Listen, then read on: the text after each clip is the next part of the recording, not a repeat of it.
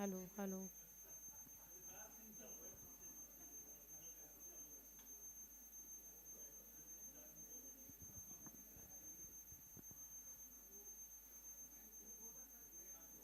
Namaskar to all respected professors, scholars, eminent guests, and participants.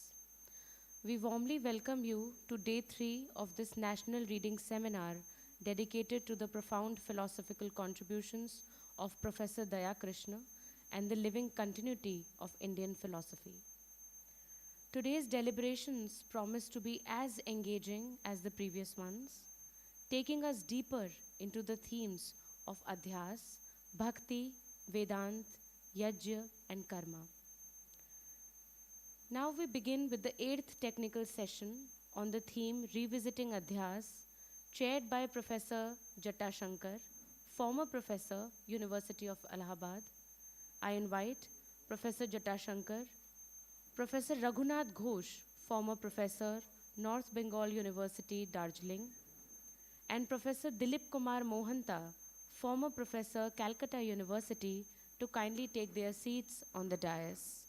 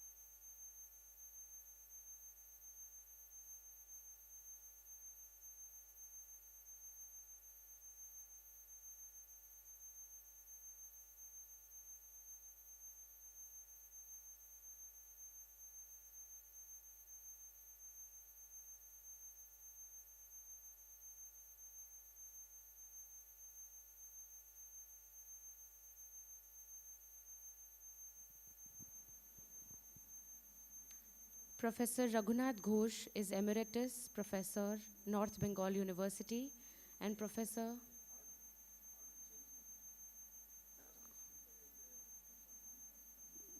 G. And Professor Dilip Kumar Mohanta is the founder, Vice Chancellor, Calcutta Sanskrit University, and also ex-Vice Chancellor of Kalyani University. Now I request Dr. Anubhav Vashne sir and Dr. Manish sir to kindly felicitate our guests on the dais.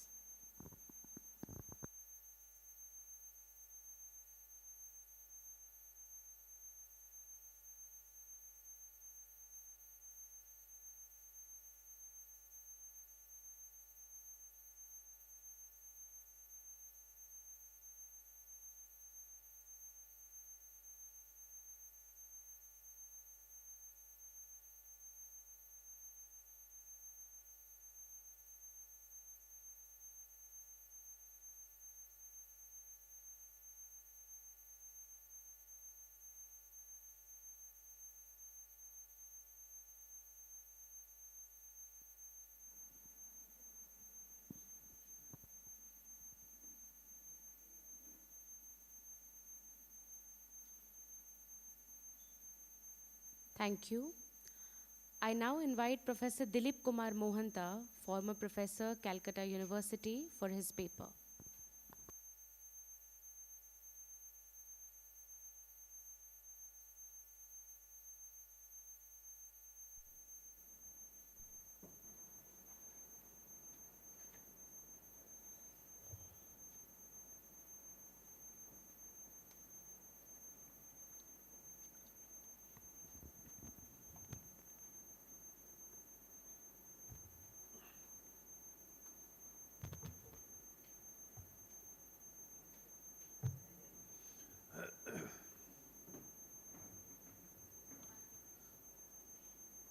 Namaskar.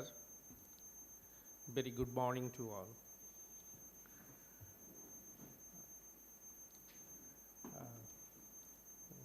Respected Chair Professor Shankar ji, respected co-presenter Professor Raghunath ji, and my regards to my direct teacher Professor Sharma ji.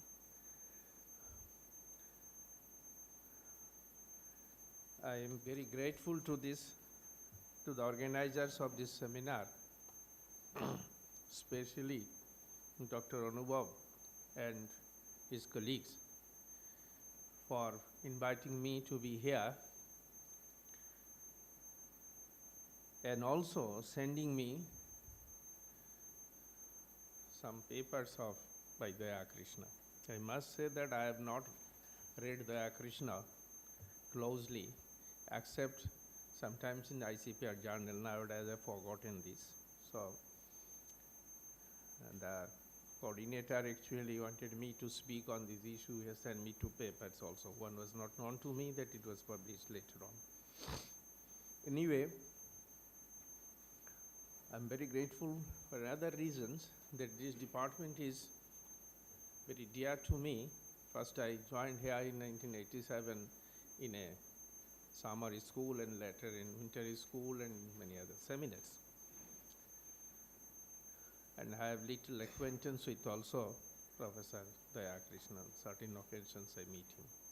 Professor Daya Krishna lived a long life and established himself as a creative thinker in philosophy. We know that he was interested to maintain a living continuity with India's philosophical past. And he had the considered opinion, I'm quoting him, that Indian philosophy is no less philosophical than its Western counterpart, unquote. In parity with this philosophical continuity, through deviation and conjecture, I propose to reflect on Daya Krishna's view on Advaita Vadhasha. There are 3 sections. First section briefly explains the nature of Advaita according to Shankara. The second section actually represents the main arguments by Daya Krishna. I have chosen out of 3, I have chosen only 2 issues he dealt with. The first paper was published in 1965 in Philosophy East-West. And second was in 2001. So I'm clubbing together the issues of these 2 papers, one issue from the first paper and another issue from the second paper. I do not know whether in any of his later writings after 2001, Professor Daya Krishna modified or changed his view or position or not. I should be happy if you can enlighten me. However, I shall take the content of these 2 papers together for considerations.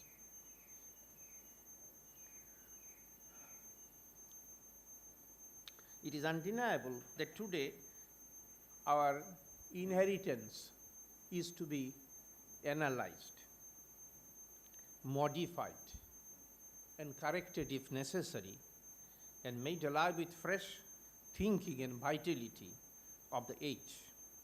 Like Kalidas Bhattacharya, another philosopher, I think Professor Daya Krishna also used to believe that the future generation should enjoy the freedom to interpret their own tradition in a way they think best.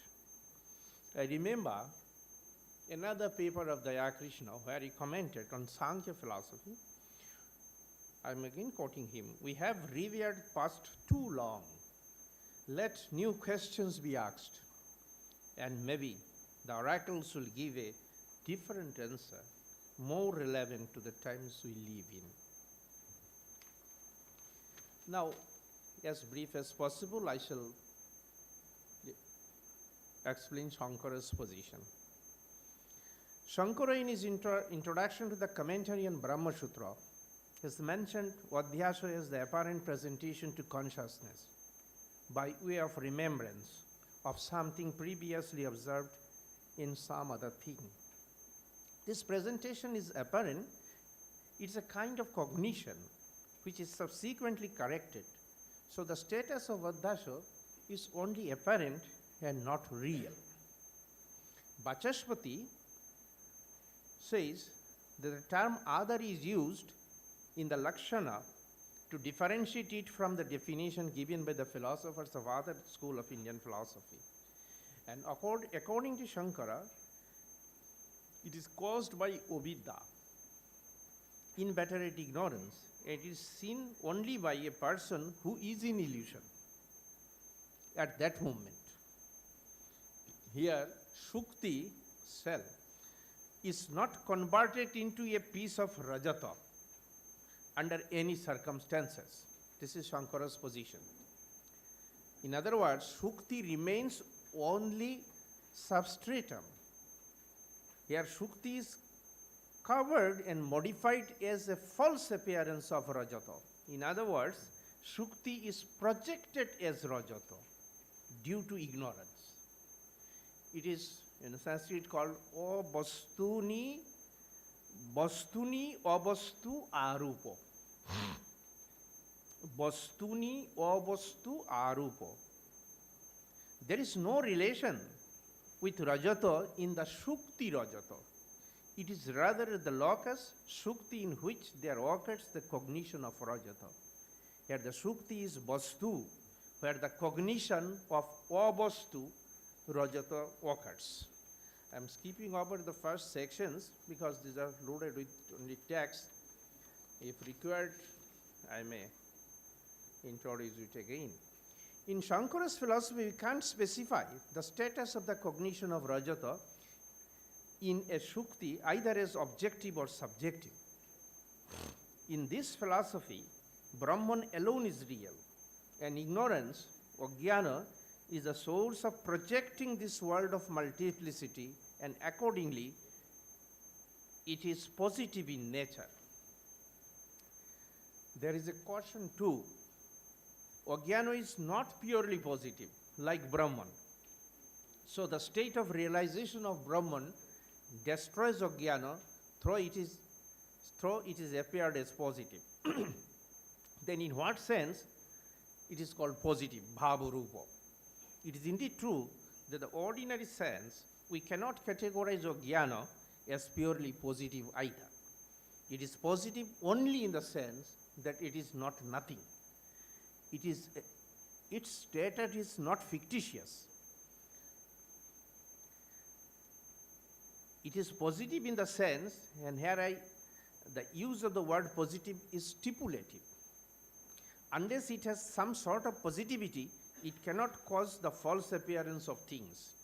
Just as the ghosts are there in the trees, so long as the child's false fear about them is there. It is something which is not known either as real or unreal, but which can cause different kinds of error. It is not real as Brahman is real. It is not unreal as sky flower.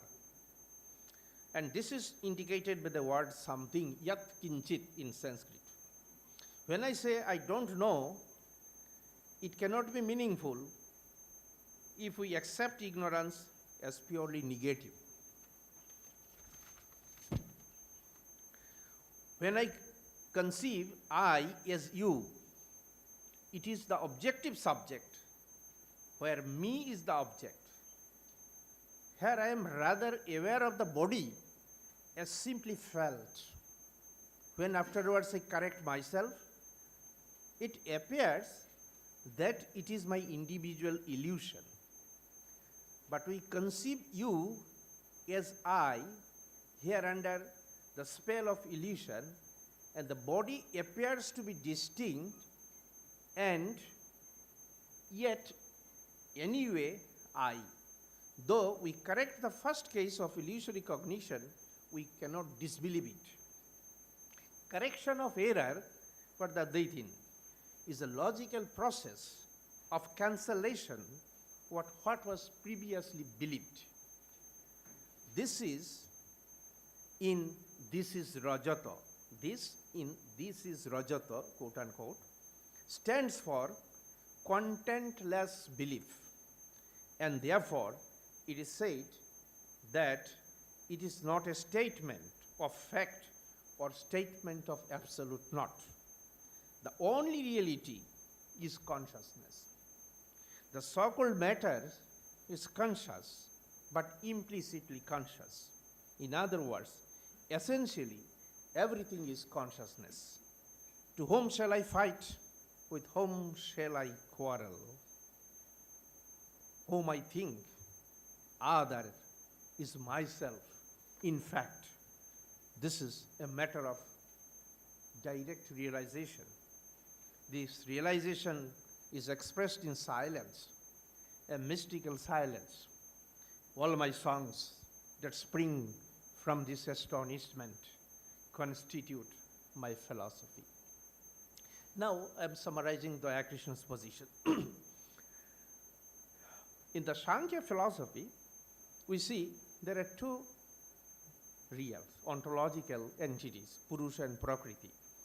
The error occurs here in our cognition because we cannot discriminate one from the other. Here, Dayaji points out that this is the beginning point of Advaita Vedanta.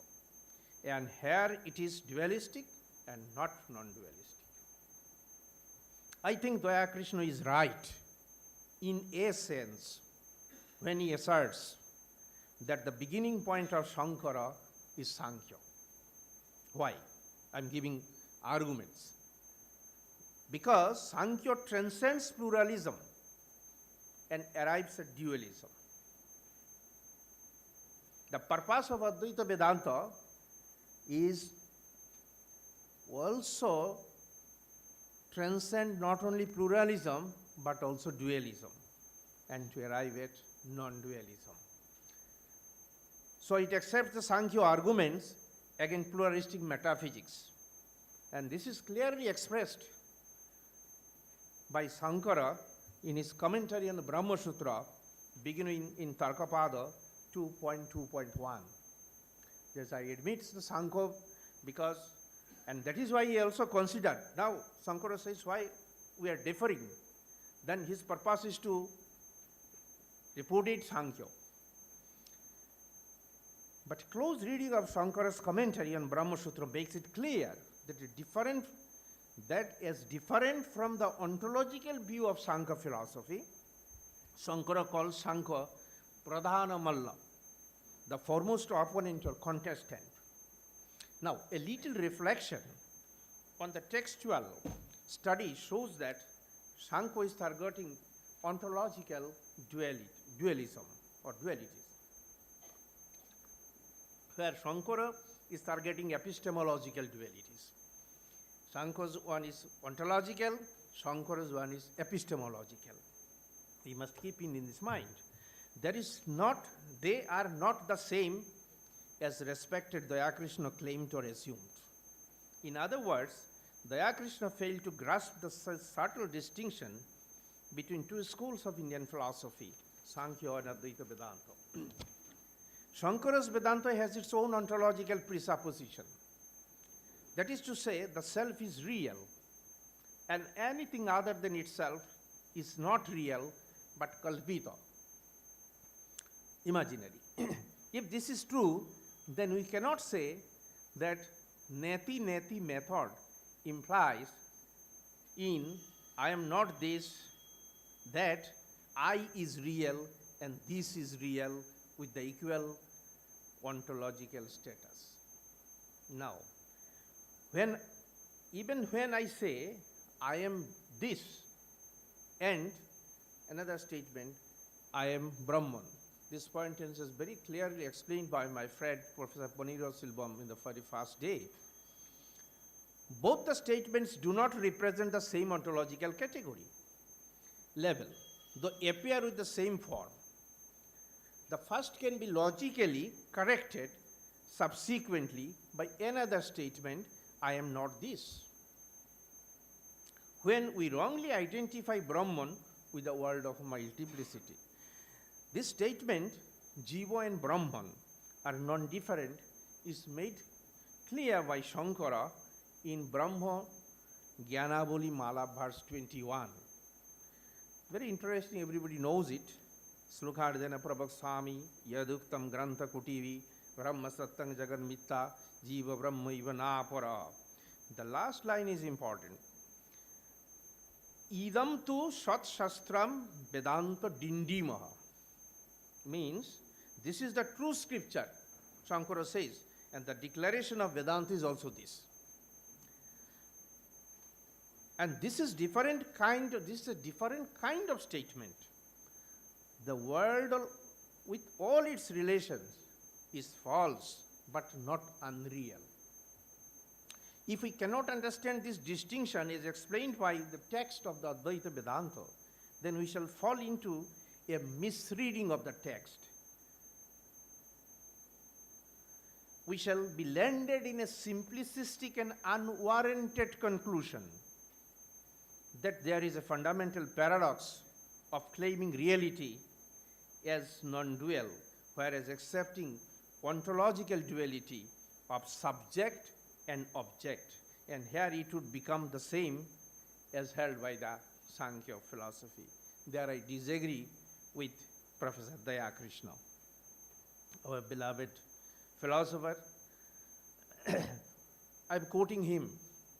He wrote, what Shankara describes as the root form of all ignorance is identification of the subject with the object in any of its forms and at any of its levels. This is plain and unmitigated Shankar doctrine, and even the wildest attempt at the reinterpretation cannot turn it into Advaitic Vedanta. He saw here paradox. I say here our beloved philosopher committed a category mistake, because Advaita does not expect Atman and Brahman relation as a subject-predicate relation. It is not that I is opposed to thou and vice versa, as Dayaji assumed. The principle of identity of A is equal to B, as we do in logic, might have been working in Dayaji's mind as a standard while dealing with the Shankaras. I'm not sure, it might be. But Shankara's case, I think, does not fit to it. Now, a close reading of Daya Krishna's paper on Adhyasa will enable us to see that Daya Krishna starts with a fixed aim. And here he undermines the clarifications given by Shankara in the introductions of the Bhashya on Brahma Sutra. So, in the light of that explanation given in the first section of the paper, Daya Krishna's comment on Shankara's theory of Adhyasa seems to be a consequence of misreading and therefore unacceptable. Therefore, Dayaji's view, being Adhyasa and being Advaitic are a contradiction, turns out to be not acceptable. It is interesting to see what Professor Malkani says in his review of the paper published in the same journal in 1966. I'm just quoting Malkani, I'm not explaining him. There is no paradox here, as Daya Krishna maintains there is. Daya Krishna makes no valid or interesting point in this paper. He does not support the standpoint of Advaita Vedanta. He does not find fault with it either. He merely misinterprets a very important distinction which Shankara makes at the beginning of his Bhashya on Vedanta Sutra. He fails to grasp the force of Shankara's logic in radically distinguishing the objects of the intuition of I and the intuition of this. Now one can presume to have understood Advaita Vedanta who does not appreciate the absolute opposition of the respective objects of these two intuitions. It is difficult under these circumstances to believe that Dayaji has entered into the spirit of Advaita Vedanta or that he is competent to find fault with the father of the system, unquote. Friends, Dayaji has not given any rejoinder in any of his subsequent papers on Malkani's comment on this paper on Advaita. This is what I am reporting. Now, the second paper. Can the analysis of Advaita ever lead to an Advaitic conclusion that is published in 2001? With, Professor Daya Krishna has done no substantial change or improvement of his position with regard to the Shankarite beginning and Advaitic position here. With regard to this point, I stand by the earlier observation in the section. Now, two more additional points in this essay he made. Sorry.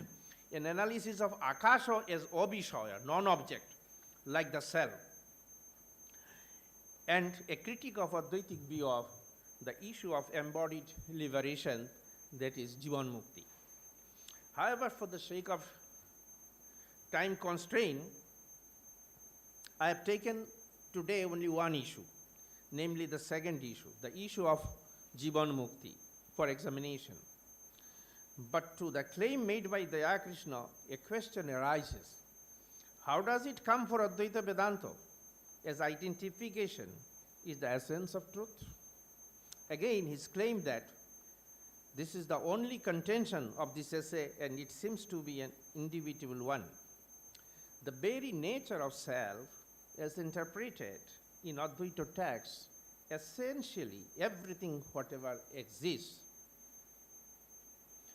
there cannot be any separate and ontologically independent object, Vishaya, is understood by the Nayayikas. Nayayikas believe subject, object, this SP form for a Nayayika is there. For the Advaitins should not accept it. It is the knowledge or the sense of ashakti, attachment to the body as ontologically independent reality with no reference to self is called Baddha, bondage. Advaita is a school of Vedanta philosophy which admits the liberation through knowledge of essential identity that exists in everything exists. The relation of difference does not exist ultimately. One who knows Brahman becomes Brahman, Brahmavid, Brahmaiva Bhavati, Mundaka. So, I express my disagreement here with Dayaji's interpretations. But in spite of my disagreement, I openly welcome one very relevant point Professor Daya Krishna raised about the reading of Indian philosophical text in general. And this is the attitude of questioning its presupposition. In other words, I agree with Daya Krishna when he says that the issue-wise open-ended reading of the text of classical Indian philosophy is necessary. Otherwise, all our philosophizing will lead to a locus of stagnant water of futility, and to no progress in philosophical thinking. I think this kind of thinking started with Acharya Brajendranath Shil. He was deadly against some of the traditionalists of his time. This text, commentary, sub-commentary, Kalidas Bhattacharya stepped forward. He said, all these are notorious enough to distort our philosophy unless there is open-endedness. And Daya Krishna actually continued this legacy, I think, from his reading of the K.C. Bhattacharya and others. And there is a very beautiful work, I may refer here, long back in the early 80s it was, by Lokayatha Devi Prasad Chattopadhyay, What is Living and What is Dead in Indian Philosophy. I think we should be taken care of this text also, for doing Indian philosophy. Daya Krishna discouraged them who are unwilling to break with the past and not open to the socio-cultural changes around him. Yesterday in one of the papers, I think Professor Palak Tandon, he referred to this aspect also. This is also very important. His very important contributions about the methodology of reading Indian philosophy, I consider. When Daya Krishna speaks about the future research in classical Indian philosophy, he is right in his suggestions that, I'm quoting him, one would have to explore the different types of erroneous cognitions and identification that take place and delineate the deep difference them.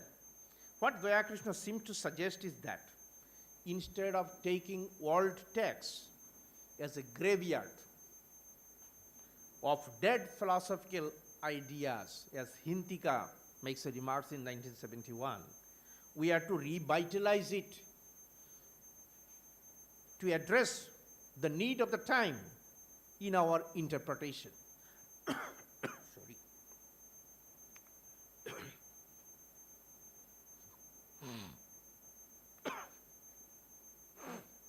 His examination of the Advaita view on Adhyasa is only symbolic. I consider his criticism is only symbolic. To express the spirit of that intention too, we should not miss that what is his intention. We may not agree with his contents, but even his intention is very important in reading philosophy. Be that as it may, the Advaitic truth can be realized only through aparakshanubhuti, direct realization of truth, and not by the discursive reasoning. Then, another question comes before us. It may represent a kind of mysticism and not philosophy, in the sense critical reflection. The very first statement, Brahman is the only reality. If once admitted as intuitively certain, one cannot dislodge an Advaita Vedantist merely on the basis of dichotomy of logic. Once you accept this statement as intuitively true or certain, you cannot dislodge an Advaita from claiming his rest of his deductions. Daya Krishna also indirectly seems to admit it, as he says, I'm quoting him again, the very condition of one's being alive and living in the world. There is a good analogy in the tradition. I don't know the source, only I learned from my teacher who taught me in seminaries. I learned all my Indian philosophy. I studied only 100 marks basic issues of Indian philosophy when I was doing MA. Ashadi was my direct teacher in Vishwabharati. But all I did this with the Sanskrit scholars in traditional way. So I may be wrong in interpreting sometimes. So there is a good analogy called Olabu Nyaya, Loki, or another called Barthaku Nyaya, Benjil, how it is. Because it's the question, philosophy is a way of life here, so question of living is there. It says that just as the Indian Lauki is seen floating, or Barthaku means Benjil is seen floating in the water, similarly, one is to live in the world. There is also another analogy, very often quoted by Ramakrishna Paramahansa, the boat upon the water. You are to live just like a boat. You should not allow water to within you. If there is water within the boat, this is not proper, but boat should be in water, as usually given in the tradition. Live and let live with this spirit of Advaita tactfully. This word is also important. Now I'm coming that there is a mistake here. Jivan Mukti is not something you achieve anew. It is rather, all these analogy shows that anashakta karma binds you. Therefore, you do karma without being attached. And there is also parallel in the Sramana traditions. In the Buddhist tradition also, a bhikshu is not a beggar, who practice detachment from lobha, desha, and moha, greed, hatred, and delusion. The Jivan Mukti is then what kind of prapti it is? Achievement. It is called praptasya prapti. It is already there. So it is through knowledge. Now it appears that Advaita does not negate the life and the world. This accusation is not correct, but discovers a new meaning of this. In fact, every system of Indian philosophy has its own ontological presuppositions. Elaborations of this presupposition is given with utmost consistency and precision, sometimes in a technical sense, to support that ontological commitments, I think, and Shankara's case is not an exception. Now, I am raising a question here. Is the past dead to us? This kind of thinking seems to be product of one's directed thinking model. In Indian tradition, we see that philosophers have tried to highlight the idea of truth, good and beautiful, as the eternal values. These are integrally connected. They are called, that's why philosophers are called tattadarshi, just like the poets are called krantadarshi. Although the word poet is not equivalent to this krantadarshi. There is no, so philosopher is also a poet in India, and poet is also a philosopher. We may revive this eternal truth in our present philosophical exercise. It is said in Advaita Vedanta that our so-called knowability is incapable of establishing neither Maya nor Brahman. In other words, all our well-known causal means of knowing, pramanas, fail to yield it. They are matters of faith, and we can interpret or contextualize them by thought, and not more than this. The gist of the implication of Advaita philosophy is expressed in the Kena Upanishada when it says, Yasya matam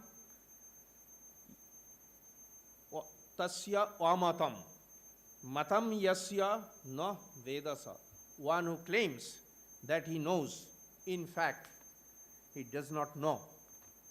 One who knows that he does not know, in fact, he does know. What does it imply is that what is realized directly as true is not a matter to be expressed in a philosophical theory.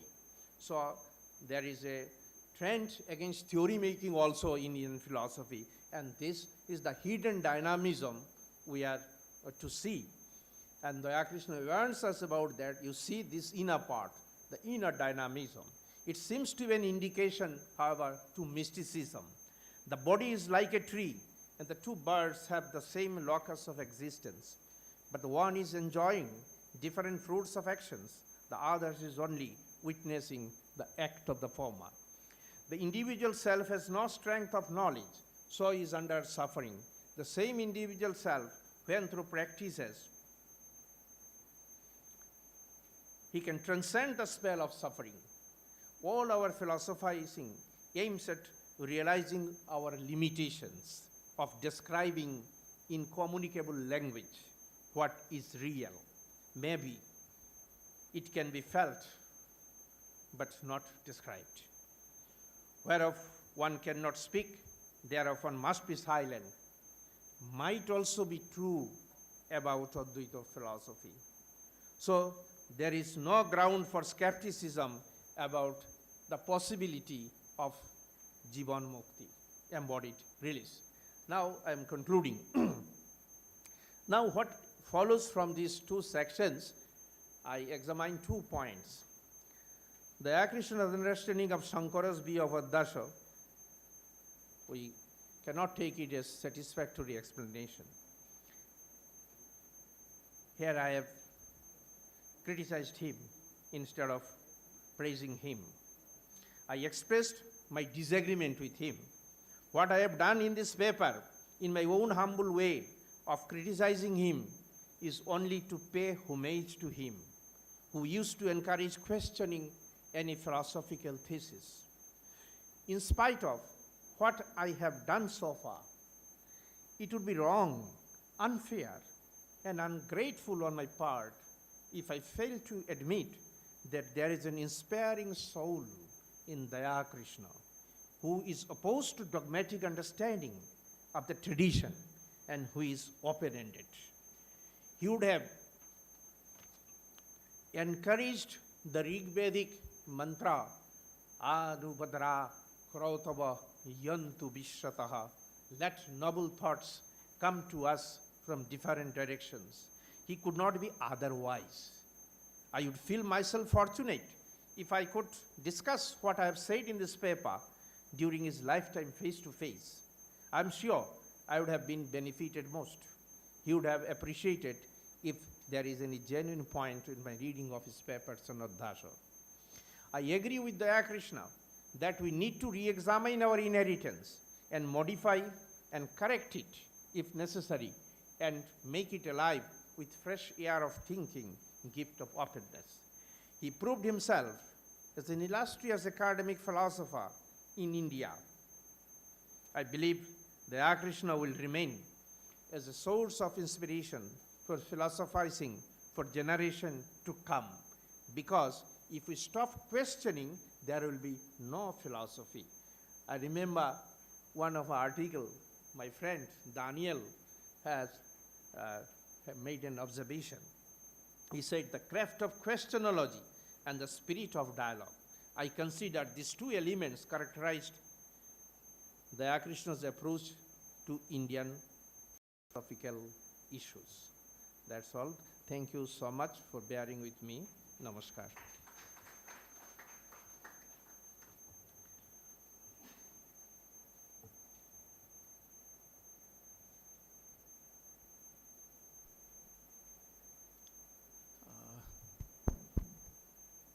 Thank you, Professor Moanta, for presenting a very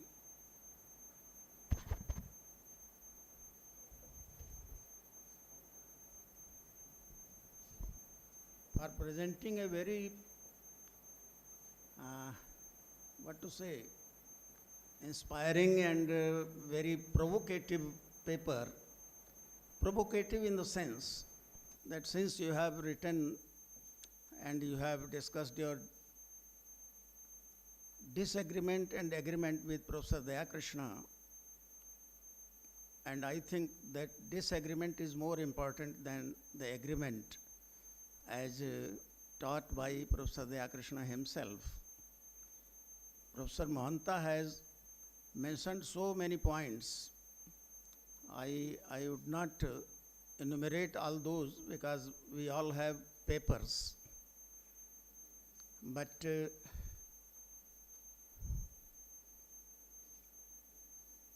my remark would be, as a student of Advaita Vedanta, that Vimuktatma in his Ishta Siddhi, he has considered all these views regarding this theory of error, adhyasa, and he has very elaborately discussed these issues and proved that this is a foundational theory. I'm sorry, by many of our friends, it is not accepted as a foundational theory. But Ishta Siddhi of Vimuktatma indicates towards this thing, and P.K. Sundaram, he has very well translated this book into English. So, with these remarks, there are two opinions. The practice of this floor is to discuss immediately Professor Ghosh requested me to open for discussion jointly, so I leave it to the floor. What would you like? Is it okay to discuss separately both the papers?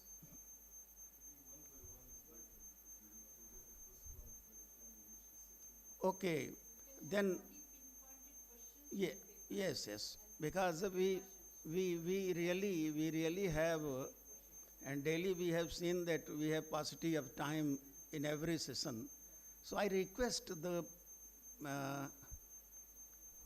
audience to present very pinpointed questions on Professor Moanta's paper, and I hope he will equally pinpointed reply he will make.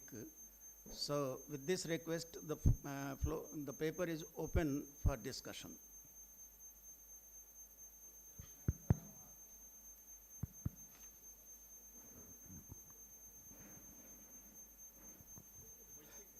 नहीं sir, बैठने से मेरे को उपजता नहीं है, लेकिन pin pointed रहेगा। हाँ जी। Thank you sir.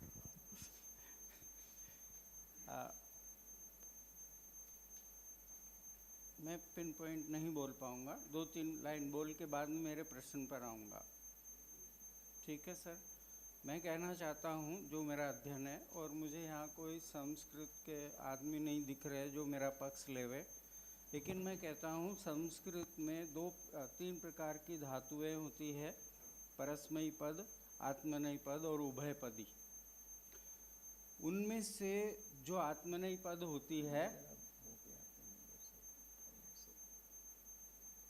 सर, जो आत्मनेयी पद होती है,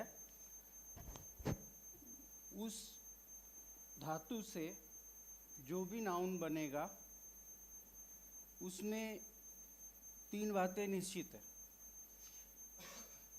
जो काम का करने वाला है वो अकेला है, पहली बात। उस कार्य का भोक्ता है वो स्वयं अकेला है। उसका फल जो वो करेगा, आत्मनेयी पद धातु से बने हुए जितने भी नाउन हैं, उनका फल कर्ता के अलावा दुनिया में किसी पर नहीं पड़ेगा, किसी पर भी असर नहीं होगा। ये मेरी अंडरस्टैंडिंग है। इस अंडरस्टैंडिंग को लेकर के मैं आगे बढ़ता हूँ और निवेदन करना चाहता हूँ। आज बच्चे दिख नहीं रहे, पर मैं ऐसे कहता हूँ कि अभी महीने 20 दिन के अंदर में एक राजीव मल्होत्रा ने बैटल फॉर संस्कृत बुक लिखा है। उसका संस्कृत समर नाम से सेंट्रल यूनिवर्सिटी ने वो किया। उनकी एक किताब है, संस्कृत इज़ नॉन ट्रांसलेटेबल, संस्कृत नहीं हो सकता। तो ऐसे अध्यास को 1 वर्ड में कुछ कहना मैं नहीं मानता। तो मैं सिर्फ ये कहना चाहता हूँ कि ये दया जी के, अच्छा ये पेपर मैंने भी सोचा कि मैं भी हिम्मत कर लूँ, मैं भी प्रेजेंट करूँ, तो मैंने उसको ध्यान से पढ़ा। तो मैं कहना चाहता हूँ कि अध्यास से, जो अध्यास है उसका कर्ता एक ही व्यक्ति है, स्वयं। उसका भोक्ता वो स्वयं है और उसका असर उस स्वयं के अलावा किसी दूसरे पर नहीं होगा। उसके कार्य का फल उसके अलावा किसी दूसरे पर नहीं होगा। इस तरह से एक तो ये हो गया। मुझे दया जी के इस पेपर में अध्यास में ये दृष्टिकोण दिखाई नहीं पड़ा, एक बात। ठीक है सर। दूसरा, मैं ऐसा कहना चाहता हूँ कि ये मेरे पास में मैं नहीं, और एक बात नहीं, वैसे भी इसके आप अध्यक्ष ने कहा था कि आप ब्रीफ रहिए प्लीज। अध्यक्ष की बात नहीं मानेंगे तो हमें आना पड़ेगा बीच में। हम रिक्वेस्ट कर रहे हैं आपसे, अगर आप ब्रीफ नहीं हो सकते तो डोंट स्पीक प्लीज।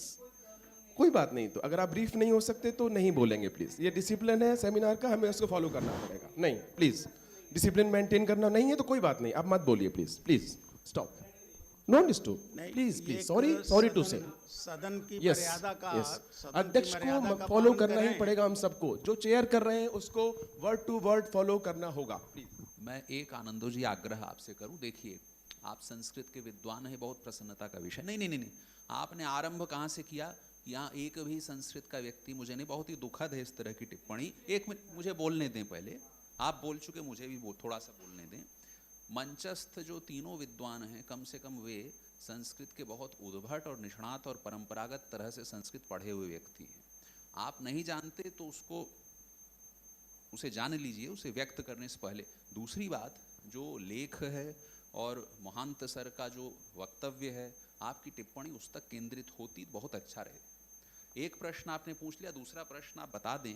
उतनी लंबी भूमिका यदि हम लोग करेंगे, देखिए समय की भी मर्यादा है ना, ये विषय है। इसीलिए होते हैं ना कि उनकी बात माननी पड़ेगी, हम सबको माननी पड़ेगी। I requested to be brief because I believe that brevity is soul of wit.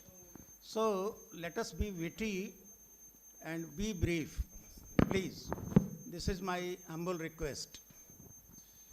Yes. Yes, thank you, Professor Moanta. I have two brief questions. The first question is a clarification question. You were talking about Shankara Acharya's definition of Adhyasa in the Adhyasa Bhashya. So his definition is interesting because he does not define Adhyasa as an error. He's quoting three other schools who speak of Adhyasa as an error, but he's giving a different definition with memory, which you cited. So maybe you can clarify this definition. My second question, I don't know exactly how to phrase it, but you are a friend, so I'm very honest, and let's ignore all these people for 1 second. I really don't understand the crux of your critique. On the one hand, you are saying our beloved philosopher, and you are saying the illustrious Daya Krishna, but then you are saying Daya Krishna, I'm quoting you, fails to understand the subtle distinction between Sankhya and Advaita Vedanta. Do you really think that Dayaji failed to make the distinction between Advaita Vedanta and Sankhya? The truth is that he fully understood the difference, but he was trying to do something new. And you said we have to revitalize the tradition. But when someone is trying to revitalize the tradition, you are saying he's doing he's doing something which is categorically mistake. And you said you said all these things. Dayaji was not a classical pandit. He had a huge reverence for classical pandits. He was trying to do something new. Now, actually, as a classical pandit, you fully understand what he was trying to do. He was trying to play with the notion of Adhyasa. Now you can say classical notions cannot be played with. And when I'm saying playing, I don't mean something unserious. Playfulness in a very creative sense. So when he says Advaita Adhyasa, as in contrast to Sankhya Adhyasa. Now this is an interesting distinction. Maybe this is not a classical distinction, but still you are calling his reading a misreading. And lastly, you said, my critique of Daya Krishna is out of paying homage, something like this. So why don't you think that Dayaji was paying homage to the tradition by critiquing the tradition? And then when he says a non-Advaitic beginning to the Adhyasa, to the Brahma Sutra Bhashya, this is an interesting point. And by the way, the point was raised by the tradition itself. Dayaji always says, my question has not been raised up till now. And Mukunji was always whispering in his ear, it was not raised up till now, but for 1,000 years the tradition has raised the same questions that you are raising. So maybe Shankara is starting with the Sankhya position. Maybe this is Purva Paksha. Another position, at some point people thought that Shankara wrote the Yoga Sutra Bhashya Vivarana. Maybe he's coming from the Yoga Sankhya tradition.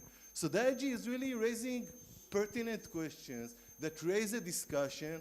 But then you and others, also yesterday and day before yesterday, you are criticizing him for not being a classical pandit. No, he was not trying to be a classical pandit. Thank you. Also, it was not very pinpointed, but... Question और ले ले। Yeah. Let him. Okay. अच्छा, Oh my God. take all the questions. May I ask the question, sir? Right, just two small questions. So first of all, I need a clarification with regard to a statement you have made on page 8, the difference between false and unreal. I do get it, but some clarification on this. And second, when we already know the tradition of vritti, bhashya, and so many other commentaries that we run through our text, why has it been misinterpreted as essentialistic and reaffirming the content? I mean, in the beginning you mentioned about that K.C. Bhattacharya endorses it, that it is a misrepresentation and curtailing the freedom to interpret and reinterpret the text. Rather, it should be interpreted as one of the edges that Indian culture and academic culture that pursues. So why has it been misrepresented by Bhattacharya? Rajan. Yeah. Sir, my question is very simple, that when you are telling that Indian philosophical tradition has always been skeptical about the tradition or the scholars.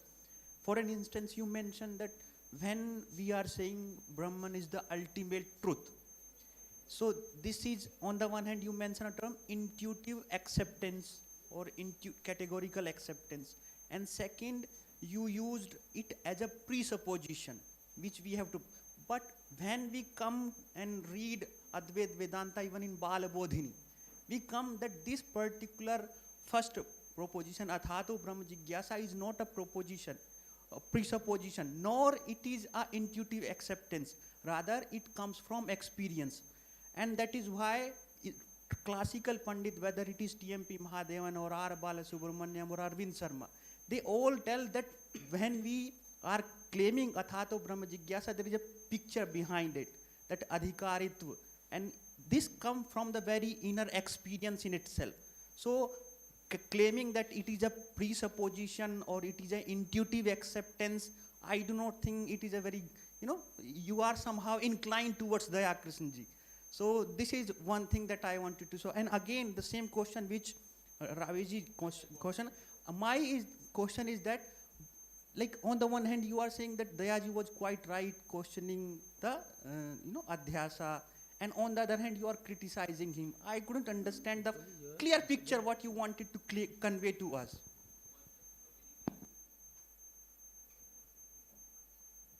First of all, I believe there is no contradiction in these two things. To both my elder friend Rave and Rajan, Professor Moanta very clearly stressed this, that the content of what someone is saying is different to the intent of what someone is saying. His intention is what he is praising.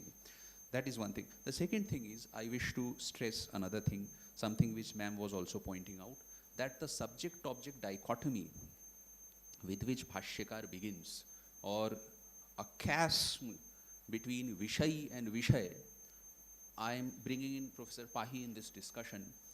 In his very novel classification of the systems of Indian philosophy, the initial chasm between Vishay and Vishay is one of the fundamental demarcating points of the schools of Indian philosophy. So one kind of schools of Indian philosophy, this dichotomy between I and non-I is the most pivotal proposition. So we need to revisit this entire proposition from this perspective as well. One brief clarification from Professor Moanta when he is quoting Bishoy Tai Jage Jage Amar Gan, but Kobi Guru never remains silent after this. His song has got awakened and he keeps on writing after that. So why this analogy? Thank you so much. Very good questions you have raised, and also the remarks by Professor Anubhav. First, I come to my friend Davis. Yes, I admit why I praise him, because the intention of Dayaji was to aware us about the dangerous consequences of blind thinking. That is why I praise him. Why I criticized him? Because I do not know. I have read only these two papers, whether he corrected his notions there. If you are in Nayayiko, there is no problem. You have subject, you have object. But for the Advaitins, in the basic text is concerned, there is objections. There is no clear demarcation between subject and object. It's a Vishaya. Vishaya itself is a subject. Only, so therefore those two statements, they don't belong to the same category. This what I have tried to understand. Here I am I have not stood to defend Dayaji nor Shankara, but only to express how do I understand them. Right? So I stand by my position that so far as this published work is concerned, the subject-object distinction cannot be the basis of approaching towards a contradiction or a paradox, as we see in Russell's paradox. So this will not apply here. But in spite of that, why I praise him? Because this is a question to us, and there is his inner core and inspiration that you must examine your tradition. That is why I was praising him. Therefore, the positions I put here involves no contradiction, praising and criticizing. I come to Shivani ma'am's the false and unreal. Second, falsity is a concept. I have dealt with the first part of the paper. I have not read it. This is Advaitic positions. Falsity of falsity is another concept. They are developed by Madhusudan Saraswati and others. So unreal is fictitious, which is no existence in the past, present and future. But false is that something is quietly logical. We can correct it. You can correct it. It appears as true, but it is not true. And Advaitins have devoted so much time in distinguishing between the two. Any of the classical text, I think, if you go through this, it will be, you will get your answer. And Rajan's question was, first one, the last one is the same as Dave, so it's all right. So I've forgotten what your first query was. It is not intuitive. Brahmogyan is not. Yes, Brahmogyan. You see, all these practices are there for your preparations. If you read who is a Paramahansa, there is a book. What is the name of this book I've given you? No, in the last one. Yesterday, this. Laghu Vasudeva Mananam. This book of early 20th century, there are clear categories. For the Paramahansa, nothing is necessary. No practice, no puja, part, nothing. So once you realized it, it is called the Aparukshanubhuti. I use the term, English word, intuition. That's why I used also Aparukshanubhuti in the bracket. Then there will be no question. And when there is no question, there is no necessity of any answer. If this is the position of Advaita Vedanta, as K.C. Bhattacharya dealt in subjective freedom, it's a kind of, it might be a way of life, but I consider it is a state of mysticism. Then all philosophy department will immediately be closed. Badhanubad nahi chalega. So long as you are here, so it's a question of level. So Aparikshanubhuti is the highest, and that you cannot communicate in language. So silence is the best language. And mysticism is there, you cannot deny it. This is some of my position. I don't know whether I could make it clear or not. But I appreciate the observation. This is really, we will have to work on this. It's not so, I know many of our contemporaries even, and our teachers people are very much skeptical about when Daya is saying something in Indian philosophy, very much skeptical. And those people have not read the Dayaji. You must read the intention of the author first. It may be technical texts there are lapses of technical text, but you see, His intention is very much clear, as I mentioned in the very beginning. I quoted him.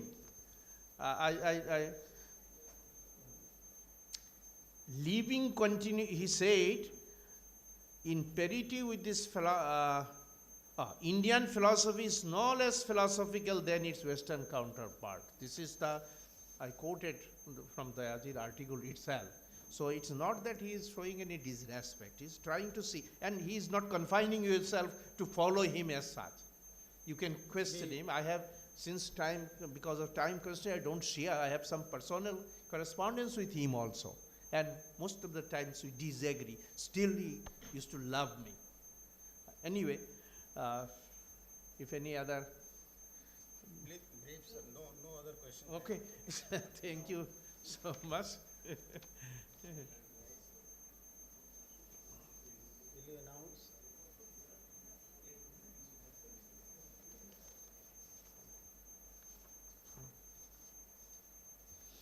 Now I invite Professor Raghunath Ghosh, former professor, North Bengal University, Darjeeling, for his paper on Daya Krishna on the Advait concept of Adhyas, a rejoinder.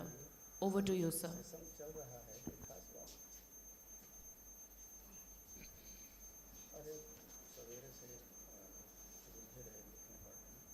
So my regards to chair and also co-speaker, Professor Mohanty, and my friends assembled here.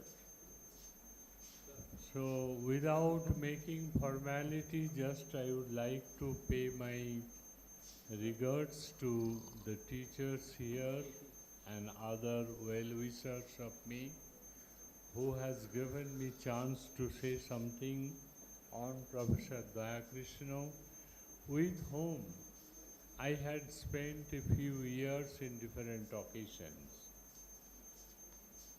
I attended 6 Pandit Philosophers Project, many seminars with him. We have so many discussions, and also we had correspondence in JPR. And I have learned many things from him. And from this, I can say that enquiry or raising questions or being doubtful to a particular object, questioning, is the main key of philosophy, the growth of philosophy. And we believe there is a continuity in philosophy. It's just like a bahata pani, flowing water, not stagnant. And this is due to the questioning, which was initiated by Dayaji. And earlier, I begin with a verse taken from Udayanacharya in his Nyayakusumanjali. He told in 10th century, Shankachet anumasteva.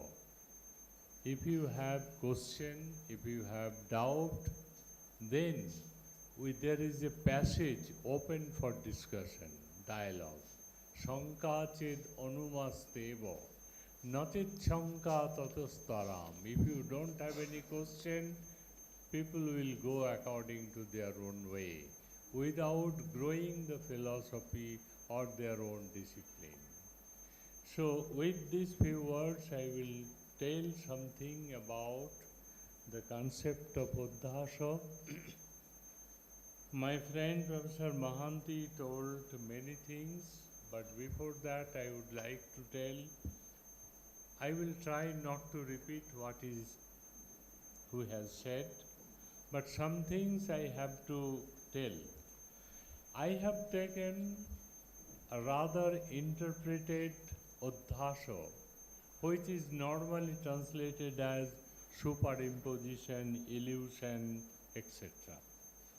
And I believe Uddhasa, it is taken clue from Dayaji's article, Uddhasa, a non-Advaitic beginning of the Advaita philosophers.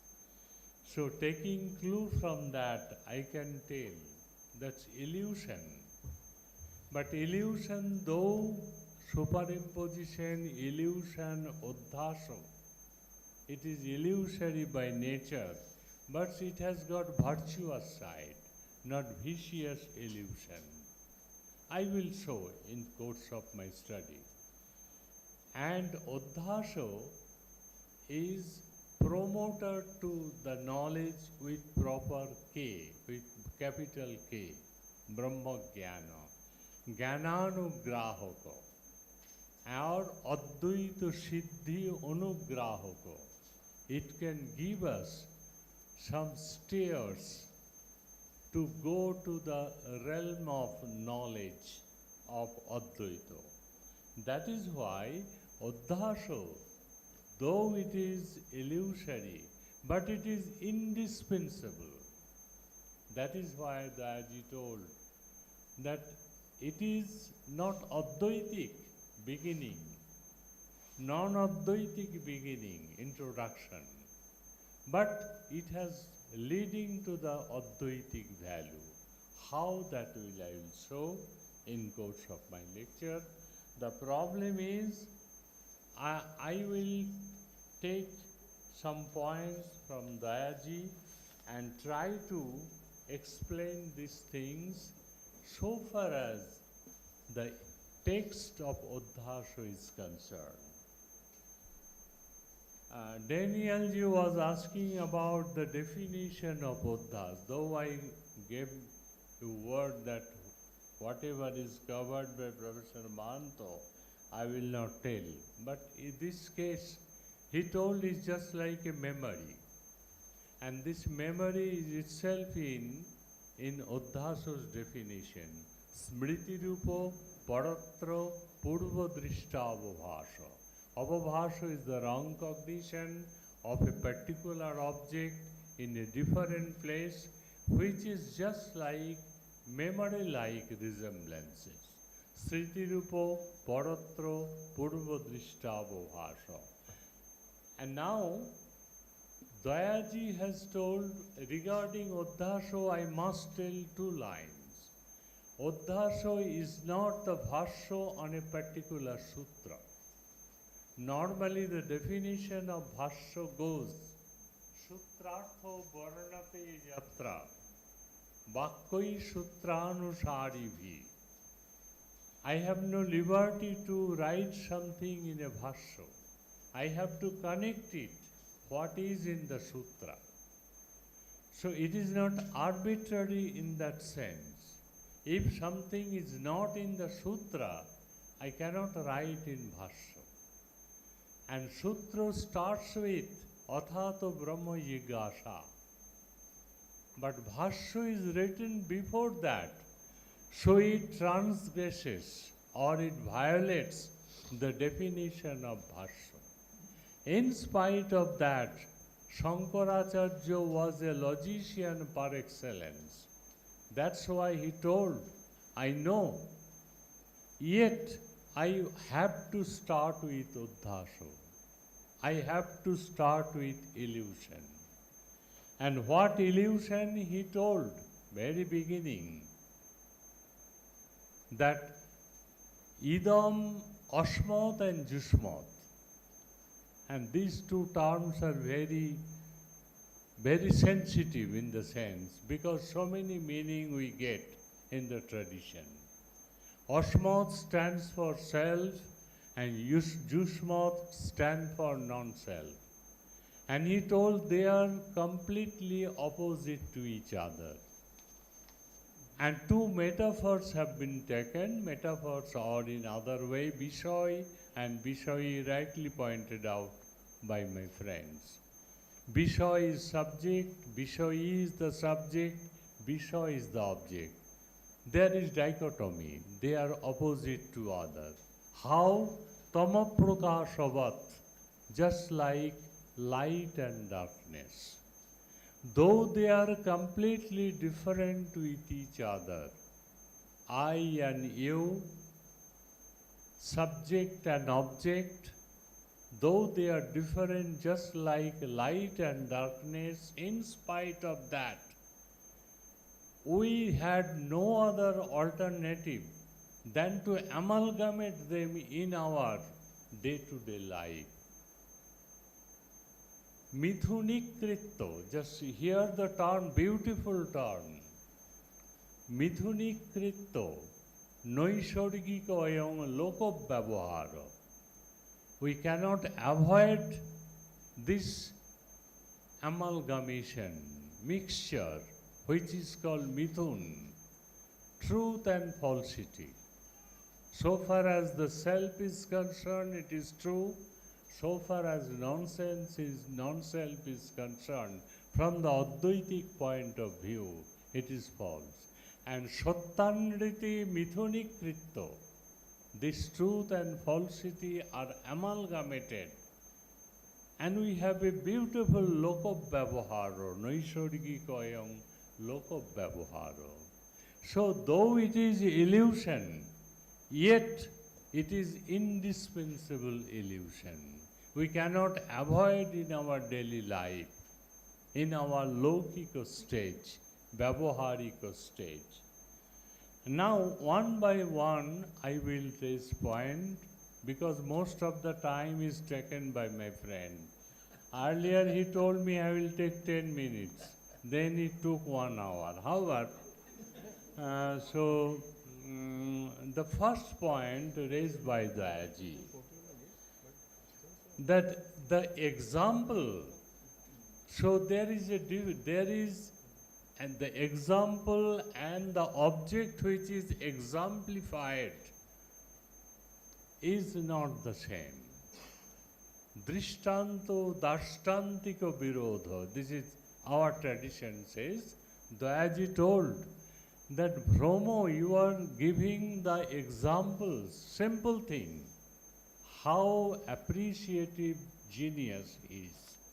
He is telling that you have given 2 examples of Brahmo. One, that is Shukti and Rajat, and second one you have given Dichandra Brahmo, that is looking double moon.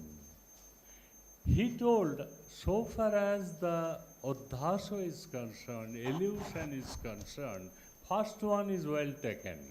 Shukti Rajatu you will have.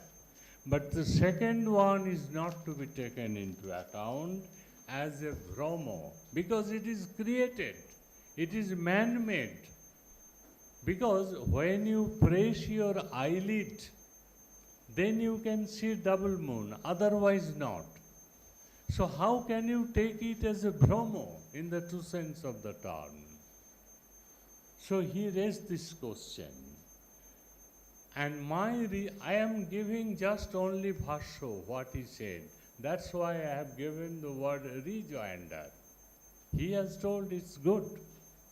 Dichandra Brahmo is created by me. Intentionally I put my finger in the eyelid and I see double.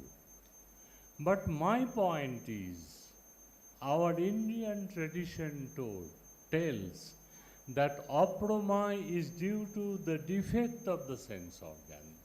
Dosho apramaya janaka.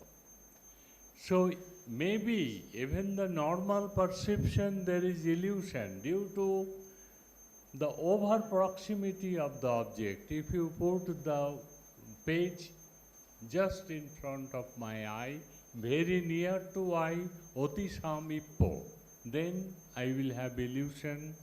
Oti durotto, if it is kept in the far away from me, then also I cannot see.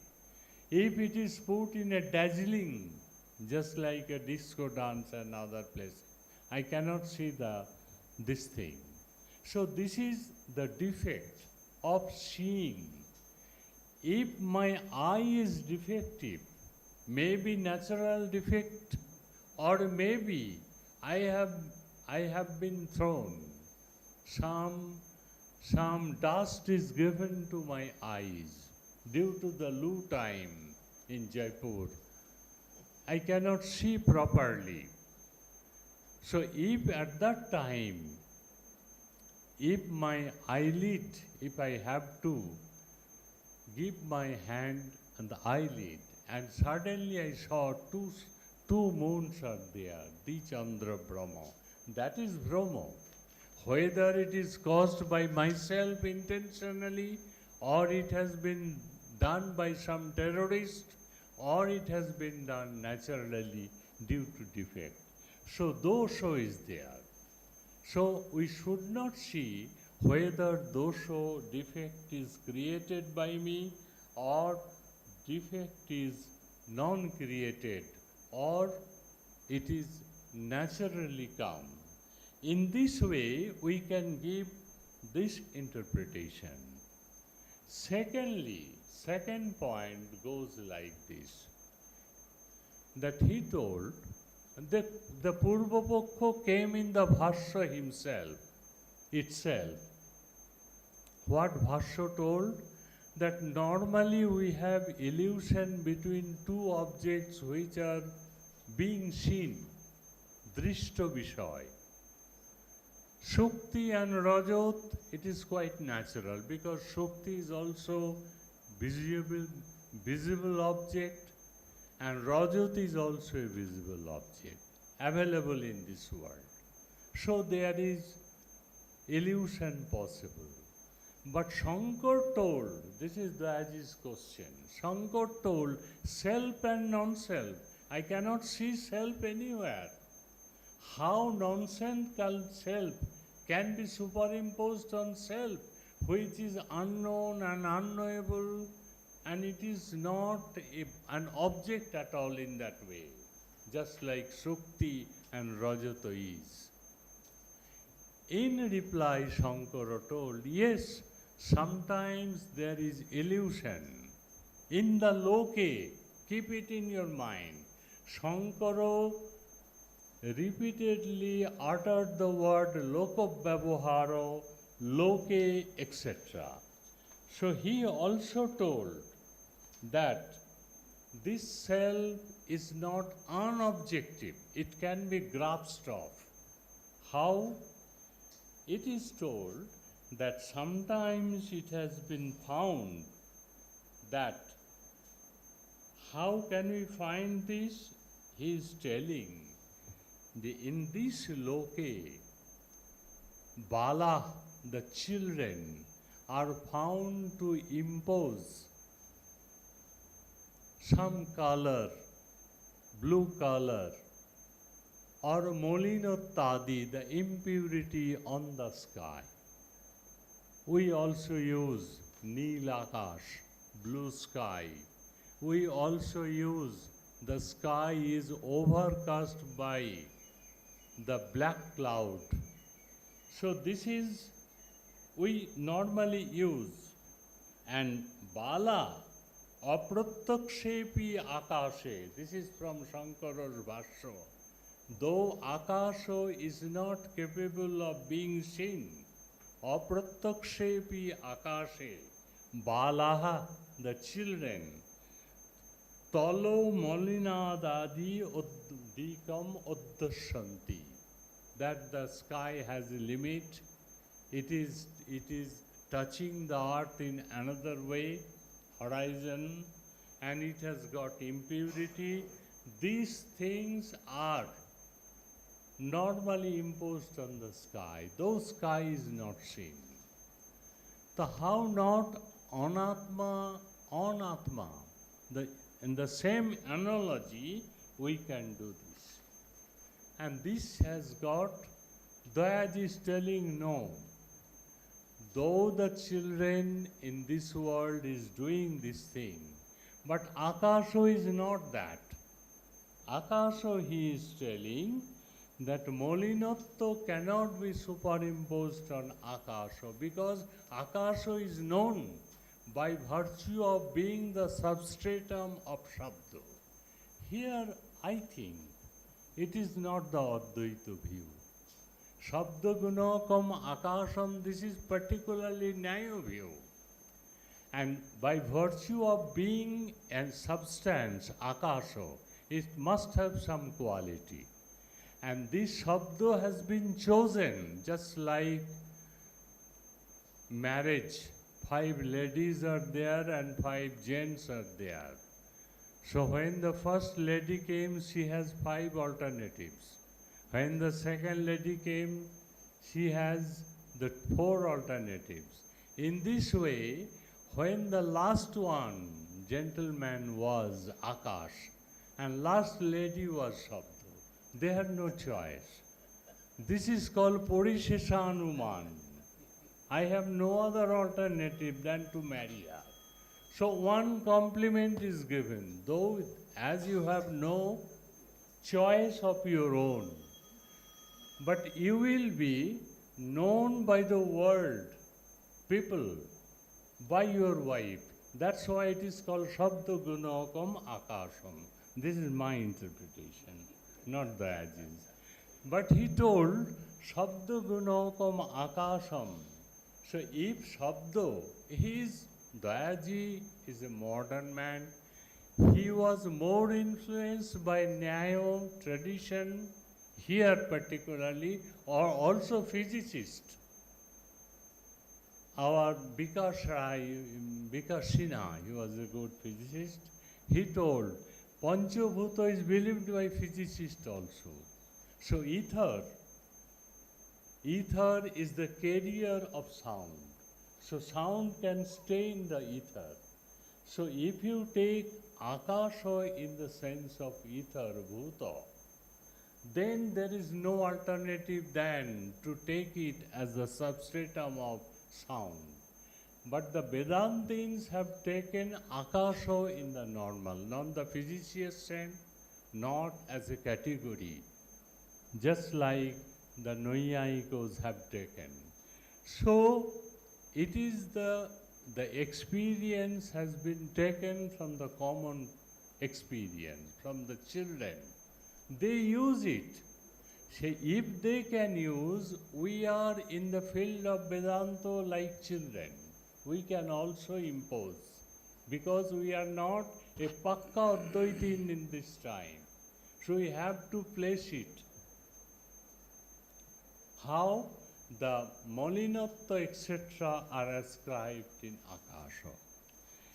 Again, the problem raised by Dayaji is that I and you, this is the problem from him.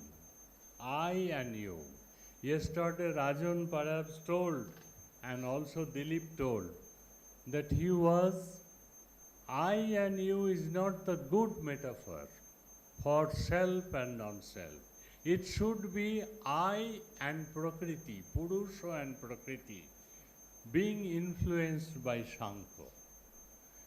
For your understanding, I can tell that self and non-self is the correct word chosen by Shankara, Ashmat and Jushmat. The question raised by Vachaspati in his Bhamati.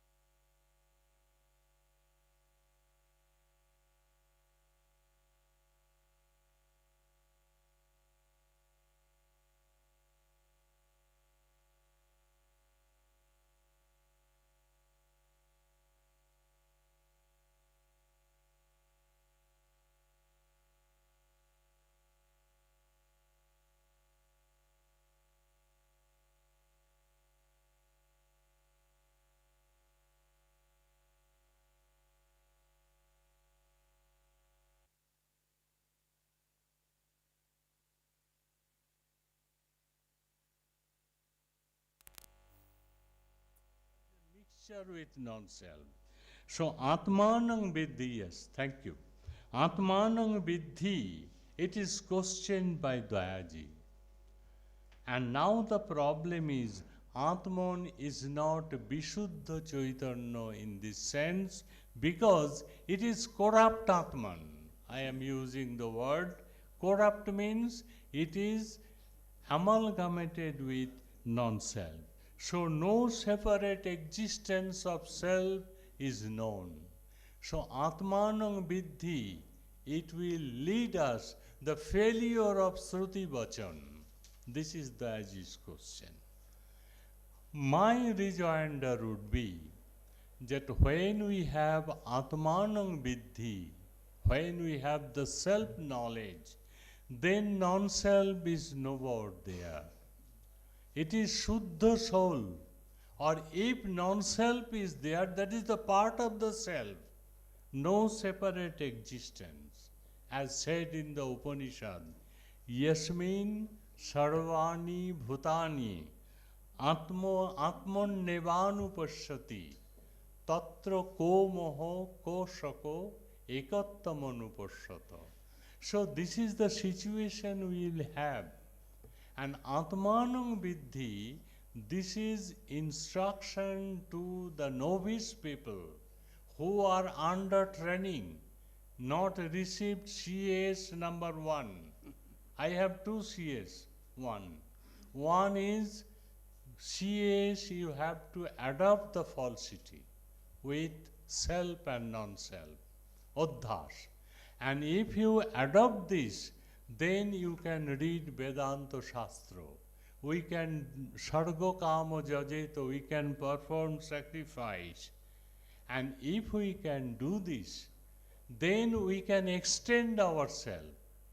If we can do this, then ultimate there is a last avidya is there, last illusion is there. 2 phases of illusion. Last illusion has to be removed after performing all these actions prescribed in the Vedanta. Sravano, Manano, Nididhyasana, Samo, Damo, Titikha, Uparati, Sadhana. And if you want to do this, performing yajnas, all you have to do this depending on the mixture, mithunikaran, between self and non-self. So if you keep body aside, if you keep your sense organ aside from self, we are not in a position to rectify ourselves, to have Atma Shuddhi in the true sense of the term. And that is why in Vedanta methodology, there are many things, my friends, you know, regarding Brahman. It is told many things. It is nirupadhiko, nirguno, abhang manusya gocharo, is unknown and unknowable. There is no gyavatva, there is no gyapakatva, everything is there. After hearing this thing, a novice man can tell us that Brahman is Sasho Vishanavat Asat Eva. Brahman and Atma, Paramarthika stage. This Brahman is just like a hair shorn. It is unknown and unknowable. That's why they are telling, no, you have to come under Uddhasa. So we have another definition of Brahman, which is called Tatastha Lakshana of Brahman. And this Tatastha Lakshana of Brahman is another type of Uddhas. It is also false. But we cannot know its falsity just now. Apparent value is there. And what is called Tatastha Lakshana, so long the defiendum exists, it will not exist. Just like the man where the cow is standing is Anubhav's house. So the cow standing, it will serve your purpose temporarily. but the cow may go to others' house also. But it will serve the purpose, temporal purpose. That is why it is a kind of sadhana. You must be acquainted with something, self, through secondary means, because we are not capable of knowing this. That is why when I tell you Atmanang Vidhi, Dayaji told, it is self in the paramarthika stage. In this self, if I want to know myself, there is self and non-self duality. And he told, Dayaji told, self is nitya shuddha. How can you use it as a sadhan? Yes, it is usable. Because without use it, we cannot go to the Sarupa Lakshana of Brahman. That's why Tatastha Lakshana is there, Chitta Shuddhi is there, Sravano, Manano, Nididhyasana, everything is there. So it is told by Shankara that after taking this Uddhasa, Uddhasang Puraskritta, Sarve, Pramana Prameyo Vyavahara, whatever Praman Prameyo we use, that is concentrating on Uddhas, taking clue from Uddhas, taking Uddhas as an instrument. Sarve Pramana Prameyo Vyavahara. Not only this, Laukika Vaidikasya Pravritti. In this worldly pravritti and Vedic pravritti, like sacrificing, etc. Sarvani Shastrani, if you read all the Shastras, who are in the form of Vidhis or Nishedha or Moksha Parani. So it is told that Uddhasang Puraskritta Sarve Pramana Prameyo Vyavahara Laukika Vaidikasya Pravritta Sarvani cha Shastrani Vidhi Pratishedo Moksha Parani. So all with duality, singularity, unity, we cannot do this. And for myself, in order to justify Dayaji, I can tell that these are Brahm Atman can be utilized as a sadhan also in the preliminary stage. Without reading Shastras, without doing Sravan, Manan, etc., without sacrificing, without Samo, Damo, Titikha, we cannot pass in the primary CS. So you have to take it for granted that there is duality. But before this, how? Before this, after this, there are certainly, Dayaji has mentioned many cases where there is self is involved. But how? But this mixture is not illusion. What? Again, they have used, Dayaji has referred to Jivan Mukta. Asha has organized a seminar in ICPR Lucknow on the concept of freedom. I read the paper, and there Dayaji's one point came in his social philosophy, past and present. He remarked that Indian freedom is life negating, negative attitude is there. And I refuted there, quoting Jivan Mukta. And here Dayaji himself quote that in case of Jivan Mukta, without involvement of self, how can you do? Well, yes, self is involved.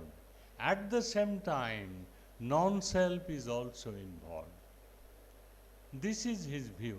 So, without self, Jivan Mukta is not possible. If non-self is there in an amalgamated way, then how can you reject? How can you say this is illusion? Not illusion.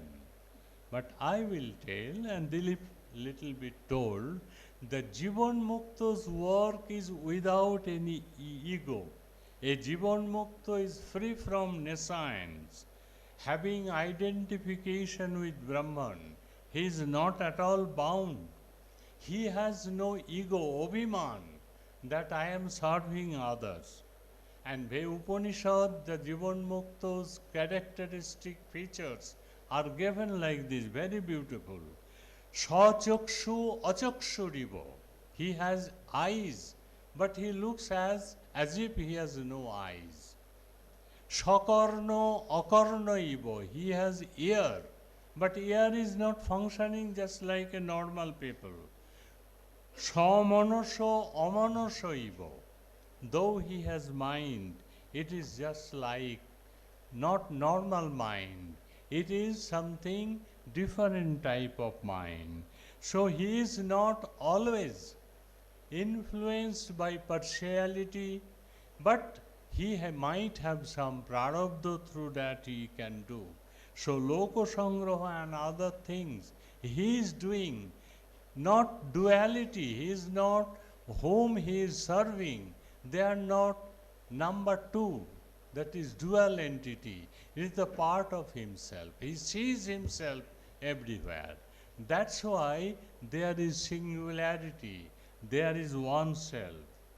Again, Dayaji told that yesterday somebody told that Dayaji has some reservation to bring aesthetics in philosophy. But I don't agree, because he told that in case of aesthetics, our self goes to the characters of the drama. Shadhidayata is there. Anubhav, thanks Anubhav, he has written one verse from Dhanna Lokalochana. Jeshang Kabbanushilano Bhasho Vasat Vishodi Bhuto Monomukure. So when through your practice of writing literature, your mind, field of your mind is expanded, and you can have feelings. And this feeling in the three level. Creator's level, Kobi has got a feeling which is transmitted in the characters of the drama, again which is transmitted to the connoisseurs. Sarva Samajikanam Eko Ghanata. Each and every citizen will feel. So here is no watertight compartment. Dayaji has referred this thing, Sadhidayata. How you will get this Sadhidayata? Until and unless you accept that self and non-self are identical, but not illusory. If it is illusory, then you cannot accept the aesthetic sentiment. This is his view.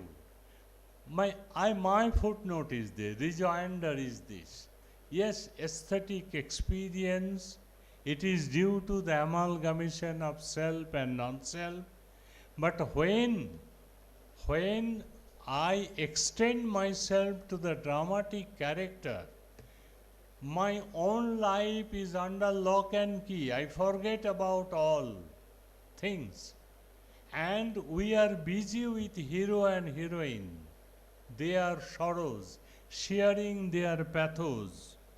So, it is compared to disinterested pleasure by Kant. In Indian literature, it is called something which is Lokottara Ananda. It is non-pathological pleasure. If you put in the laboratory, you cannot get the reason of your pleasure. And in order to metaphorize it, in Upanishad it is told, Brahman is just like a rasa, raso vaisha. And it is told that aesthetic pleasure and the Brahma sadhu, they are, so far as quality is concerned, the same. So far as the quantity is concerned, they are different.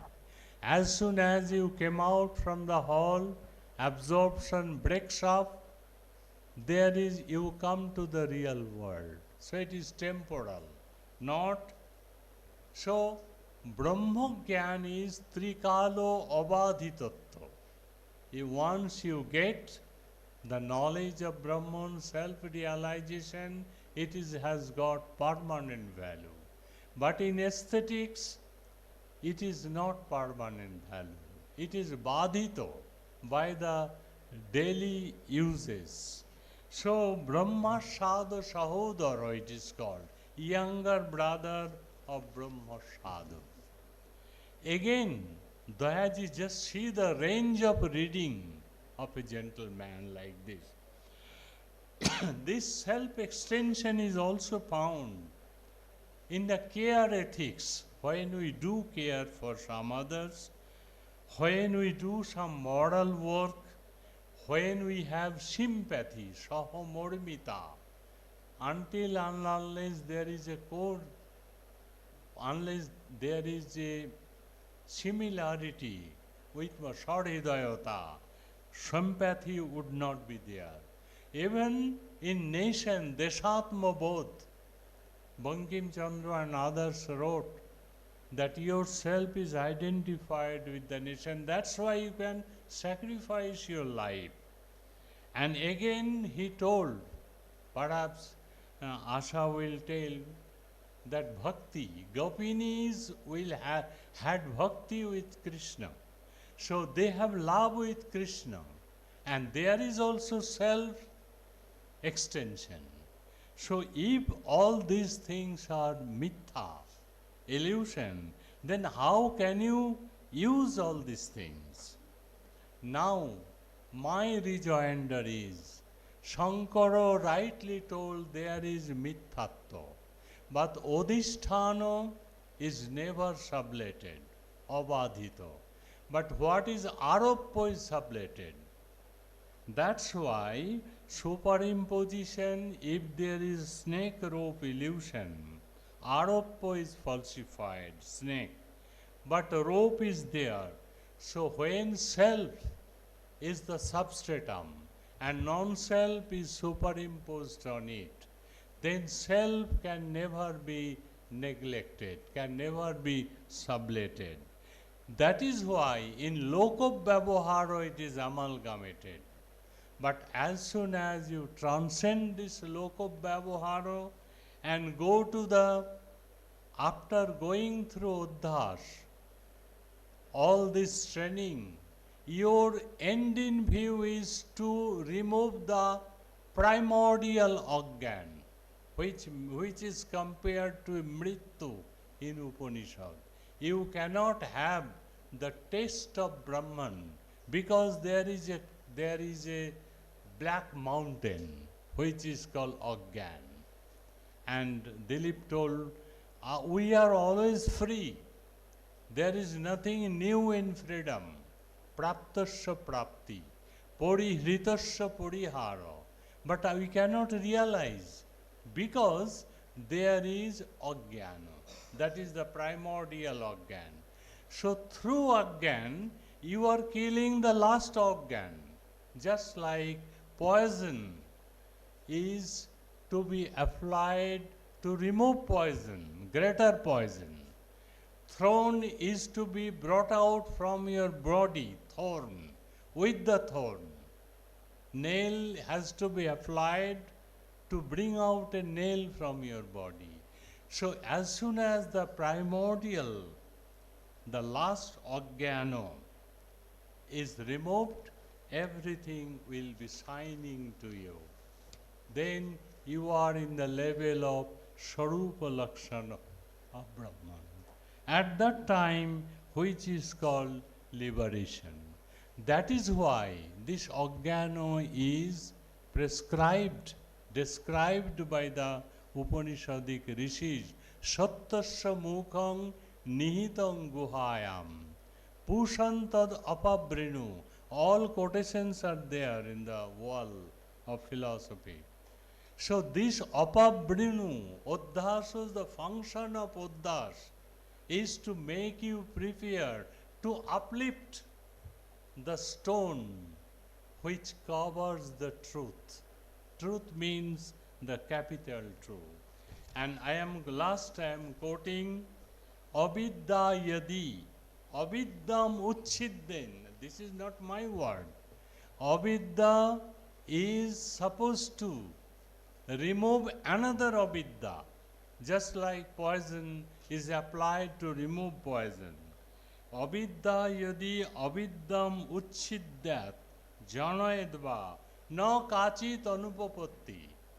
This is essential.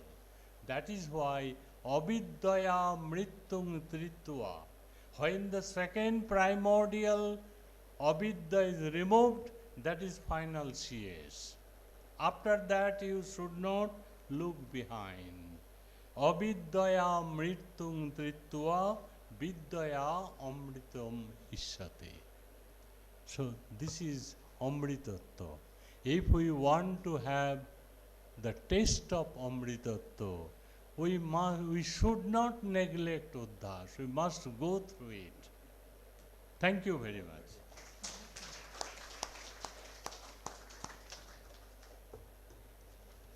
Thank you, Professor Ghosh. It is really a very brilliant rejoinder to the article of Professor Daya Krishna on Adhyasa. And you have taken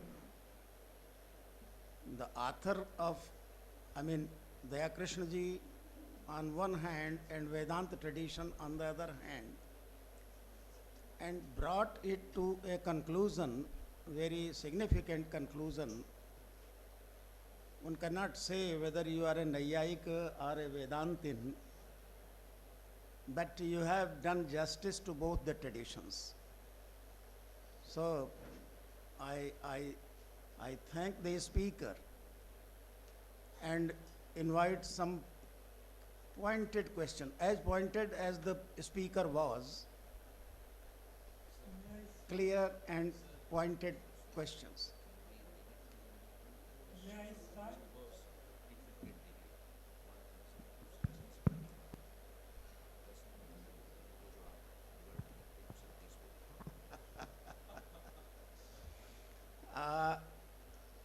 The organizers, they say that kindly limit the questions up to 2 questions.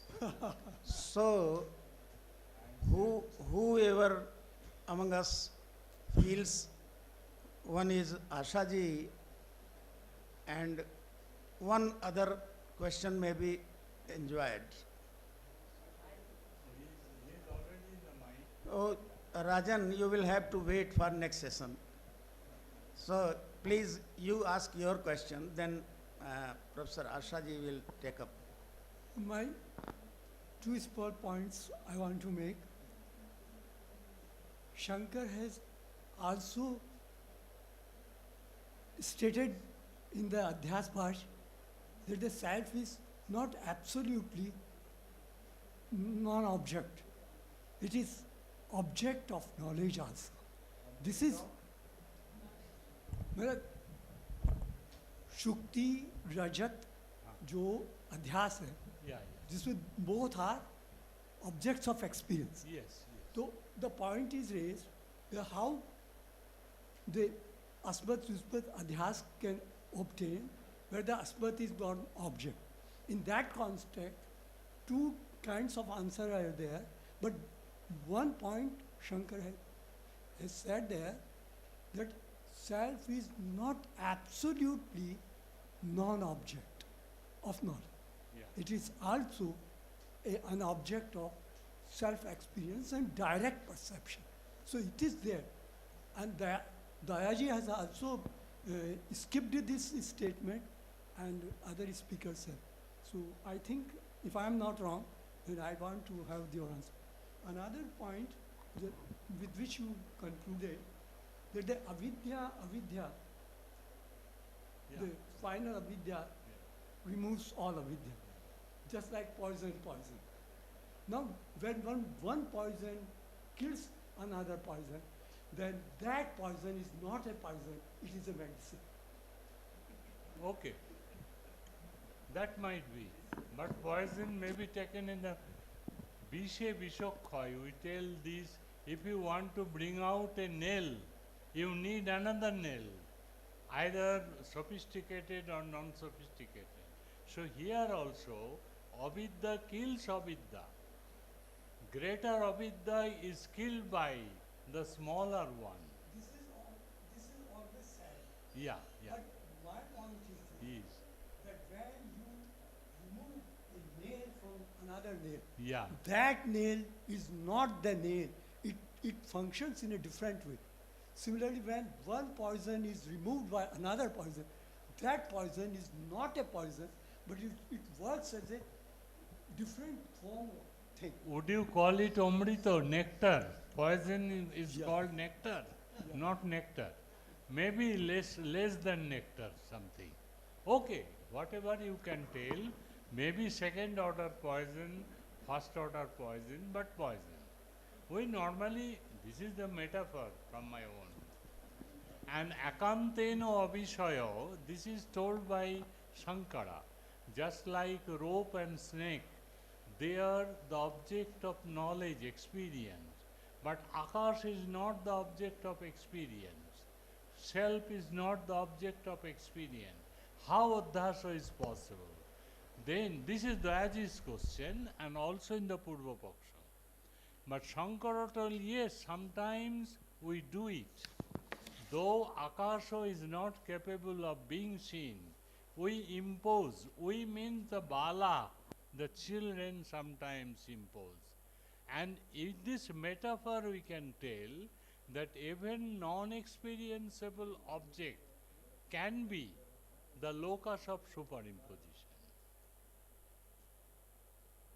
Asha Dibo. Sir, Asha. I have a very direct question, but I'm fascinated by your presentation. I'm really delighted, and a person like me who does not really have all these technical sort of training could also make sense what exactly you are saying. So I'm really thankful to you. This basic contention as in the paper, after all the discussion, is that Dayaji's way of putting illusion and adhyasa is virtuous, you know. Yeah. That's the basic contention as far as I could understand. Now, and also in a passing remark, you said that avidya also has virtuous aspects. Now, adhyasa has virtuous aspects, avidya has virtuous aspects, and so most of the negative so-called concepts Indian philosophy might also have the virtuous aspects. Would you grant this in general conclusion which I'm trying to draw? Thank you. Just 1 minute. Thank you, Ashadi. What is Uddhasho here in this particular context of Vedanta, when we have got dichotomy Vyavahariko and Paramarthiko, when we have an experience which is called Aparakshanubhuti, in that case, Uddhasho is a must way of life. Otherwise, we cannot be promoted to the other levels. And if we get the first grade, then second grade, that avidya is negative, no doubt. In the phenomenal level, it is negative. But if we have a pious intention of getting something which is beyond this phenomenal, then Uddhasho has to be taken as a last resort. Just as Ashadi, you know, I can tell Parvato Bonnimana Nayokam, Parvato Bonniman Dhumat. Parvato Bonniman, it is a pratigya, it is not the proved entity.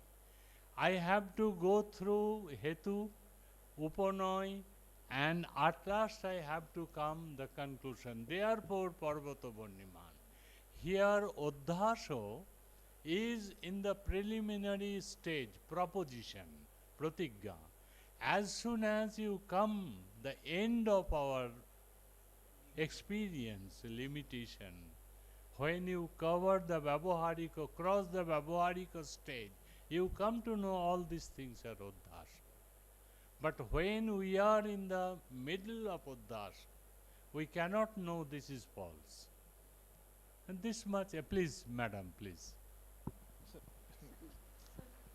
Sir, हाँ, बोल.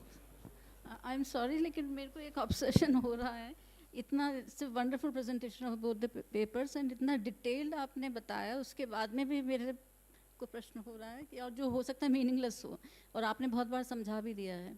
आप जब कह रहे हैं amalgamation is indispensable for लोक व्यवहार है, so the movement amalgamation of विषय एंड विषयी और अस्मद युस्मद, but the moment I utter the word अस्मद, दैट इज अस्मद प्रत्यय गोचर.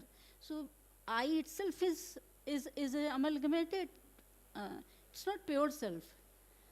So the moment I utter the word I or asmat, it itself, there is no need of positing vishay.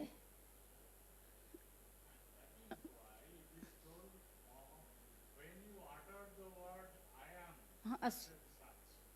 Not such and such, just asmat pratyay gochar is what Shankar is saying. Organ. That's You true. are uttering the word with the Language. help of vocal organ. Right. You are know that I am uttering. So utterance, the object of utterance and the utterer, there is two dualities there. Against it is duality true. is It there. is true, but the very word I itself is amalgamated. There is no Yes. need to Yes. distinctly. I is not the self. Self is something which is in you in the form of I. So self is identified with the word I. It is abang manaso gochara. It cannot be expressed with language. If you expressed with I, if you expressed with other words, it is duality. Right. Sir, one more question. आपके paper के लिए आपने जहाँ कहा द्वा सुपर्णा सविजा सखाया का जो इंटरप्रिटेशन दिया ना ऋग्वेद के मंत्र का, तो मुझे लगता है कि उसमें फिर दो कहने की क्या ज़रूरत है. आपने कहा two words, distinct words are sitting on the same tree. और एक्सप्लेनेशन आप दे रहे हैं एक ही स्टेट ऑफ कॉन्शियसनेस का, कि one in the suffering state and another after going through the long practices, the spiritual practices, transcending it and getting rid of all the suffering. So this is about oneself only. Why there is need to? हाँ, लेकिन वो मंत्र तो कह रहा है दो हैं, तो वो another word. हाँ, वो ठीक है, लेकिन वो फिर किसी और को तो या तो witness self, same self in a suffering state and the same self in witness state. But then why two birds? Thank you, sir. Sir, if you'll permit me, I'm sure Anubhav sir will forgive me. My question was that I would have to agree with Dayaji here. When we are saying, when he's saying that the self and non-self distinction, it becomes erroneous when we talk about Jivan Mukti. If we are going to accept Jivan Mukti, and then we are saying that the person who is performing those actions, he is performing them as that person has no ego. But that is not a logical some argument for the metaphysical validity of this truth. If we accept Jivan Mukti, then whole of the Advait is at risk to being reduced as a psychologically transformative journey or something of a hermeneutic project in which the other person is a hermeneutic extension of myself. Okay, so my understanding of what I want to ask you is that then how we are going to save it metaphysically, because there might be a good hermeneutic argument for it, but there is no metaphysical argument here. So that's it. Metaphysics is there because you are not isolated. The koibollo in the sense as Professor Pani told, koibollo, not this isolation in a place where I am confined, just like a imprisonment. I am extending myself within you. I cannot see that you are different from me. In that case, when whatever I will do, that is beyond my consciousness that I am doing, you are different from me. You are me, and that's why if I kill you, that is a kind of suicidal. In Upanishad it is called Atmahano Jana. So suicidal for me, but Jivan Mukto has got tendency that I am doing, not being egoistic that I am doing. So I have ear, but ear is defunct from me. Akarno, sakarno, sakarno, akarno ivo. Sachakshu, achakshurivo. These are not functioning, just as normal persons have got. So metaphysics is there, the self-metaphysics. Sir, but this sounds more like a gospel. If I am saying that I have ear but they are not functioning, if I have mind, but that is a different, but why should I believe this? That's the point what I'm making. That when I say I have ears, I have my bodily organs, and that I am functioning in an embodied state of consciousness when I am residing in that body. But the argument of Shankar is that when you are free, there is not, that should be a disembodied state of consciousness. No bandhan is there, no bondage is there, no duality is there. How can you make it function?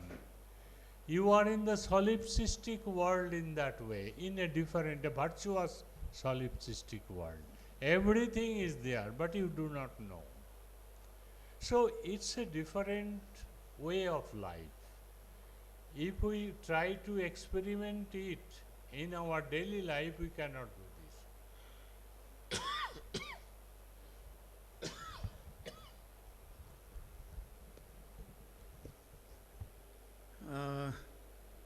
A very good discussion. Of course, it is going on, but I have to restrict it because the time is over. But with the, what to say, special right as a chairperson, I will take 1-2 minutes just to make my own comments. And actually, even this comment was reminded by my great student, Anubhava, who said there is another definition of adhyasa which you have discussed in your classroom. Atasmins tadbuddhiradhyasah, to observe tat in on atat is a kind of adhyasa. But if we think metaphysically, if I impose atasmin tat buddhi, atat, if I impose tat on atat, then the substratum becomes atat. And I raised a question in my classroom that real thing is that atat is imposed on tat, that is the real self. So why Shankaracharya has defined atasmin tad buddhiradhyasa, why this kind of definition? Why not tasmin atat buddhiradhyasa? But after a long process of thinking, I just propose a point for thought of these great scholars of Vedanta, that can be distinguished between two types of adhyasa. One is epistemological and the other is metaphysical. And when we go to metaphysical adhyasa, then tasmin atat buddhiradhyasa, this definition would be more suitable. And Shankaracharya has dealt with epistemological adhyas. That is why, that is what I could understand so far. And this is for the views, for the scholars to develop their own view on this issue. And I must thank both the speakers who have really put me in a serious position to listen to them carefully. Otherwise, I might miss some points, and even then I could have missed some points. But I was very careful as far as possible for me. I thank all the scholars and students present in this hall who have participated in discussions and who have been good listeners for their enlightenment. So I thank all of you, and especially the organizers who have given me a chance to listen to two good papers sincerely and carefully, because otherwise one may not be fully cautious about the talk. So thank you all.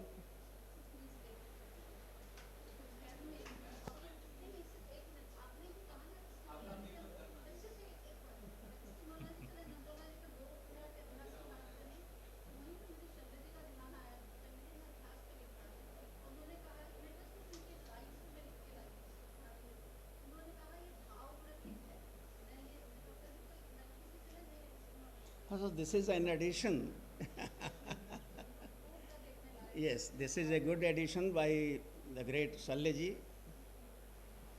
And now I think the worry of organizers should be put to an end, and let us close this session of today. Thank you, sir. With this, we come to an end of our 8th technical session. Shall we break for tea or resume with our 9th technical session? All right, sir. Let's resume with our 9th technical session on the theme Bhakti, chaired by Professor Rajkumar Chhabra, former professor, Jodhpur University. I invite Professor Rajkumar Chhabra and Professor Shivani Sharma from University of Punjab, Chandigarh, to kindly take their seats on the dais.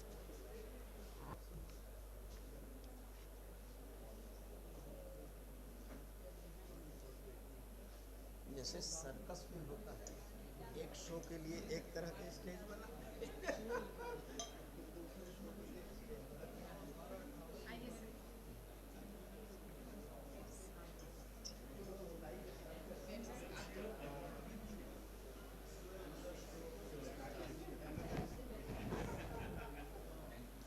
Thank you, ma'am. Thank you, sir.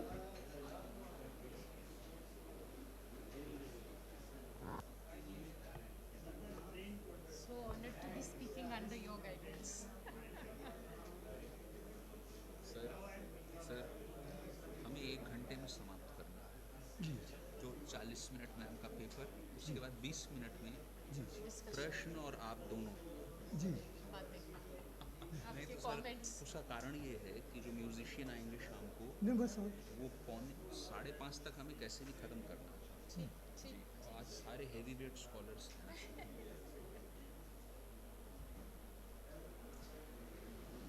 I request Dr. Anubhav Vashne and Dr. Manish Sinsanwar to kindly felicitate our guests on the dais.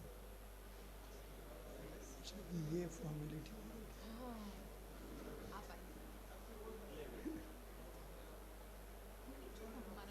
Time नहीं है ना, अनुभव time दिए भाई।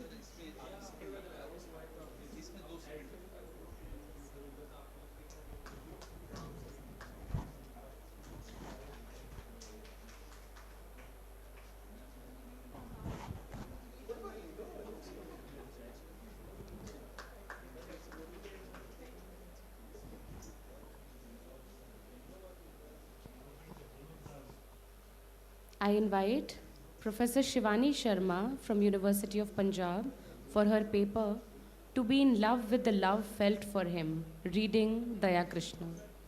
Over to you, ma'am.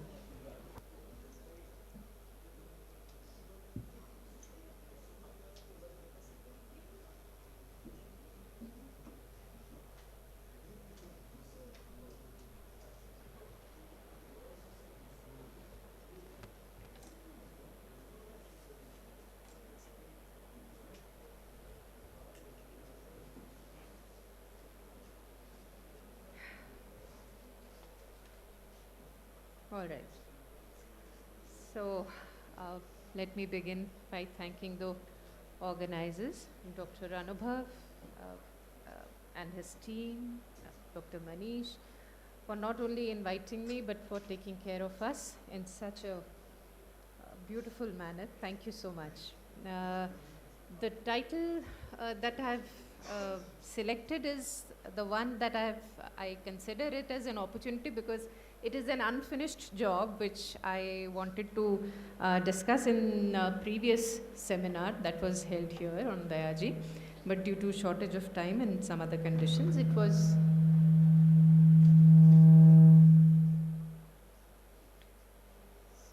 not possible for me to complete it at all.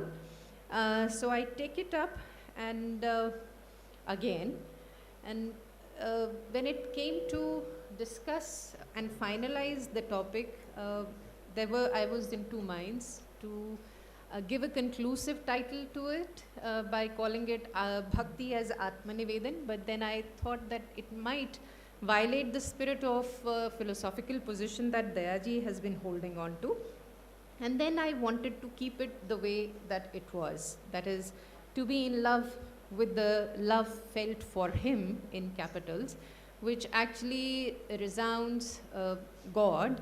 And reading Professor Dayaji, the reason behind retaining the topic is very simple, because it leaves many opportunities to explore the nuances and interpolations and interpretations, and hence it also gives me an opportunity to read Dayaji's specific contributions and the missing points that were not covered in the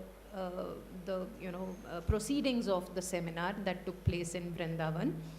And let me also, just for the knowledge of the students specifically, that this is a continuous series that has been taking place, sometimes in Sarnath to discuss Nyaya, I believe, and then this discussion, this Samvad series also took place in Vai to discuss Mimansa, and then in Kashmir, in Lakshmanju's ashram to discuss Kashmir Shaivism, and then this extended to Vrindavan to discuss on Bhakti. And it happened so that it was in way back 1987 that Srivatsa Goswami happened to visit Dayaji and invited him to hold this session, hold this workshop in Vrindavan, asking him to very clearly mention that if there is any possibility to have a divine spark in this dry subject, which we call it as philosophy. And with all hesitance, Dayaji accepted the offer because he was convinced that a place like Vrindavan, where all intellectual exercise and reason may go for a toss, and still he went ahead with this proposal. And let me begin by just analyzing a little more the title that I've selected, that it suggests that bhakti is a state of love, not to be in love with someone, but to be in love with the feeling of love felt for someone, and more specifically, the someone is nothing or none other than the Lord or the Ishwar. Gopis did not follow Krishna not because they did not love Krishna, but more than that, they loved their own emotions of loving him. And that's why the gopis stayed on, leaving Krishna to fight his battle of dharma. Similarly, in another instance whereby Arjun, who's interested in him, that is Krishna, as a bhakt of friendship towards Krishna, and fears and trembles in fears and requests Krishna to resume his form, this also draws our attention. And Professor Daya draws our attention to these two fundamental questions when he asks, is it so that reality of God or the real God cannot be loved? Because the form is so fierce that it generated fear in Arjun. So can it be so that the real form of God cannot be loved or respected? And secondly, just the active and the passive voice that he is using probably, is it so that only an illusionary form of God can be respected and loved? I mean, it is just two ways of saying the same thing. Secondly, he also draws our attention to the fact that we all have been trained under a westernized style of thinking. We have been prepared, our sensibilities have changed, and we have gone more Western in our intellectual capacity. And secondly, he is also drawing our attention to the fact that we have not practically become westernized in way of our thinking, but in way of our living as well. And hence, he finds it that there is a bridge to be crossed, and the bridge must be built, because there is a gap when it comes to creating a rapport with our own people, in fact. And towards this, he considers it as a challenge for India and the Academy of the India. And we have been listening to his perspective. I mean, it's been now 2 days, that he treats the Indian tradition, Indian culture, not as dead tradition. He reveres it, but he also draws our attention to this fact that it is not meant, a living tradition means that there is a possibility for growth, and because to live means to grow, and to grow means to change. So the acceptability for change must be the core of Indian tradition or Indian culture. And he also rightly speaks that when it comes to Indian culture, it is not a matter of antiquity that has to be highlighted. It is not an archaeological account of the cultural system. Rather, we must treat it as something which is living, which has not been dead so far, because with death, the possibilities get a closure. And hence, it is not merely a fact, it is not a matter of remembrance. We must keep it in mind. And hence, reverence, wherever reverence is required, we must treat it well. But wherever criticism, critical appreciation is required. And third point, which he points out with regard to Indian culture and Indian tradition, is to get more creative, to allow interpretations of the text. And third point, which he emphasizes, is towards the dichotomy. That is, there are two groups. One is that of who are upkeeping the tradition of the text, no doubt. Sanskrit forms a core, a sign of empowerment. And on the other side, there is a group of people who are, who must feel free to interpret that tradition within the context, of course. And this is how he visualizes and lays an introductory part to this entire deliberation on Bhakti, a contemporary discussion.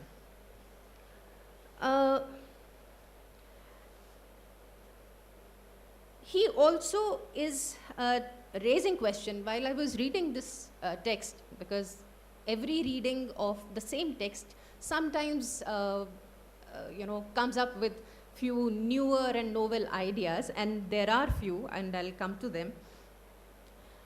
Dayaji wants to carry this dialogue between the two groups in their own language, first of all.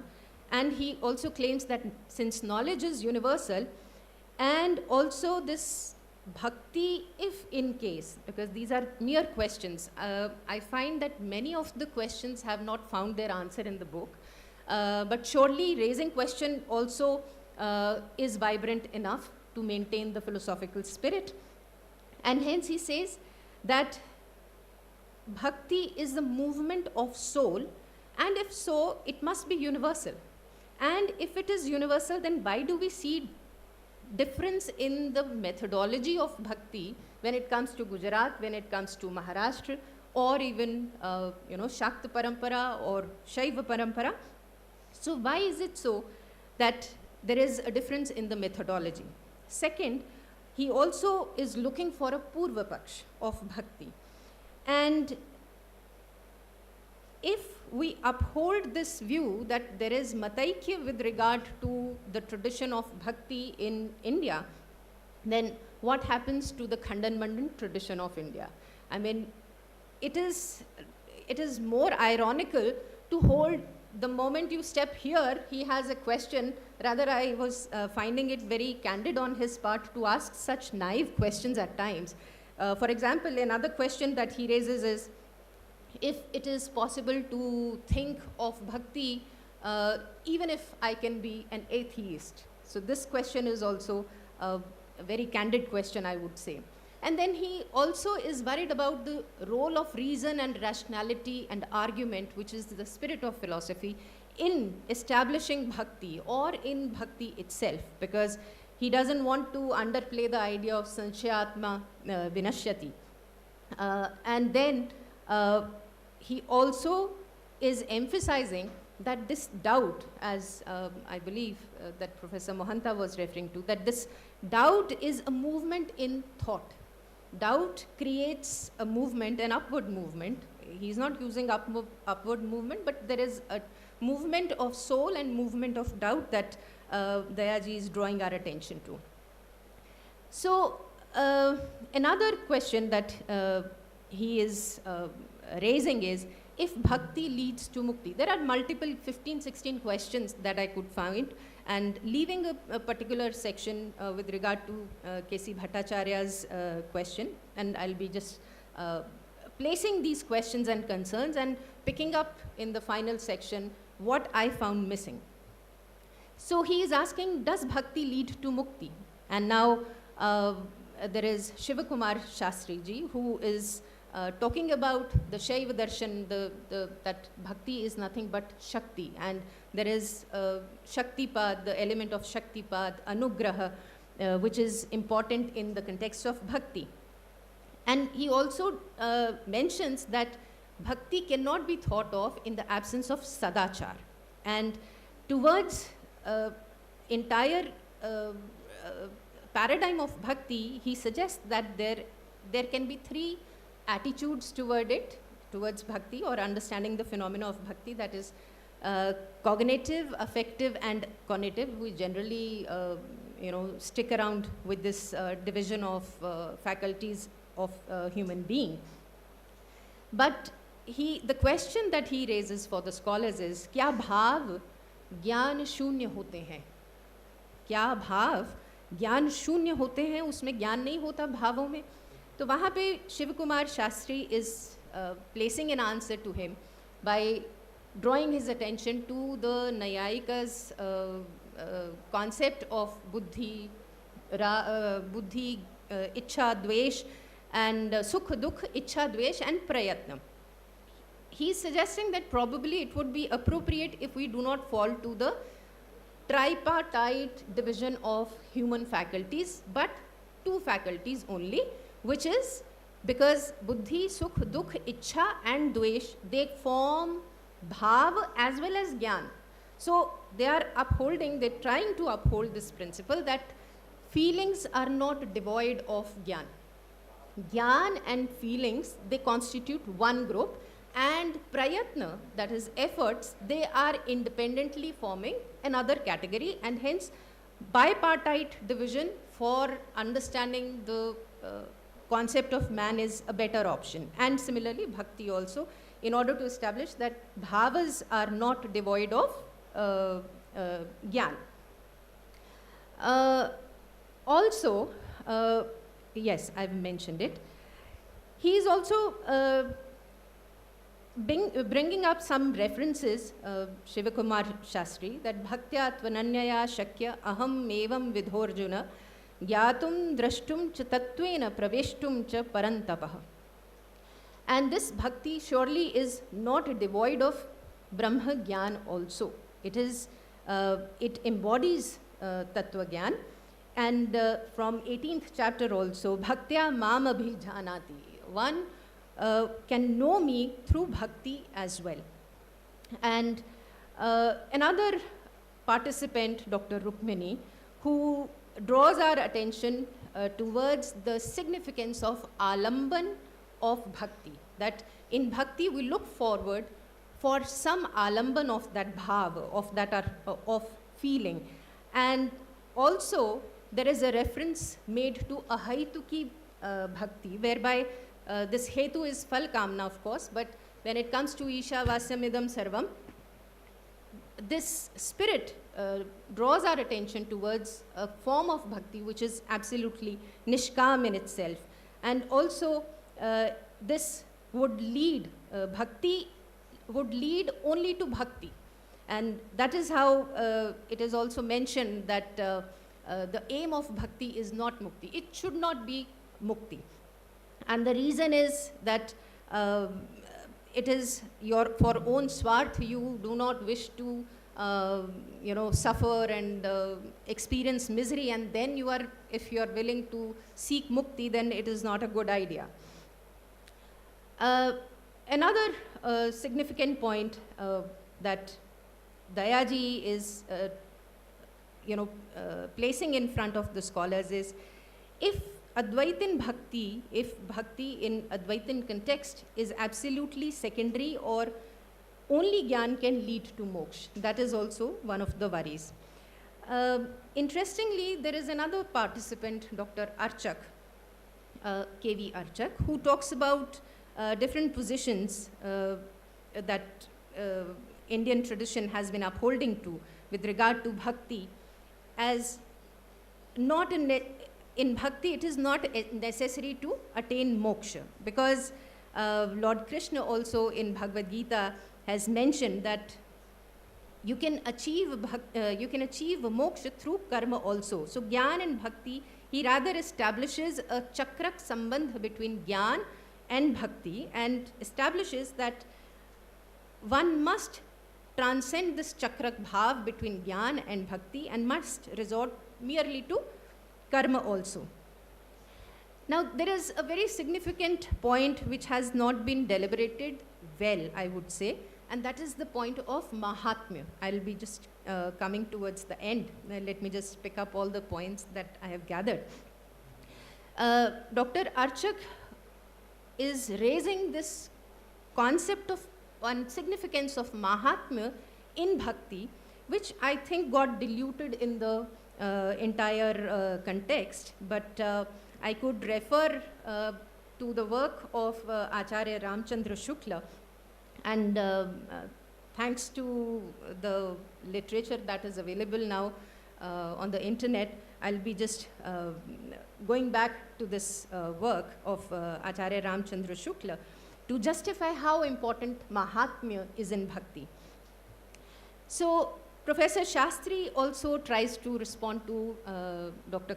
Dayaji by making it clear that Anugraha Shaktipat in the context of Bhakti is very, very significant, and he explains, Shivaha Shaktya Yuktah Yadi Shaktam Yadi Shakta Prabhavitum, that is the Avinabhava between, the Avinabhava Sambandha between the two, Shiva and Shakti, is inseparable. When Shiva denies creation, Shakti is transformed in the shape of the world, and when Shiva wants to reabsorb the world back into himself, Shakti helps the Shiva.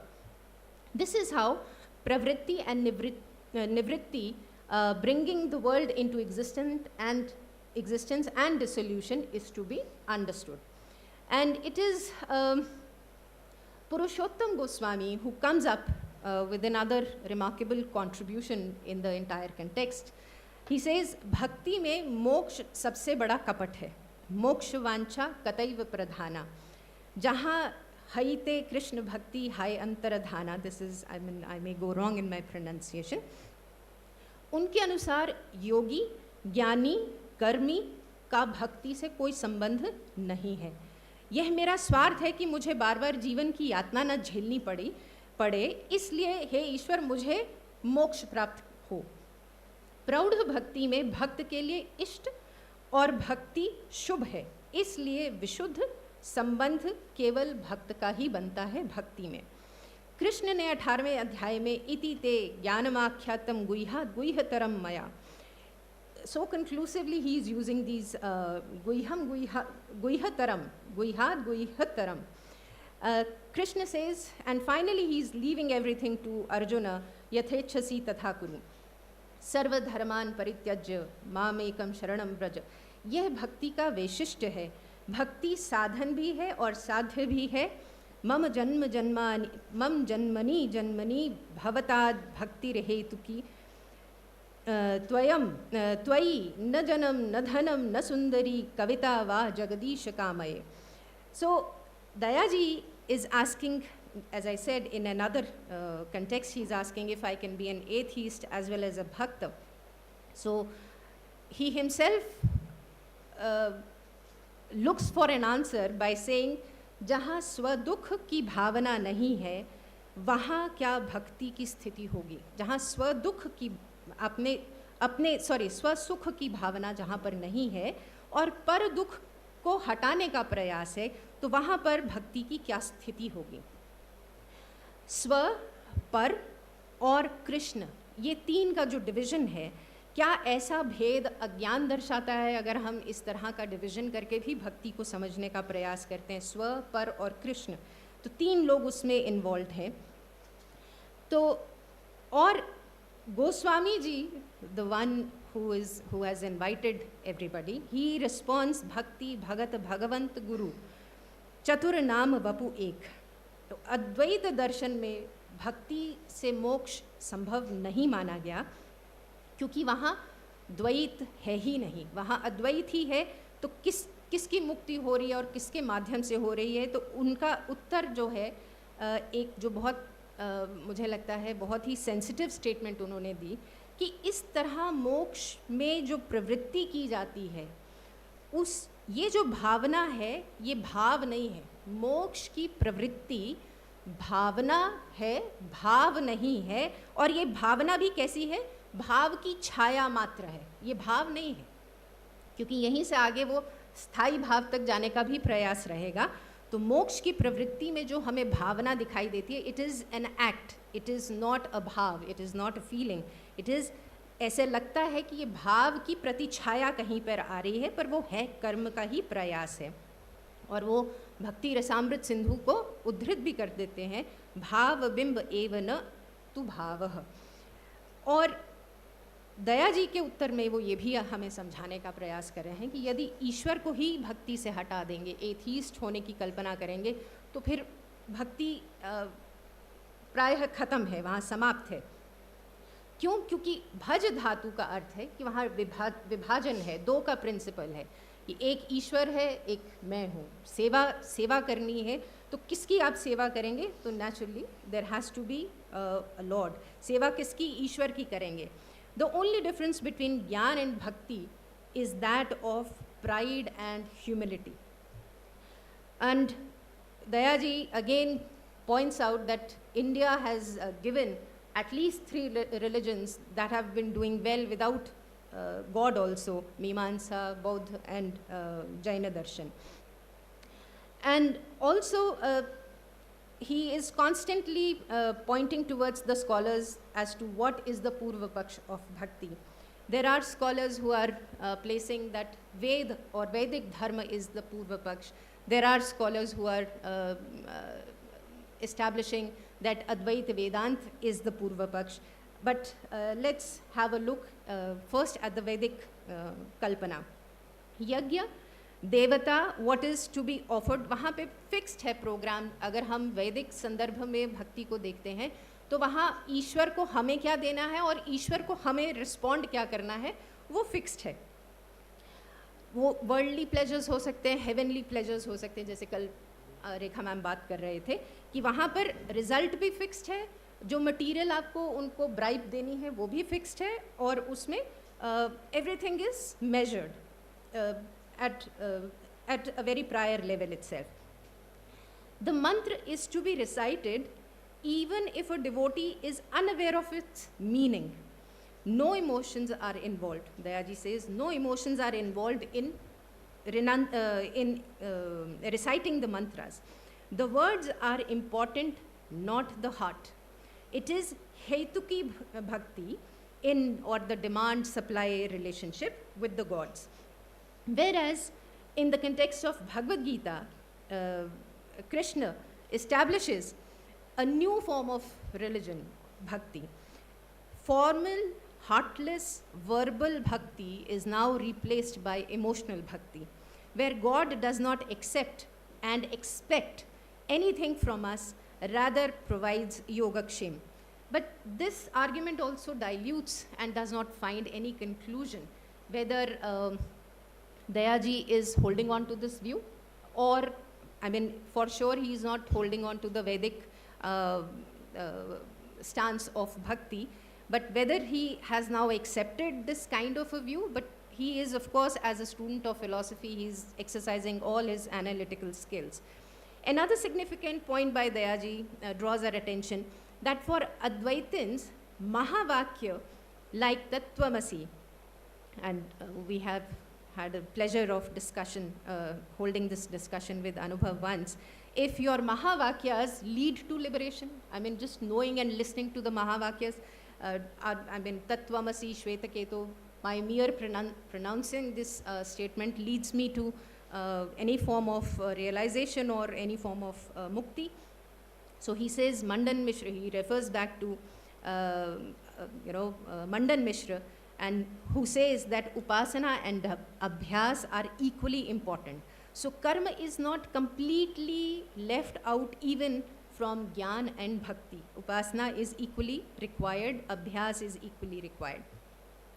Then another significant point that Dayaji is drawing our attention to is that बुद्धि और विचार जो है, ज्ञान में बुद्धि और विचार की प्रधानता है, और भक्ति में भाव और अनुभूति की, अनुभूति और भाव, भक्ति में नहीं, सॉरी, वो कहते हैं आस्था में, अभी वो आस्था की बात कर रहे हैं, और इसमें भी आई विल ऐड कि ये भी कहीं स्किप हो गया, इसकी भी एनालिसिस आगे होना चाहिए था. और आस्था में किसका महात्म्य है? भाव और अनुभूति का. और कर्म में इंद्रिय प्रधान है, जहाँ पर आपकी इंद्रियां जहाँ प्रधान है वहाँ पर कर्म प्रधान जगत है. तो भक्ति का इनमें स्थान कहाँ आएगा, ये दया जी का प्रश्न है कि भक्ति को आप ज्ञान में रखेंगे, आस्था में रखेंगे, कर्म में रखेंगे. तो कर्म में तो वो कह रहे हैं नहीं रखेंगे, लेकिन कहीं ज्ञान और आस्था के बीच में रखा जा सकता है भक्ति को, ऐसा उनका सजेशन है. Again there is a discussion with regard to stages of bhakti. Bhakta स्थल है, उसके हिसाब से श्रद्धा भक्ति हो जाएगी, माहेश्वर स्थल है, निष्ठा भक्ति हो जाएगी, कि आप एक ही प्राणलिंग स्थल है, आपका प्रसाद स्थल है, कि वहाँ अवधान भक्ति हो जाएगी. This is more reportive I would say, but Dayaji insists that this relationship between the bhakt and the श्रद्धेय, ये जो रिलेशनशिप हम इस्टेब्लिश करते हैं, इस पर हमारा क्या रिएक्शन होना चाहिए कि भक्ति में जो एक संबंध श्रद्धेय के साथ जो श्रद्धावान जोड़ता है, उसको हम किस तरह से एड्रेस करेंगे. और ये भी प्रश्न उठता है, वहाँ पे डॉक्टर रुक्मिणी ये प्रश्न उठाते हैं कि शिशुपाल, कंस, जरासंध, दुर्योधन, इनको मोक्ष कैसे प्राप्त हो रहा है. यहाँ पर युधिष्ठिर, यहाँ पे उनका संवाद जो है युधिष्ठिर और नारद को उद्धृत करते हुए कहते हैं, the answer that doctor Rukmini seems to offer is, lord is concerned only with the thought of him, not the context. कि जो जरासंध है, दुर्योधन है, वो निरंतर उनके द्वेष भाव में सोच रहे हैं. तो जो ईश्वर हैं वो इसी में प्रसन्न है, नॉट प्रसन्न है, but no intention to belittle the honour. But anyhow, Daya ji again draws our attention towards interpretation of the textual studies that we do to the best and to the most honest way that one can do. And while doing so, he draws our attention to Chaitanya Mahaprabhu's contribution towards the social evil and social, as a social, he sees him as a social reformer, even Tulsi as a social reformer. And I'll deliberate on this question towards the last, because ये एक बहुत ज्वलंत प्रश्न है कि भक्ति का सामाजिक स्थिति से क्या लेना देना है. And another, I would say, Dayaji would often, he would keep dropping statements like, look at the beautiful statement, when reason grasps reality, it grasps it as a law. But when feeling tries to grasp reality, it grasps it as an alamban. उसको वो hold करती किसी entity को to support itself. मतलब reason को support नहीं चाहिए, reason तो एकदम रेवलेशन की तरह है, लेकिन भक्ति को आश्रय की आवश्यकता पड़ती है. एंड भक्ति is not only a feeling, it is a relationship between the श्रद्धेय और द लॉर्ड. और कैसा कैसा रिलेशनशिप है? स्नेहात, द्वेषात, भयात, क्रोधात, कामात। काम्यात गोप्यः, भयात कंसः, द्वेषात चेद्यादयो नृपः। शिशुपाल का संबंध द्वेष के साथ, गोपियों का काम के साथ, कंस का भय के साथ, उन्होंने संबंध बनाया कृष्ण के साथ इन भावों के साथ। Also if God discriminates, I mean, this is the kind of the nature of question that Dayaji drops in, like atom bombs, I think. If God discriminates between bhakt and non-bhaktas, if not between kinds of bhaktas, and he refers, स में प्रियतमो मतः, भगवद गीता में वो करते हैं। और वहीं पर भाई दयानंद को प्रोफेसर मिश्रा एक कोट लाते हैं और वो कहते हैं कि तमारो तो हरि सर्वे रहे, आमारो तो हरि एकज स्थलो, तम रीझो चांदनी, अमो रीझो चांदनी थीरे। Now the point that he displays for our consideration is, भक्ति में हम एक यूनिवर्सल एलिमेंट को मिनिमाइज करते हैं, and the purpose of quoting this verse is कि आपको चांदनी सुख दे रही है और आप मान रहे चांदनी ही सुख दे रही है, लेकिन अंततः it is the source, the moon which is the source of that Chandni, and hence I tend to minimize the universal element to my own relationship, that I wish to see him as Chandani, not as the moon. So this is also, I think, has a philosophical potential. Another question which is again very radical in nature, I would say, that if we are free to be a bhakt, क्या हम भक्त बन सकते हैं? And there is an answer with reference to Vallabhacharya's Bhagavate Tasmai Krishnaya Adbhut Karmane. And now the point is कि ये कृष्ण की जो महिमा है कि ये इतनी अद्भुत है कि जो करणीय है, जो अकरणीय है, उसको भी करने का सामर्थ्य रखती है, जिसका एग्जाम्पल आप ऐसे असाधनम साधनम करोति। असाधन क्या है? द्वेष। द्वेष असाधन है, द्वेष से मिलनी नहीं चाहिए मुक्ति, लेकिन ये कृष्ण की लीला है कि उन्होंने द्वेष को भी साधन बना दिया, किसका? मोक्ष का। बाय एनी मीन्स राग, काम, ये साधन नहीं है मुक्ति का, लेकिन फिर भी ये कृष्ण की लीला है कि उन्होंने काम को भी, गोपियों को भी मुक्त कर दिया, चाहे वो काम से ही अग्रसर हो रही हैं अपनी भक्ति में। तो ये एलिमेंट मुझे लगता है, और काव्य मीमांसा का भी वहाँ पे उद्धरण आता है कि वहाँ पर कृष्ण के लिए राजशेखर स्वयं ये कह रहे हैं कि तुम मुझे काम के रूप में ऊपर उतर के दिखाओ, मैं तो चाहता हूँ कि तुम काम के रूप में, कृष्ण तुम काम के रूप में सबको हमारे सामने उतर के दिखाओ, मे बी बिकॉज वही हमें समझ आता है। Another significant point, the traditional answer that we have every time, that everything is predetermined by the God. So it is suggested that this should not be taken in toto. They are not refuting the the theory of predetermination, but it should be only partly taken. And how? Because whether God has decided that I will become a bhakta through dasya bhakti or vatsalya, if bhakti is tat sukha sukhitva, he has to decide how he wishes to relate us. हमारे साथ वो कैसा संबंध स्थापित करना चाहता है, ये भी इक्वली इम्पॉर्टेंट है। और दूसरा point, now when it comes to us, ये तो है कि गॉड हमारे साथ कैसे रिलेट करना चाह रहे हैं। अब जब हमारी बारी आती है तो वो कह रहे हैं प्रयत्न परयंत जीव कृत्यमग्रे प्रभु कृत्यम। अपनी आदर्श और अपने मर्यादा का ध्यान रखते हुए हमें ईश्वर के साथ कौन से संबंध में जाना चाहिए, ये हमारी फ्रीडम है। ईश्वर हमारे साथ किस तरह दास्य भाव में रखता है हमें, या कौन से भाव में रखता है, ये उस पे हम छोड़ते हैं, क्योंकि उन्होंने कहा कि पूरी तरह से हम ये नहीं मान सकते कि सब कुछ प्री डिटर्मिन्ड है। मर्यादा और आदर्श, किसी का आदर्श अगर राम है, किसी का कृष्ण है, तो आप वो देखते हुए अपने लिए जो भक्ति का फॉर्म है उसको स्थापित करेंगे। Also there is another Professor Krishna Sharma that draws the attention of the participants towards the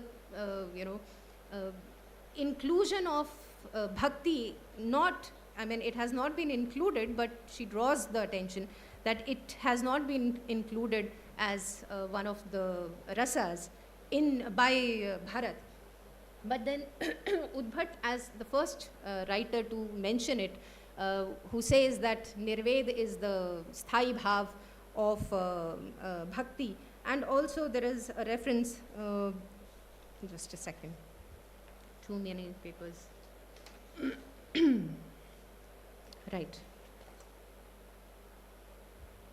हाँ, देवादि विषय में रति को जो रति है, देव, माता पिता, गुरु, इनके कंटेक्स्ट में जो रति का भाव है वो व्यभिचारी भाव बन जाता है. वो it is no longer considered as a sthai bhav, but there is a sambhavana, there is a potential.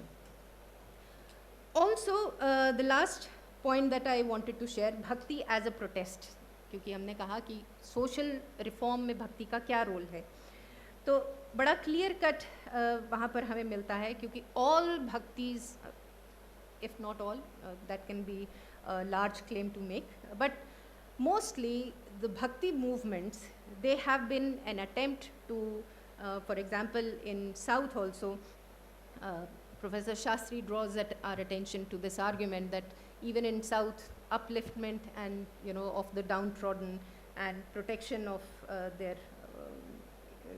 their interests, this has been one of the movements in the South, and otherwise also. Professor R.C. Dwivedi बहुत एक उम्दा बात कहते हैं, मुझे मालूम नहीं है, this is for discussion and will take it up, कि इक्वालिटी का संदर्भ कभी भी सेक्युलर कंडीशंस में नहीं हो सकता. इक्वालिटी का संदर्भ, इक्वालिटी का जो कंटेक्स्ट है वो सेक्युलर कंडीशंस या सेक्युलर कंटेक्स्ट में नहीं हो सकता. इक्वालिटी का संदर्भ केवल it will make sense in the spiritual context, and that is why bhakti is so evident, is so important. और यही नहीं, एवरी रिलीजन, दया जी ही submits, every religion starts as a protest against social evil, and ultimately it gets bogged down by its own ritualistic practices. And hence, unless bhakti is inclusive and it has the ability to transcend at the same time, bhakti cannot serve our purpose. Bhakti का प्रसाद विनम्रता होना चाहिए, ऐसा उनका मानना है. Let me just get back to the question of Mahatmya, which I wanted to share, which I find is somehow missing in the entire debate. भक्ति और श्रद्धा और प्रेम, इनका जो संबंध आपस में है, इस पे मैं बहुत थोड़ा सा समय लेते हुए जल्दी से जल्दी अपनी बात ख़त्म करने का प्रयास करूँगी. तो किसी भी जनसाधारण में, हम अभी इसमें ईश्वर को नहीं लाएंगे, जनसाधारण में विशेष गुण शक्ति का विकास देख उसके संबंध में जो स्थायी आनंद पद्धति हृदय में स्थापित होती है, वह श्रद्धा है. श्रद्धा महत्व की आनंदपूर्ण स्वीकृति के साथ साथ पूज्य बुद्धि का संचार है. यदि किसी व्यक्ति के गुणों पर हमें निश्चय हो जाए, यह वीर है, यह गुणी है, तो उसका नाम आते ही हम प्रशंसा करेंगे, सामने देखकर आदर से सर नवाएंगे, उसकी बढ़ोतरी से हम प्रसन्न होंगे, उसकी निंदा कभी न सहेंगे. प्रेम और श्रद्धा में अंतर क्या है? प्रेम प्रिय के कार्यों पर स्वाधीन नहीं है, आधारित नहीं है. प्रेम प्रिय के कार्यों पर आधारित नहीं है, उसके रूप पर आधारित है, जिसमें उसका कोई अपना योगदान भी नहीं है. पर श्रद्धा किसी के कर्म और महत्व से जुड़ी है. प्रेम में घनत्व अधिक है, इंटेंस होता है प्रेम, लेकिन श्रद्धा में विस्तार. श्रद्धा का व्यापार स्थल विस्तृत है और प्रेम का एकांत. प्रेम अच्छा लगने से जुड़ा है, किंतु श्रद्धा में सम्मान की पात्रता है. श्रद्धा करने वाले सैकड़ों और प्रेम करने वाले एक, और बहुत किस्मत वाले तो 2-3 भी हो सकते हैं, है ना. श्रद्धा में और सत्कर्म, सद्वृत्तियाँ, शक्ति श्रद्धा का केंद्र बनती हैं. दोबारा बोलती हूँ, सत्कर्म सद्वृत्तियाँ शक्ति श्रद्धा का केंद्र बनती हैं। यदि प्रेम स्वप्न है तो श्रद्धा जागरण है। प्रेम में दो होंगे, पर श्रद्धा में श्रद्धालु, श्रद्धेय और उसका कर्म, एक में व्यक्ति प्रधान है और दूसरे में कर्म। श्रद्धा एक सामाजिक भाव है। सदाचार पर श्रद्धा और अत्याचार पर क्रोध या घृणा, जिस समाज में प्रत्येक व्यक्ति को ये अभिव्यक्ति करने का अधिकार है, वह समाज जागृत समाज है। जो समाज अपने सिटीजन्स को ये अधिकार देता है कि वो सदाचार पर एकमत हों और अत्याचार पर भी एकमत हों, समझ लीजिए कि वो समाज अभी जागृत समाज है। श्रद्धालु अपने भाव में समष्टि को सम्मिलित करना चाहता है। श्रद्धालु अपने भाव में समष्टि को, मैं चाहती हूँ कि जिसके प्रति मेरी श्रद्धा है, मैं आप लोगों को भी, मतलब कन्वर्ट शब्द तो नहीं कहेंगे लेकिन रहेगी अटेम्प्ट, है ना, तो सम्मिलित करना चाहूँगी, लेकिन प्रेमी नहीं। श्रद्धा के 3 रूप, स्थूल रूप मान सकते हैं: प्रतिभा संबंधिनी, शील संबंधिनी, साधन संपत्ति संबंधिनी। शील को हम धर्म भी मानते हैं। प्रतिभा संबंधी से अर्थ है रंजन, कि समाज में हमारे बहुत से ऐसे लोग हैं जो कला प्रिय हैं, जो कला को नरिश करते हैं। और शील संबंधी जो धर्म को समाज में स्थापित करने का शील के अंतर प्रयास होता है। और साधन संपत्ति जो हमारी संबंधिनी श्रद्धा है, वो इन दोनों को नरिश करती है, शील को भी नरिश करती है और उधर से आपकी प्रतिभा को, जो आपका कौशल है, समाज में जितने कवि लोग हैं या काव्य प्रिय जो लोग हैं, उनको भी वो नरिश करती है। और कैसे करती है, अब यहाँ पे बहुत एक तुच्छ सा है सिद्धांत, लेकिन बहुत से हमारे स्मृतियों में उसका बहुत अच्छे से रेफरेंस मिलता है, भेंट का सिद्धांत, विच वी नो एज दान। वो कहते हैं कि ये समाज जो है भेंट के द्वारा इन 2 प्रिंसिपल्स को, प्रतिभा रंजन को और दूसरा शील धर्म की स्थापना को, ये नरिश करता है अपने दान के द्वारा। और ये दान कितनी तरह का है? 2 तरह, एक श्रद्धावश और एक दयावश। कहने की बात नहीं है, एक सामर्थ्य को प्रबल करेगा और एक दूसरा असामर्थ्य के प्रति, उसको भी वो नोट कर रहा है कि असामर्थ्य भी लोगों में जहाँ पर है, दान वहाँ भी जाना चाहिए। और लेकिन श्रद्धावश दान में उपयोगिता छिपी है और स्मृतियों में इसके ऊपर बहुत विचार हुआ है।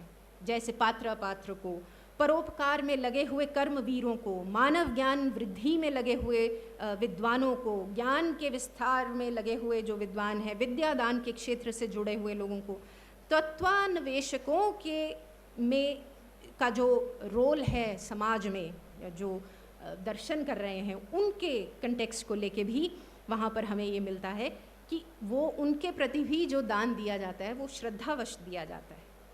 और ऐसे स्थिति में दान दिया हुआ, ऐसे लोगों को या ऐसी जगहों पर दान दिया गया, एक समाज की भूख को दर्शाता है कि वहाँ पे कहाँ कहाँ कमी है, वहाँ दान जो है वो एक स्वस्थ दान के रूप में लगेगा। और जहाँ जहाँ अन्यायियों को दान दिया जाता है, स्वार्थियों को दान दिया जाता है, and we know what kind of अन्यायी वन कैन थिंक ऑफ, ऐसा दान अतिसार, जहाँ पे लूज मोशंस किसी पेशेंट को लगी हुई हैं, तो उसका कोई नरिशिंग इफेक्ट नहीं होता। इसलिए श्रद्धा और प्रेम का योग भक्ति है। और जब पूज्य भाव के साथ श्रद्धा भाजन के सामीप्य लाभ की प्रवृत्ति हो, उसके सत्ता के कई रूपों का साक्षात्कार करने की प्रेरणा बनी रहे, तब भक्ति का उद्भव होता है।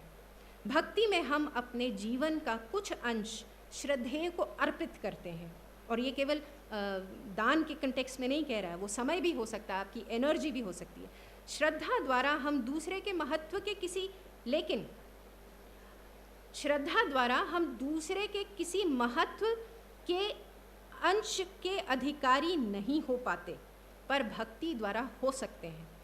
एक की भक्ति करते हुए दूसरे की भक्ति के अधिकारी हो सकते हैं। जैसे राम की भक्ति की तो आप किसके अधिकारी बन गए? हनुमान जी के। हनुमान जी की भक्ति की तो आप अधिकारी बन गए, राम के भक्त बन गए। श्रद्धालु महत्व को स्वीकार करता है, पर भक्त महत्व की ओर अग्रसर होता है। श्रद्धालु अपने जीवन क्रम को ज्यों का त्यों छोड़ देता है, लेकिन भक्त अपने जीवन की कांट छांट में लग जाता है। गुण का प्रत्यक्ष नहीं कर सकते, आश्रय का प्रत्यक्ष हो सकता है जहाँ गुण प्रभावित रूप से हमें दिखाई दें। परिणाम का प्रत्यक्ष हो सकता है, लेकिन गुणों का प्रत्यक्ष नहीं है। अनुभवात्मक मन को आकर्षित करने वाले आश्रय, गुण हमें प्रभावित नहीं करते, हमें जिसमें वो उपस्थित हैं वो व्यक्ति हमें आकर्षित करता है। तो हमारा मन कैसा है? अनुभवात्मक मन को आकर्षित करने वाले आश्रय और परिणाम है, ना कि गुण। अनुभूति पर प्रवृत्ति और निवृत्ति निर्भर करती। जैसा हमारा अनुभव पहला होता है, हम या प्रवृत्त हो जाएंगे या निवृत्त हो जाएंगे। अनुभूति मन की पहली क्रिया है, संकल्प विकल्प दूसरी प्रक्रिया है। सिद्धांत पथों के संबंध में जो आनंदानुभव करने की जो बातें हैं वे इन पथिकों में पाई जाती हैं। राम कृष्ण वो पथिक हैं जो ये हमें आनंद देते हैं। ईश्वर के संदर्भ में बात हो रही। वे सतपथ के दीपक हैं और इनके सामीप्य का लाभ की कामना करना स्वाभाविक है। यदि राम हमारे काम के हैं तो रावण भी उतने ही काम के हैं। क्यों? एक जो है हमें प्रवृत्ति दिखाते हैं और दूसरा निवृत्ति। भक्ति का स्थान हृदय में है, बुद्धि में नहीं। भक्ति के कई विधान हैं, श्रवण, कीर्तन, स्मरण, सेवा, अर्चन, वंदन, दास्य, सख्य, आत्मनिवेदन। लेकिन श्रद्धा में याचकता की भावना उपस्थित नहीं होती, लेकिन भक्ति में याचकता, हम याचक बन जाते हैं, उसमें उसका संयोग रहता है। हमारे यहाँ उपदेशक ईश्वर नहीं माने गए। ईश्वर की कल्पना है लेकिन उपदेशक नहीं है। वो अवतार हुए हैं, और कैसे अवतार हैं? जो कर्म सौंदर्य को दिखा रहे हैं, जीवन में अपने कर्म को स्थापित कर रहे हैं, कर्म परख जीवन जी रहे हैं। और इस कर्म जीवन के लिए जो शब्द हमें मिलता है, ये it may sound as if it is referring to any caste or no, but it is the spirit of the term क्षात्र जीवन। क्षात्र जीवन क्या है? मतलब इनमें आपको एक क्षात्र जीवन मिलेगा, लोक कल्याण की परंपरा मिलेगी। शक्ति और क्षमा दोनों उल्टे वर्च्यूज़ हैं, दोनों ऑपोजिट वर्च्यूज़ हैं, लेकिन दोनों मिलेंगे। शक्ति भी मिलेगी और क्षमा भी मिलेगी, वैभव भी मिलेगा, विनम्रता भी मिलेगी, पराक्रम भी मिलेगा और रूप माधुर्य भी मिलेगा। कोई इतने डिस्टॉर्टेड फिगर्स नहीं आपको दिखेंगी। कोई भी अगर हम ईश्वर की कल्पना करते हैं, उसका बहुत अच्छे से हम उनको सजाते हैं। उनमें तेज भी मिलेगा और कोमलता भी मिलेगी। उसमें सुख भोग भी मिलेगा और पर दुख की कातरता भी मिलेगी कि दुख जो लोक कल्याण है उसको कैसे मैं उतारूं अपने जीवन में। प्रताप के साथ साथ कठिन धर्म पथ का अवलंबन भी मिलेगा। प्रताप भी है उनमें, लेकिन कठिन धर्म पर चलने से वो परहेज भी नहीं करते। तो मुझे लगता है कि आज अगर दया जी होते तो मैं उनको ये रिक्वेस्ट करती कि सर ये वाला अंश मुझे लग रहा है कहीं छूट गया है इस पूरी चर्चा में, या तो इसे अपनाएं या मुझे इसे दिखाएं, मैं कहाँ पर इसको ओवरलुक कर गई हूँ। Thank you so much for your patience. मैं समझता हूँ आपकी विनती उन्होंने सुन ली होगी। आपने पहले तो पूरा जो सिंपोजियम वृंदावन में हुआ उसको नरेट किया है, और उसके बाद अपने व्यूज़ को रखा है। बहुत ब्यूटीफुल है। मैं सबसे पहले अनुभव को आमंत्रित करूँगा कि वो मैडम ने जो प्रेजेंट किया उसको समराइज़ करें, और उसके बाद the discussion is open. Anubhav, you come and summarise it. No, You can have the questions directly. There's no need to then summarize. don't waste the time. So now the questions are invited. Yeah.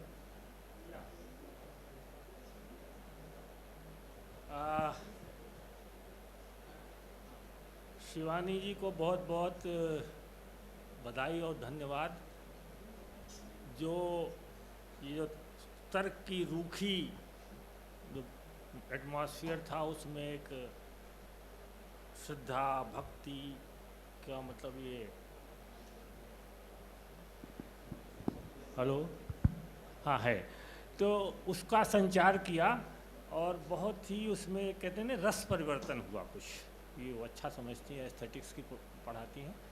लेकिन मुझे एक तो वृंदावन वाला जो मैंने पढ़ा नहीं है, लेकिन किसी ने कहा था कि भक्ति को वहाँ पांचवा पुरुषार्थ कहा गया था।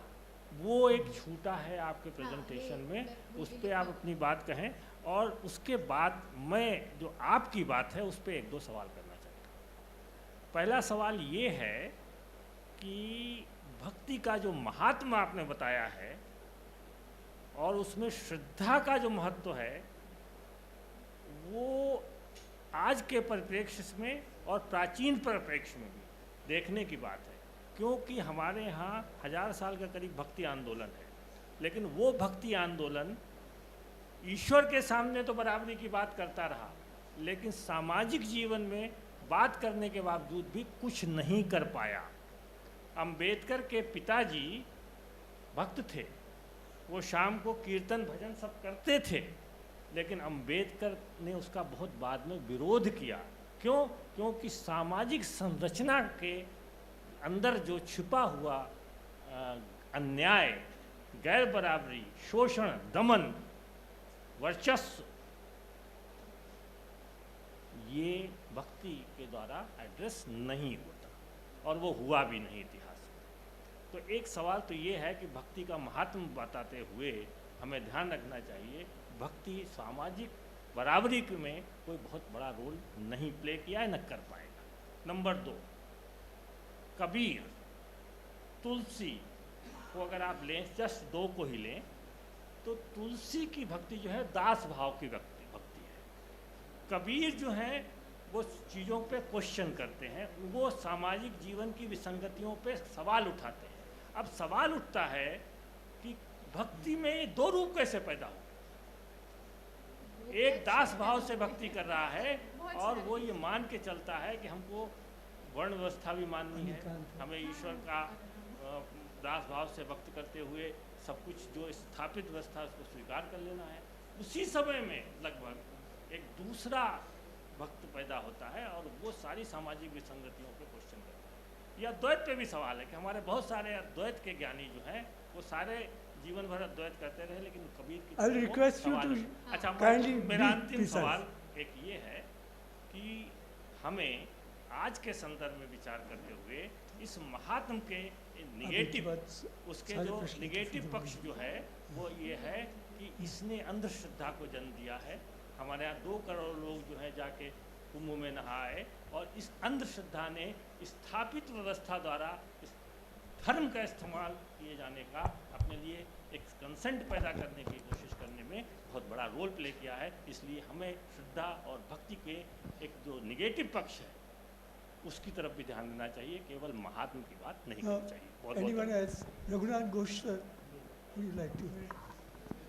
Please give him mic. भक्ति रसामृत सिंधु जो हैं उसमें तो भक्ति का कई तरह होते हैं। वो बोलते हैं कि देयर इज भाव, विभाव, संचारी भाव, जैसे नाट्य शास्त्र में है, वो हमारा वैष्णव परंपरा में भी ये सब कुछ है। तो थोड़ा अगर प्रकाश डालेंगे भाव क्या है, संचारी भाव क्या है, स्थायी भाव क्या है, तो मुझे अच्छा लगेगा। और एक वात्सल्य भाव है यशोदा का साथ जो कृष्ण का, वो जो मिट्टी के मुख में मिट्टी लगाया तो विश्वरूप दोनों ने देखा था। दोनों ने देखा, एक कृष्ण ने देखा सखो भाव ने और जो वात्सल्य भाव ने। इस बारे में 2-4 बात बोल देते तो अच्छा लगता। ठीक।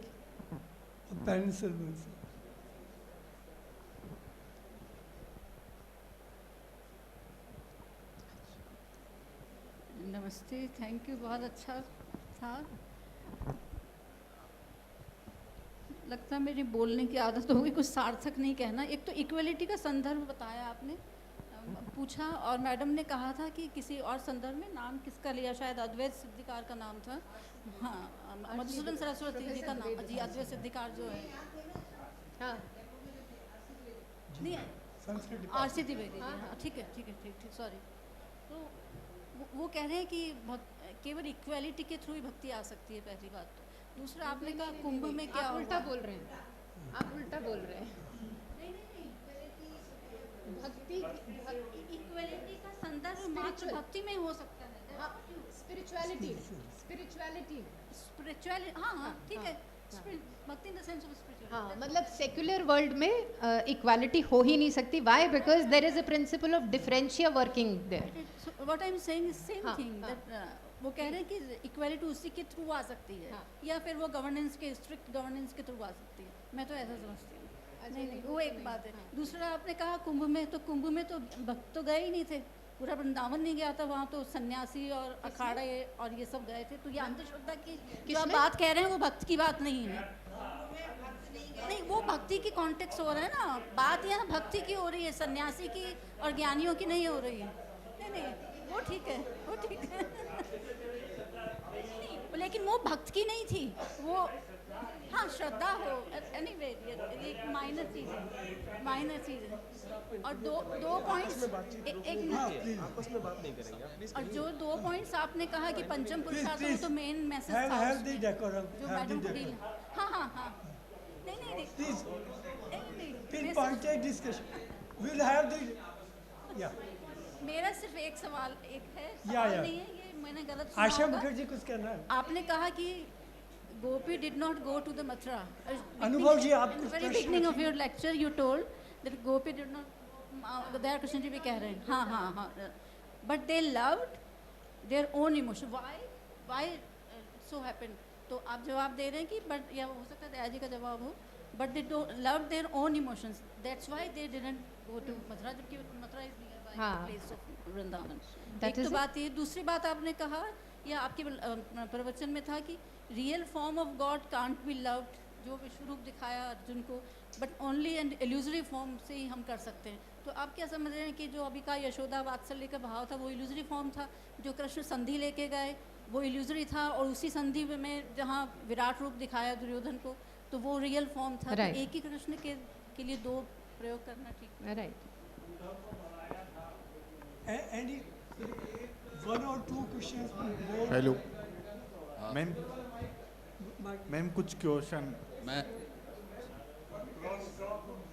ये हाँ, मैं एक सर मैं दो बातें कह, एक तो जो ये सामाजिक डायमेंशन जो है भक्ति का, जो टंडन साहब जिस ओर इंगित कर रहे थे, वैसे तो मैम इस पर प्रतिक्रिया देंगी, मैं कुछ तथ्य रख दूं कि वृंदावन में चैतन्य के जो प्रथम अनुयायी हैं वे मुस्लिम संप्रदाय के थे, और पनीर सर इस पर बहुत अच्छा तथ्यात्मक स्पष्टीकरण दे सकते हैं। तमिलनाडु में श्रीरंगम में अलाउद्दीन खिलजी की पुत्री की पूजा होती है आज भी। हमारे राजस्थान में, पश्चिमी राजस्थान में मांगनियार देवियों के गीत गाते हैं हर मंदिर में, वे सब मुस्लिम संप्रदाय से आते हैं। तो ये जो इंटर कम्युनिटी जो संबंध है उसका एक खूबसूरत पक्ष है, उसकी हम अवहेलना कर रहे हैं, फैक्चुअली अवहेलना कर रहे हैं। ये भक्ति से ही संभव हो सकती थी। मेरे कलीग मनीष सर जो हैं वो नाथ संप्रदाय का उल्लेख कर रहे थे, वहाँ एक भिन्न प्रकार की भक्ति हमें देखने को मिलती है। उन्होंने कितना सारा सामाजिक परिवर्तन किया है भारत के इतिहास में, तो हम कहीं ना कहीं एकांगी हो रहे हैं इस तरीके की बात करके। एक दो बातें और, जहाँ पर मैम आप भाव और ज्ञान के संबंधों की बात कर रही थी, तो वैष्णव वेदांत के अनेक संप्रदायों में भक्ति को ज्ञान का सर्वोच्च रूप, हाईएस्ट फॉर्म ऑफ नॉलेज के तौर पर प्रतिष्ठित किया गया है। और अद्वैत और भक्ति, वहाँ एक सुंदर चर्चा मधुसूदन सरस्वती के भक्ति रसायन में प्राप्त होती है कि अद्वैत में भक्ति की क्या गुंजाइश हो सकती है, और बहुत सुंदर उत्तर उसका वहाँ मिलता है कि हम कल्पित द्वैत की अवस्था में रहते हैं। तो ये एक अंतर्दृष्टि हो सकती है इस ओर भी कि क्यों भक्ति में मुक्ति को ऑब्जेक्टिव नहीं माना गया, क्योंकि कल्पित द्वैत की अवस्था में मैं हमेशा रहना चाहूँगा। और यहाँ पर फिर बृहदारण्यक की बहुत सुंदर जो बात है कि एक से अनेक क्यों हो जाते हैं, सवई नेवरे में, ये कुछ बातें मैं कहना जोड़ना बहुत सुंदर, बहुत सुंदर।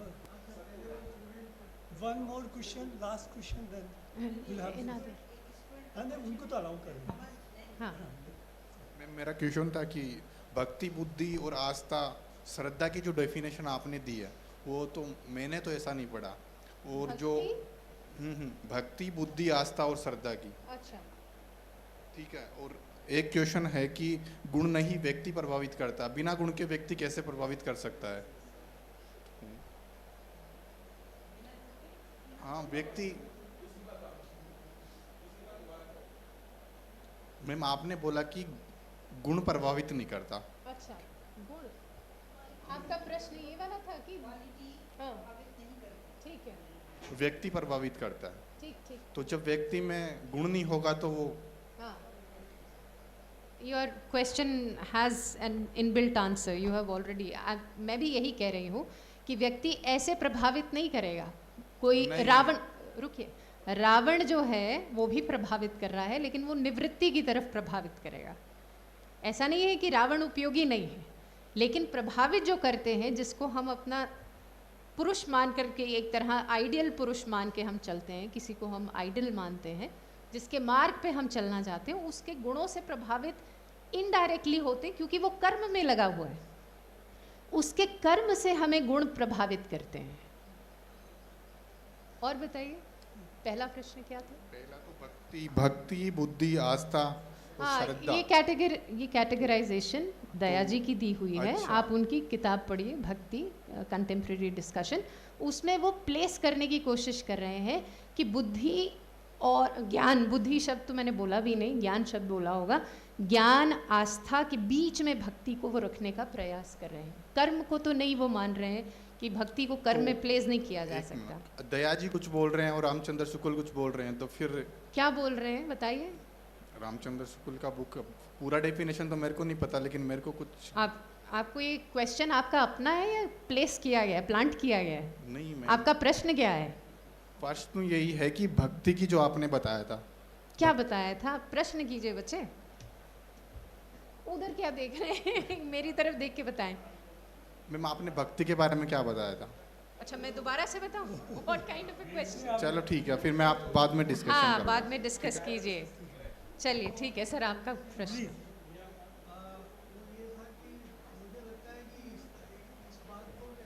करना चाहिए जी, इस बात को भी एम्फेसाइज करना चाहिए कि जो आराध्य का स्वरूप है, वो स्वरूप जो है वो भक्ति के स्वरूप को निर्धारित करता है। अर्जुन के कृष्ण जो थे वो नहीं थे जो गोपियों के कृष्ण थे। तो ये एक ऐसी बात है जिस पे थोड़ा सा आप ज़रा कुछ कहें या इस तरफ भी थोड़ा ध्यान दें।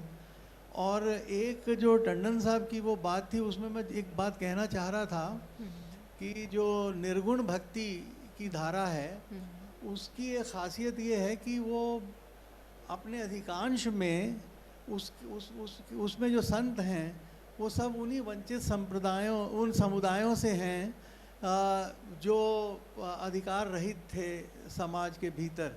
तो ये एक तरह का, बहुत से लोग इसको प्रोटेस्ट के रूप में देखते हैं, देखा जाना चाहिए या नहीं ये अलग बात है। तो कबीर हों, दादू हों, वो बहुत सारे इस तरह, देखिए नानक के अतिरिक्त बाकी आम तौर पे उस तरह के हैं। तो ये जिस तरह की प्रोटेस्ट, इसको यदि आप के रूप में देखेंगे तो आपको इसमें वो एलिमेंट दिख जाएगा जो आपको चाहिए। किंतु वहाँ पर जो भक्ति का स्वरूप है, रूप है, वहाँ पर प्रेम का एक दूसरा डायमेंशन प्रस्तुत हो जाता है। आराध्य के स्वरूप से जोड़ के मैं ये बात देखने के लिए कह रहा हूँ। तो मुझे नहीं पता, मैंने क्योंकि पढ़ा नहीं, तो दया जी कैसे सोचते थे इस विषय में किंतु आप क्या सोचती हैं कि आराध्य के स्वरूप को ध्यान में रखें तो भक्ति के भाव में जो वैभिन्न दिखता है वो इससे थोड़ा स्पष्ट नहीं हो जाएगा? जी, as a participant I would like to ask some small questions also. जी जी जी। एक तो ये इसका कहीं उल्लेख नहीं हुआ, सात्विक भक्ति, राजसिक भक्ति और तामसिक भक्ति। और एक जो दूसरा जो दया जी ने एक बात कही कि हम भक्त image of illusory image of God को डिवोशन का अवलंबन बनाता है। इसका कारण क्या है? ये विचारणीय है। हम देखते हैं कि सुकरात पर एक तीसरा आरोप ये लगाया गया था कि वो देवताओं को नहीं मानते हैं और अपना देवता खड़ा करते हैं। तो ये क्या बात है? और इससे संबंधित एक जो बात है उसकी तो यहाँ कहीं चर्चा ही नहीं हुई। वो योग सूत्र में जो आया है, क्योंकि जो भक्ति का जो अंतिम लक्ष्य है वो तो आत्मसिद्धि है ही, क्योंकि आपने कहा परम पुरुषार्थ, पंचम पुरुषार्थ। तो फिर जो योग सूत्र में एक सूत्र है कि वीतराग से भी समाधि हो जाती है, उस भक्ति की यहाँ चर्चा हुई या नहीं? ये मेरे कुछ प्रश्न हैं। सर मेरी एक टिप्पणी है भक्ति पे मैम।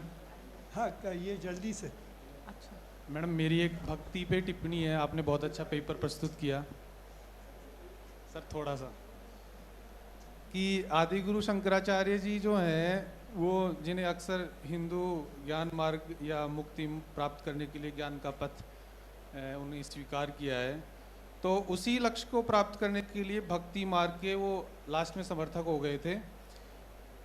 जैसा कि राजगोपालाचारी भी वर्णन करते हैं कि जब बुद्धि परिपक्व हो जाती है और हृदय में सुरक्षित रूप से बस जाती है, स्थित हो जाती है, तो यह ज्ञान जो विज्ञान रूप में हमारे पास स्थित है, तो वो जब वह विज्ञान जीवन के साथ एकीकृत हो जाता है और अपने इस प्रक्रिया से बाहर हो जाता है, तो यह एक रूप से भक्ति बन जाती है। मतलब भक्ति स्वरूप हम लोग इसको मानते हैं। तो यदि यह भक्ति में परिवर्तित नहीं होता है तो ऐसा ज्ञान शंकराचार्य जी और राजगोपालाचार्य मानते हैं कि ऐसा ज्ञान बेकार है। Thank you. मुझे समझ नहीं आया आपका प्रश्न, वैसे ऑनेस्टली बताओ। प्रश्न नहीं मैडम, ये टिप्पणी थी। अच्छा टिप्पणी है, all right, thank you, we can take it later. बहुत सारे कई बार एक्सप्लेनेशंस जो होती हैं वो कंटेक्चुअलाइज नहीं हो पाती, but let me begin by professor Raghunath ji. भाव, स्थायी भाव, संचारी भाव का और वात्सल्य का इस पूरे कंटेक्स्ट में हम कैसे समझ सकते हैं? तो जैसा सर इस किताब, जैसा कि इस किताब में भी एक प्रयास हुआ है कि भक्ति को निर्वेद के माध्यम से एक स्थायी रूप में स्थापित करने का प्रयास हुआ है, लेकिन ये एक्सेप्ट किया गया है कि भारत के नाट्य शास्त्र में तो कम से कम भक्ति का कहीं उदाहरण हमें नहीं मिलता है। With Udbhata of course it comes into light, and with Anandvardhan and Abhinav Gupta it got established in their काव्य, कहीं ना कहीं उसका रेफरेंस भी मिलने लग जाता है। और भावों के संदर्भ में जैसे कि हम मानते ही हैं कि स्थायी भाव वो भाव है जिनको चर्न करने से हम रस की प्राप्ति करते हैं। उनके ऊपर जब एक होमवर्क पर्टिकुलर कंडीशन में किया जाता है, एनवायरमेंटल स्टेज्ड एफर्ट्स जहाँ किए जाते हैं, तो वो स्थायी भाव जो हैं परिणत होते हैं रस में। और संचारी भाव वो भाव हैं जो मुख्य भाव से संचारी भाव, व्यभिचारी भाव वो भाव हैं जो आते जाते हैं। मान लीजिए किसी नाट्य का एक टिपिकल मुख्य जो रस है वो उसको रति, या हम कह सकते हैं रति भाव को उद्दीपन उसका करना अगर लक्ष्य है, या श्रृंगार रस को प्रोड्यूस करना उसका उद्देश्य है, तो उसमें कॉन्स्टेंटली श्रृंगार ही नहीं चलेगा, उसमें कुछ संचारी भाव आएंगे, कुछ उसमें ऐसे भी तत्व आएंगे जो माइनर टेस्ट के होंगे। मेजर टेस्ट अगर आपका वहाँ पर श्रृंगार रस है तो ऐसा नहीं है कि उसमें क्रोध नहीं आएगा, उसमें दूसरे अन्य एलिमेंट्स नहीं आएंगे, उसमें उत्साह भी हो सकता है, उसमें आपका विभत्स रस भी कहीं ना कहीं बीच बीच में आ सकता है, कुछ भी आ सकता है। लेकिन स्थायी भाव जो हैं इसके बाद, उद्भट के बाद भक्ति को उसमें मान लिया गया। और जो दूसरा पॉइंट आपका बिंदु है कि वात्सल्य के उदाहरण में कि जब यशोदा ने उनके मुख में पूरा ब्रह्मांड ही देख लिया, तो उसमें हम भक्ति की स्थिति या हम उसमें भय में उनमें भय की हम कल्पना कर रहे हैं या मान रहे हैं कि माता में कोई भय उत्पन्न हुआ और उन्होंने किस तरह का रिएक्शन किया। यहाँ तो स्पष्ट है कि अर्जुन ने बिल्कुल स्पष्ट कृष्ण को कहा कि तुम अपना जो तुम्हारा रूप है उसमें वापस लौटो, मुझे ये सहनीय नहीं है। I am not sure what was the response of Yashoda in that context, but yes she was accepting howsoever that child, Krishna as a child is, portraying himself. But Vatsalya bhav continues. It is not that Vatsalya is rejected. So Vatsalya, Sakhya bhav, Vatsalya bhav, Dasya, Preeti, these are all forms. These are all forms which have been admitted in regard to bhakti, with regard to bhakti.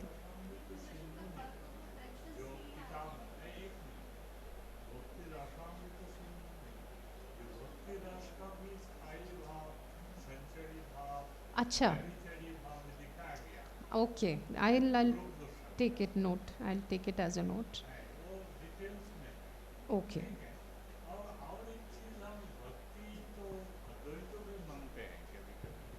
लेकिन हाँ। वो means में and नहीं है। नहीं, end लेकिन नहीं। वैष्णव का जो भक्ति है वो एंड है, means and both. Okay, right. ये थोड़ा लगता है क्योंकि कहीं देखा मैंने। ठीक है, well taken.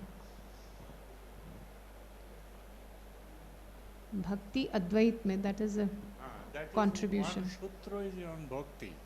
That is the means of knowing, not end. और वैष्णव लोग एंड मानते हैं। वो लोग बोलते हैं it is better to be jackal in the Vrindavan than to accept mukti of Vaisheshika, क्योंकि मुक्ति नहीं चाहते हो, क्योंकि भक्ति खत्म हो जाती है। तो भक्ति को अगर वो मीन्स भी मान लेते हैं सर अद्वैत वाले, तो फिर और भी तो ज्ञान भी उनका मीन्स है। हाँ, ज्ञान भी मीन्स है, कर्म भी मीन्स है, द्वैत तो होना एवरीथिंग, चाहिए। I mean 3 of them are equal means.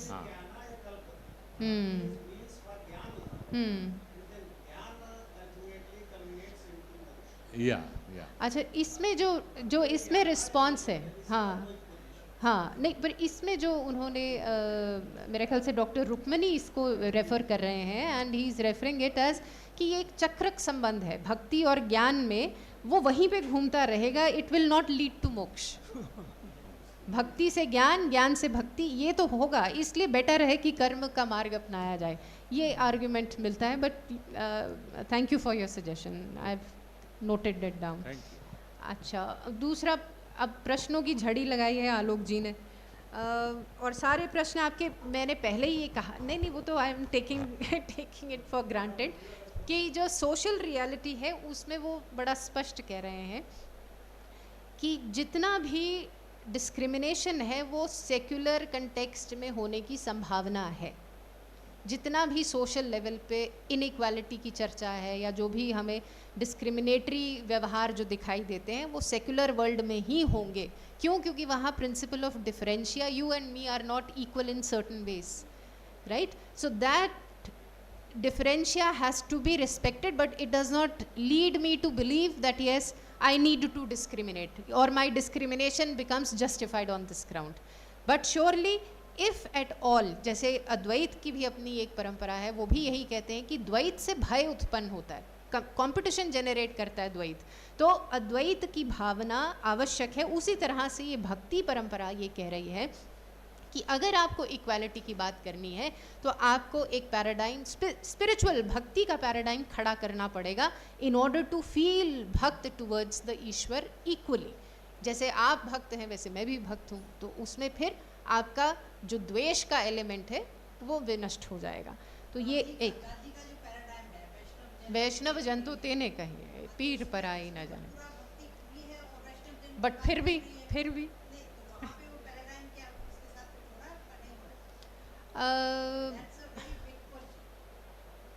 आपका प्रश्न है कि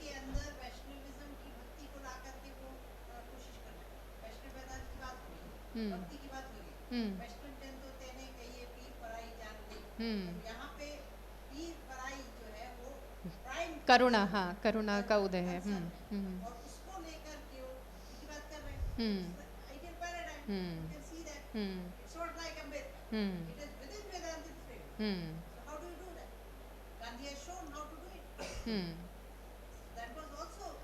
तो कहाँ पर मैम फिर उसमें गड़बड़ कहाँ होगी हुई क्या? हाँ, तो अभिमान नहीं आना चाहिए। Right right. अच्छा, एक और दो प्रश्न थे।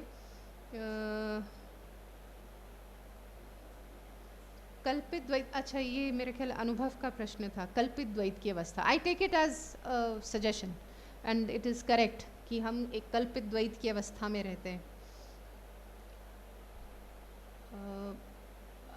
योगेश मैम ने कुछ बात कही थी कि अर्जुन के जो कृष्ण हैं और गोपियों के जो कृष्ण हैं उनमें क्या अंतर है। Is it correct ma'am? हाँ, तो वो दया जी का प्रश्न है, वो दया जी का मात्र प्रश्न है, उसका उत्तर हमें ही खोजना है कि क्या इल्यूजरी फॉर्म को ही हम रिस्पेक्ट कर पाते हैं। और मुझे लगता है कि नहीं, ऐसा नहीं है। हाँ नहीं, it is the word that he has used. How do I replace it? But it is the word that he uses, and उसमें मुझे लगता है कि कोई ऐसा, it is only to set the discussion in the right direction, probably that he is using such an argument, but he may not mean it, because at the end he does say कि भक्ति में अगर inclusivity नहीं है, भक्ति में अगर transcending capacity नहीं है, तो वो भक्ति का कोई मतलब बहुत कंट्रीब्यूशन नहीं माना जाएगा। और सात्विक भक्ति, rajasic and tamasic, of course I think it was missed here, and आत्मसिद्धि योग सूत्र। तो सर भक्ति का आत्मसिद्धि में मुझे लगता है कि शायद उस तरह से ना आर्ग्यूमेंट इतना कंड्यूसिव ना हो जिस तरह से योग सूत्र का आप रेफरेंस देते हुए आत्मसिद्धि की बात करें। वहाँ शायद भक्ति उसकी रिक्वायरमेंट नहीं है, आत्मसिद्धि जो है वो भक्ति की रिक्वायरमेंट शायद ना हो, क्योंकि आत्मसिद्धि हो गई तो फिर आप मोक्ष की तरफ जाएंगे और फिर दोबारा भक्ति करने नहीं आएंगे। तो ये एक मुझे लगता है कि साइकिल जो है डिफरेंट तरह के प्रिजम्पशन है। और ये जो सात्विक राजसिक, हाँ ये मिस्ड है ये, हाँ this has not been taken up, but yes surely. और ये मुझे वैसे इसमें भी नहीं मिला, मैम कल बोलेंगी तो maybe she'll find some reference, हो सकता है मेरे से मिस हुआ, but I haven't found in the context of Gita में तो है, गीता में तो है, but with regard to Daya ji maybe नहीं, स्टेजेस भक्त स्थल की बात हो रही है, काइंड्स ऑफ भक्ति, कितनी तरह की रिलेशनशिप की भी बात उन्होंने की है, बट सात्विक एंड तामसिक भक्ति का कहीं मिस हुआ है, या तो मुझसे मिस हुआ है या मैं I didn't see. So very nice. मैं अब ज़्यादा समय नहीं लूँगा, हो गया, मुश्किल से इनवाइट मैं 2-3 टिप्पणी करना चाहूँगा, समय हो गया है।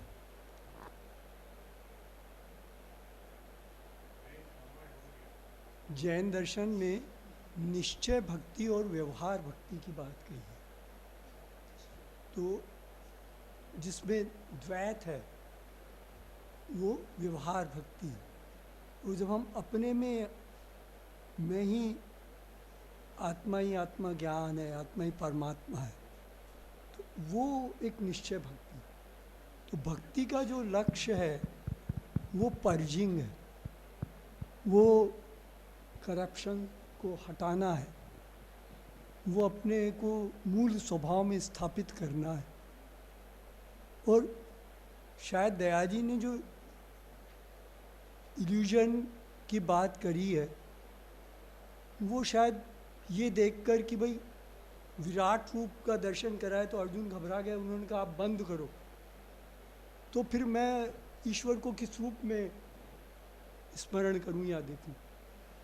तो इसी संदर्भ में मैंने कहा कि ईश्वर का तो वो रूप जो कि जिससे आपको भय नहीं हो, बल्कि जिससे आपको लगाव हो सके, जिसको आप आत्मसात कर सकें। तो मोनोथिज्म के अनेक रूप हैं और उसमें अनेक प्रकार के देवी देवता हैं, वो है, उस सब का अपना है।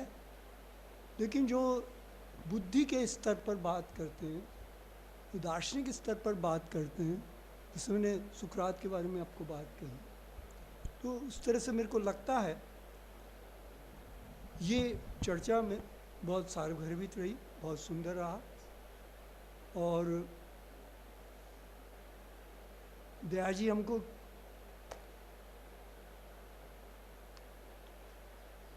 कितना प्रसाद दे के गए,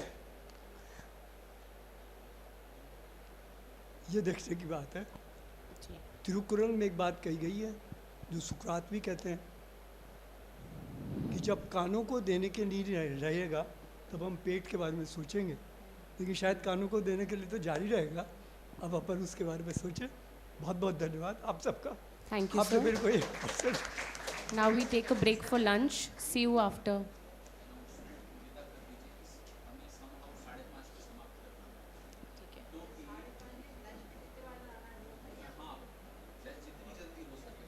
ठीक है, okay.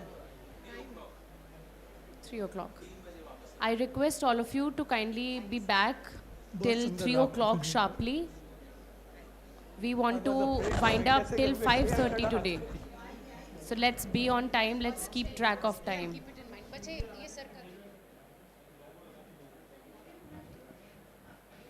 I request all of you to kindly be back at 3.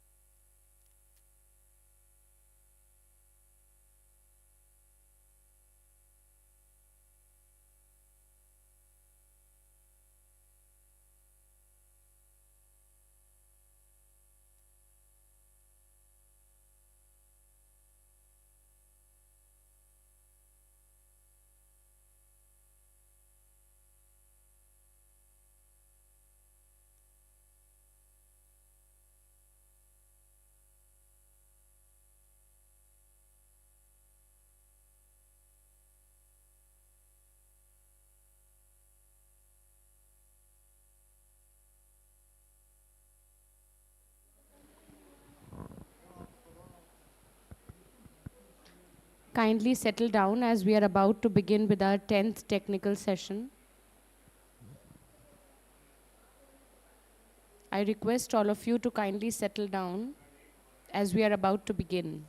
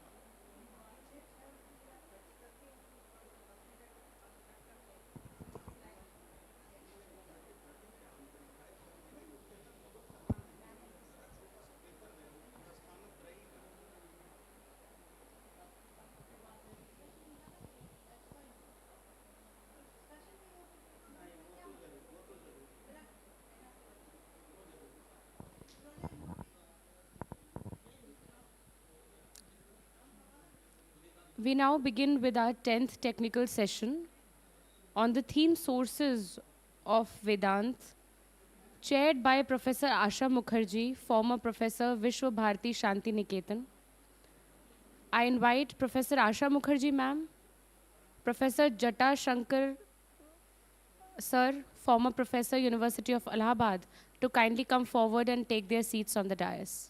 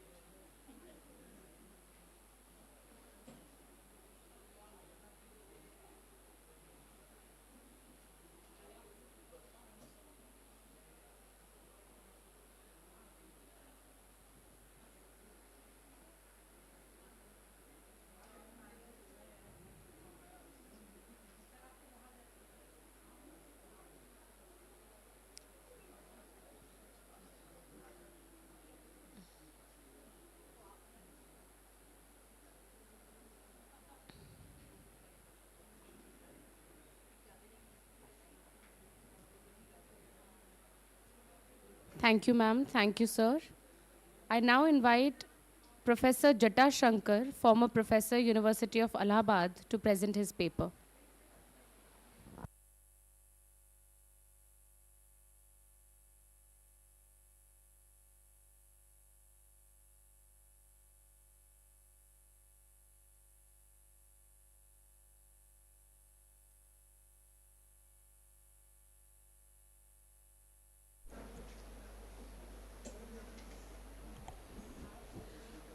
It's a great pleasure for me to be here and request Professor Jata Shankar ji to present his paper. We are very old friends, if I can remember correctly. For the first time I met him in Allahabad when he was also a student and I was also a student. And we were actually, I was at the house of Professor Sangamlalji Pandey. So that's how we met for the first time.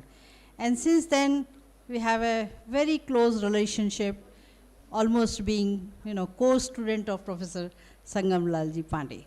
So formally, we are not Guru Bhai or Guru Behan, but he always calls me as Guru Behan, and that's what I call him. So it's such a pleasure for me to formally sit on this chair and request him to make a presentation. Now, few remarks about my profession as chairing. We have to strictly maintain the time.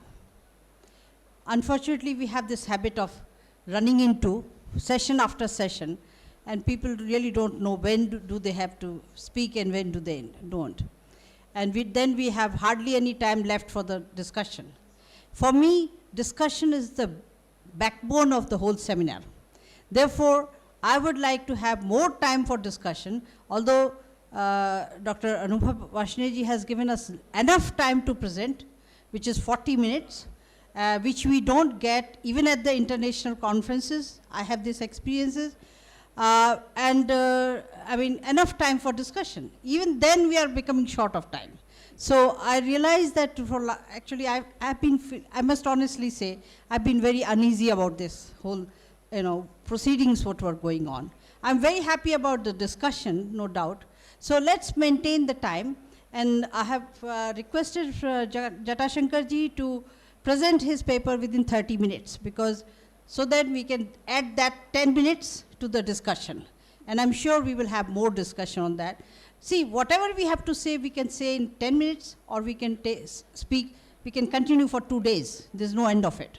We are all professional teachers after all, So we are professionally speakers, So I request Professor Tiwari to speak, say, for 30 minutes, and then we will have the discussion. And in this session, we have only one presentation, so hopefully we will finish within 4 o'clock. That's my target. Thank you.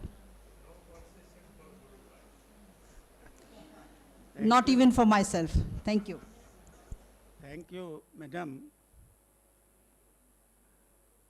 She has remembered all events clearly, and the house where she used to go, Sangamlal Pandey, it was like a pilgrimage for me, and every evening I was with him for more than 1 hour, 2 hours, 3 hours. He was my research supervisor. So,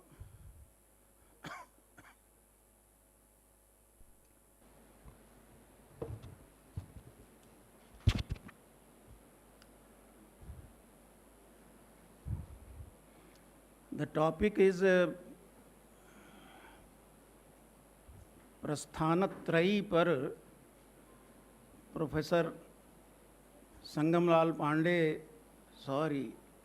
professor दया कृष्ण का दृष्टिकोण और उस दृष्टिकोण की एक समीक्षा अपनी ओर से. So the paper was published in JICPR sometime in late 90s, and Anubhav, he gave me this homework that, sir, so far nobody has opted this topic, so kindly speak on something on this topic only.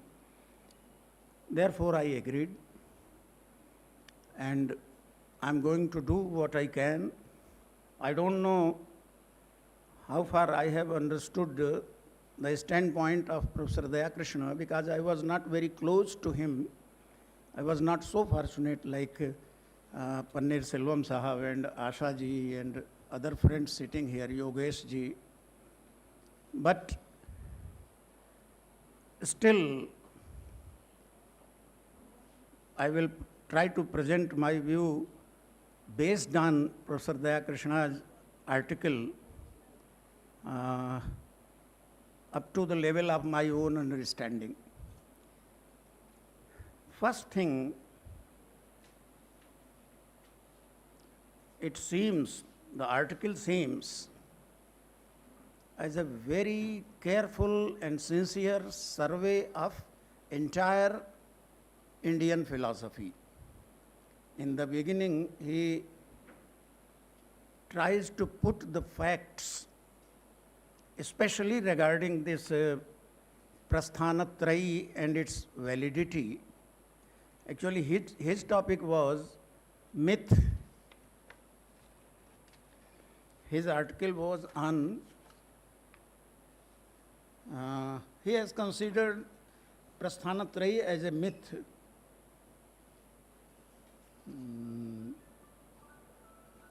Exact topic, I will just.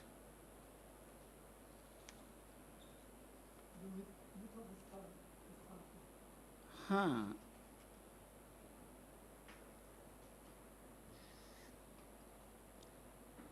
The myth of Prasthanatrayi. This is the topic on which Professor Daya Krishna has written this article. And from beginning to the 3/4 of paper, it's a sincere scrutiny of entire Indian philosophy to look sincerely into it and search whether Prasthanatrayi has been accepted or not, and by whom it is accepted and by whom it is not accepted, not mentioned even. He has considered both Vedic and non-Vedic schools, Buddhist, Jain, Charvak, and the 6 systems which are supposed to be Vedic systems based on Vedic Veda. And he says that only very few of these acharyas and scholars of these schools, very few of them accept Prasthanatrayi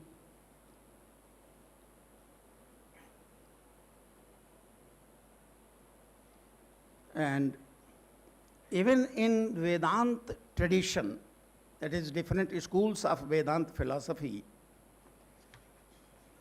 he has rightly pointed out that only Shankar and Vallabha, these 2 acharyas have commented on all 3 constituents of Prasthanatrayi. The constituents are Upanishads,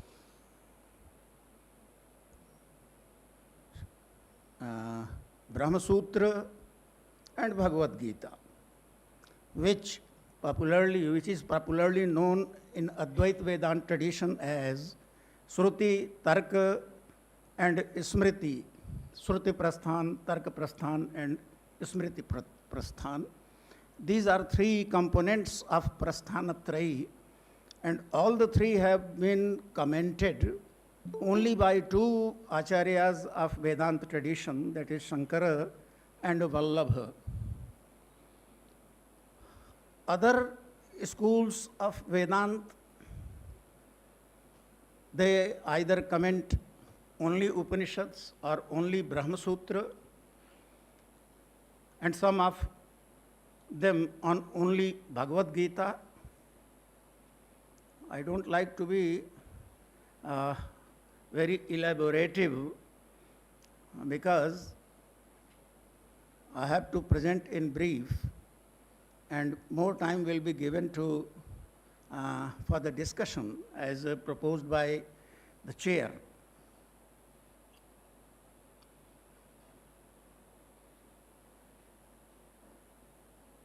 Yes, he has very clearly said that other schools write commentaries on either Bhagavad Gita or Brahma Sutra or Upanishads. Naturally, he mentions in detail that no Buddhist and Jain tradition has any reference to these texts in their treatment, and Nyaya Vaisesik, Sankhya Yoga, Mimamsa, they also make no commentary on Prasthanatrayi. This is a fact, and Professor Daya Krishna has dealt with them, with these points very elaborately in his paper. I'm sorry I cannot be so detailed. To my mind it comes that Buddhist tradition or Jain tradition or even Nyaya Vaishesik and Sankhya Yoga and Mimamsa, they have their own texts, they have their own sutras, And the commentaries in these schools have come on their sutra. For example, Jaimini Sutra for Mimamsakas, Kapila Sutra for Sankhyas, etc., etc. So they will comment on their own sutras, on their own texts. And same is the case with Buddhist and Jaina traditions. So it's not a serious matter that these schools have not made any mention of Prasthanatrayi. It's not a point of concern.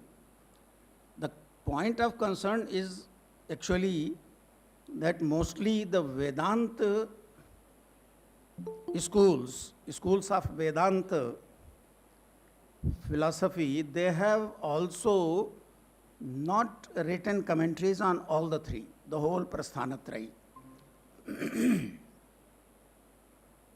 And sometimes we find that other than these three, other scriptures other than these three, they have become the basic foundation of some of the schools of Vedanta tradition.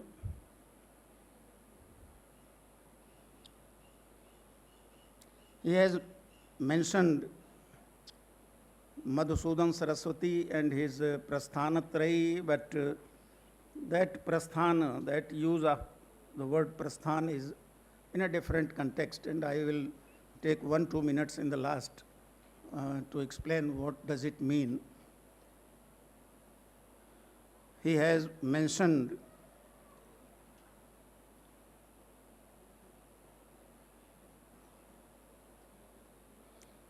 Swaminarayan tradition and Narayan Guru, Dayananda Saraswati. They have made no mention of Prasthanatrayi, though they are considerably important scholars and important schools of modern Indian thought. So these things have not been mentioned, and these statements, they are true and factual.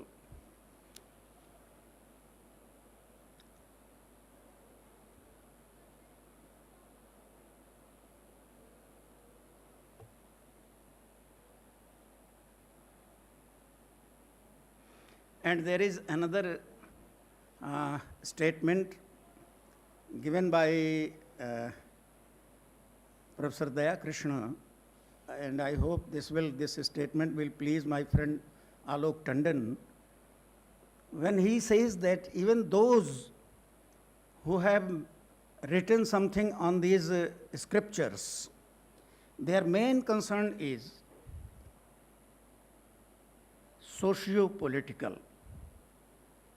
They have not chosen metaphysical or other aspects of these scriptures. Rather, they have taken another aspect, socio-political, which is a moral and socio-political, especially Bhagavad Gita.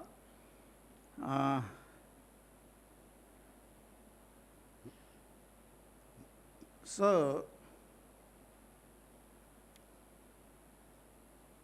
these are the factual statements, and on the basis of this statement, on the basis of these facts, Professor Daya Krishna has concluded his article with a suggestive conclusion, and actually that suggestive conclusion disturbs a sincere student of Vedanta and especially Advait Vedanta, like me, and I have been hearing for last 2.5 days that this was the purpose of Professor Daya Krishna, to disturb your mind and inspire you to think anew, afresh, or to inspire at least to read something So Professor Daya Krishna and his able successor Anubhav, they have succeeded in their goal. They compelled me to read something and to write few lines, few words on this paper. So this inspiration part is actually his success, and I have been inspired to read once again these texts. See, Tulsi Das, a Hindi Sant poet, he has very, very clearly said that Shastra Suchintit Puni Puni Dekhiye. A suggestion is that even a well thought Shastra, if you have read it fully, even then Puni Puni Dekhiye. Revise it again and again. Shastra Suchintit Puni Puni Dekhiye. Bhoop Susevit Vash Nahi Lekhiye. Or don't think that the king is under your control if you have served the king for many times. Even then, serve the king daily. Bhoop Susevit Vash Nahi Lekhiye. Don't think that the authority is under your control. And the second Chaupai says very beautifully, Rakhiya Nari Jadapi Urmahi. Even if you keep a young lady in your heart, Rakhiya Nari Jadapi Urmahi, Yuvati Shastra Nripati Vashanahi. There's Yuvati and Shastra and Nripati, they are not under control of anything unless you attend them regularly and properly. And I had forgotten this thing, and I, for many long years, I had not looked into Upanishads and into other texts of Vedanta tradition. On the first day, perhaps Ashaji, she asked me, what are you doing these days? I said, I have once again started study of Upanishads independently, without any bhashya, without any commentary from any school. I want to see what real Vedanta says and what reaches to my mind. And really, I'm doing it gradually, day by day. एक श्लोक दो श्लोक कुछ न कुछ आगे बढ़ता है. So, this is a Purva Paksh for me. Advait Vedanta is Purva Paksh for Professor Daya Krishna. And this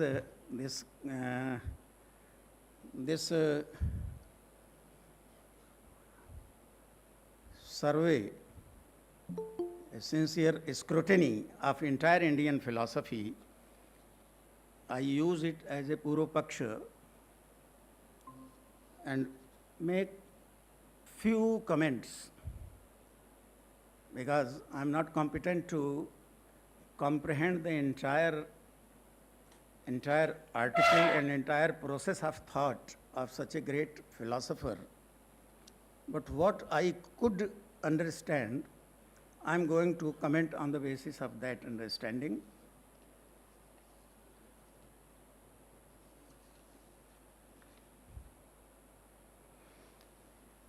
Yes, first of all, let me read out that concluding paragraph which has disturbed me. Concluding line of that paragraph says like this: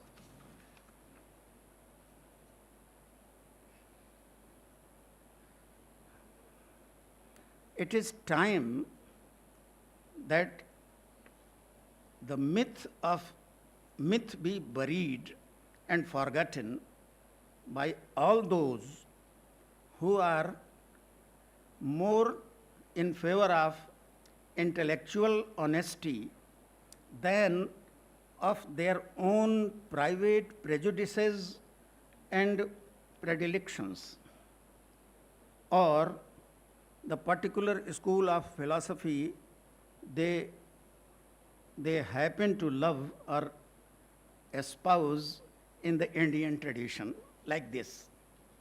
So it's a suggestion to bury the myth and proceed afresh. But the people like me, how can I bury this myth on which entire Advait Vedanta is based and founded? And if at all I bury it, where will I go? I cannot find anything anew. So my response is of such a person who is worried about the burial of this myth, and that is my response. One thing, Professor R.D. Ranade, Ramchandra Dattatreya Ranade, he has written a book, A Constructive Survey of Upanishadic Philosophy, in which he dares to say, he has said, he was a great scholar, that the roots of all Indian tradition, Indian philosophical traditions are found in Upanishads. And he has given a detailed,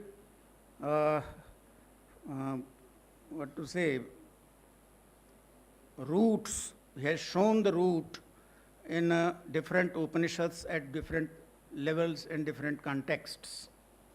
So, to say that none of the three is discussed in other schools is not correct. At least Upanishads have a foundational role of entire Indian philosophy, though no commentary has been written by other schools of Indian philosophy other than Vedanta. One new thing, but it is a new edition, and when this article was published, this new commentary had not come into existence. Since Professor Daya Krishna has mentioned Swaminarayan Sampradaya, there is a recent change. In the recent past, Swami Bhadresh Das of Akshar Purushottam Darshan, Akshar Purushottam tradition, he has written a commentary on entire Prasthanatrayi, all Upanishads, Brahma Sutra and Bhagavad Gita, and he has named it Akshar Purushottam Bhashya. So this Bhashya is addition in Vedanta tradition, is an addition among those schools who have commented on Prasthanatrayi. So this is one thing. But this publication is a later publication. It was not during the publication of this article of Professor Daya Krishna.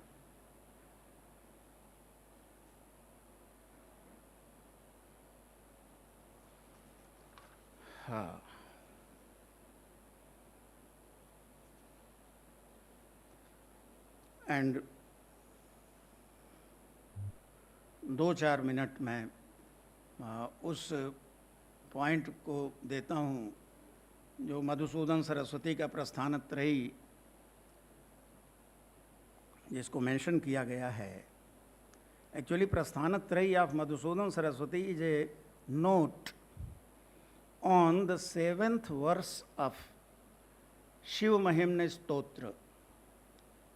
Shiv Mahimna स्तोत्र के 7वें श्लोक पर एक brief comment किया मधुसूदन सरस्वती ने, and he named it Prasthana Bheda, and the purpose is to show that different schools of philosophy they differ on the point of departure only, prasthana bheda, and the goal of all these schools is the same. The shloka says, Trai Sankhyam Vedah Pashupatimatam, Trai Sankhyam Yoga Pashupatimatam Vaishnavamiti प्रभिन्ने प्रस्थाने परमिदमतः पथ्यमिति च रुचीनां वैचित्र्यात्. Why this prasthan bhed happens? Ruchinam vaichitrya. It is a difference of interest of different school. Ruchinam vaichitryat riju kutil nana pathajusham. Some adopt straight way, some others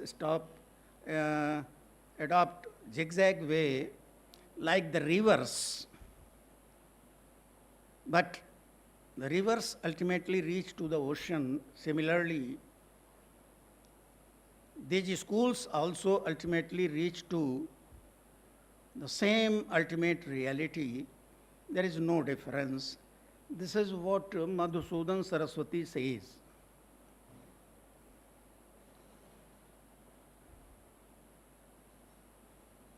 Actually, this sloka of Pushpadanta, it was recited by Swami Vivekananda in his speech in Chicago, a speech in World Religion Congress in Chicago.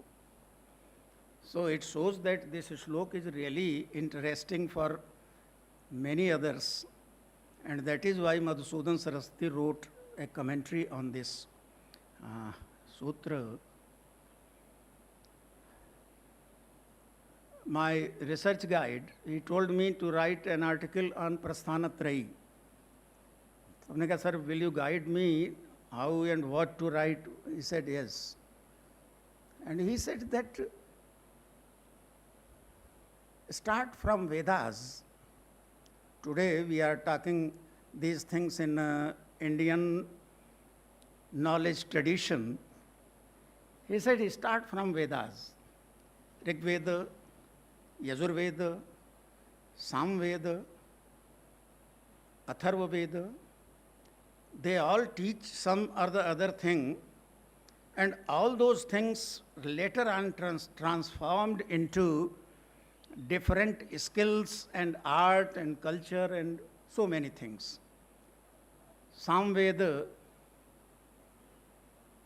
has given birth to entire fine arts and music and all those things. And today Professor Ghosh was talking of Rasananda and Brahmananda. So musicians also talk of Rasananda and they say Brahmananda Sahodara. He has distinguished between that the permanence and temporarity of the two. But those who believe that Rasananda is Sahodar of Brahmananda, they believe that, oh, I have achieved the ultimate. So medicines and Ayurveda and all these arts and crafts, they have been developed from these four Vedas, their Upavedas and following traditions. Then it comes to Upanishads and later on to other scriptures of Indian tradition. But the purpose is the same. The ultimate goal is the same. Immediate goal may appear to be different. And this prasthan is at the level of appearance, not at the level of reality, if I use Bradley's phrase. He also says that there is nothing in the treasure of reality except these appearances. So appearance is not unnecessary and unimportant. With these words, I hope I have saved some more minutes. And I thank Anubhavji to give me a topic on which I could write something. Thank you.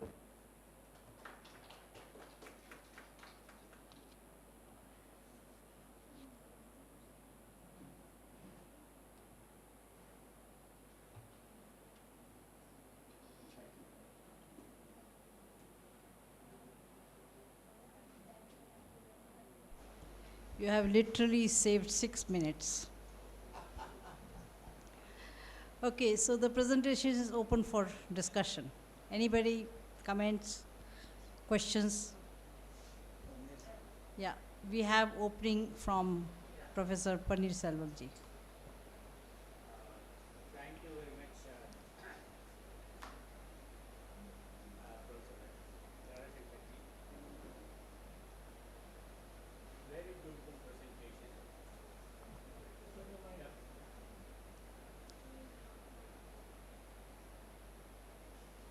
I really like the way in which you have started. Okay. It was like a river flowing. Really, I enjoyed it. And you are always my guru. And the last phase of your lecture is very interesting. And you argued that the Prasthanatari cannot be a myth. And like any agitated Advaitins, you have also raised this question: if this has to be buried, then where can I go? Yeah, that's a very wonderful question for the Advaitis. But why Daya considered this as a myth? This is a very important issue, and I feel perhaps if Daya would have been alive, I would answer him in this way. Because simply, as you correctly said, we cannot dismiss Prasthanatari as a myth. Because any student of philosophy, especially if an Advaitin, he or she would say that the method which Shankara has adopted has a lot of implications. Now, in Indian tradition, as well as in the West, after the emergence of especially the hermeneutics as a method of philosophizing in the West, of course, we have this method from the ancient time onwards. The role of the text as well as the interpretation is very important. It is playing a very important role.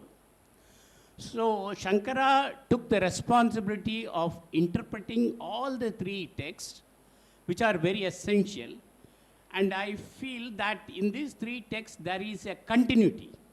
That is the reason why Shankara has taken this methodology, of interpreting all the three texts. And moreover, there is always what is known as a hermeneutic circle. In fact, I wrote an article in JPR, and Daya really appreciated that hermeneutic circle. Because in hermeneutic circle, what happens is, there is always a close relation between the whole and the parts. Now, in Shankara's methodology, I would say that the dictum is Brahma Satyam Jagan Mithya. If this is a message which Shankara wants to convey, then there is a need for him to club all these three texts together. Because in Indian tradition, we talk about Adhyaropa and Apavada. There is affirmation and subsequent negation.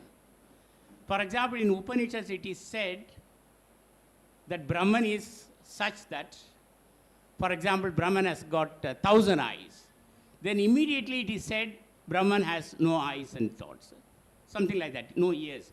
So what is the message that is conveyed?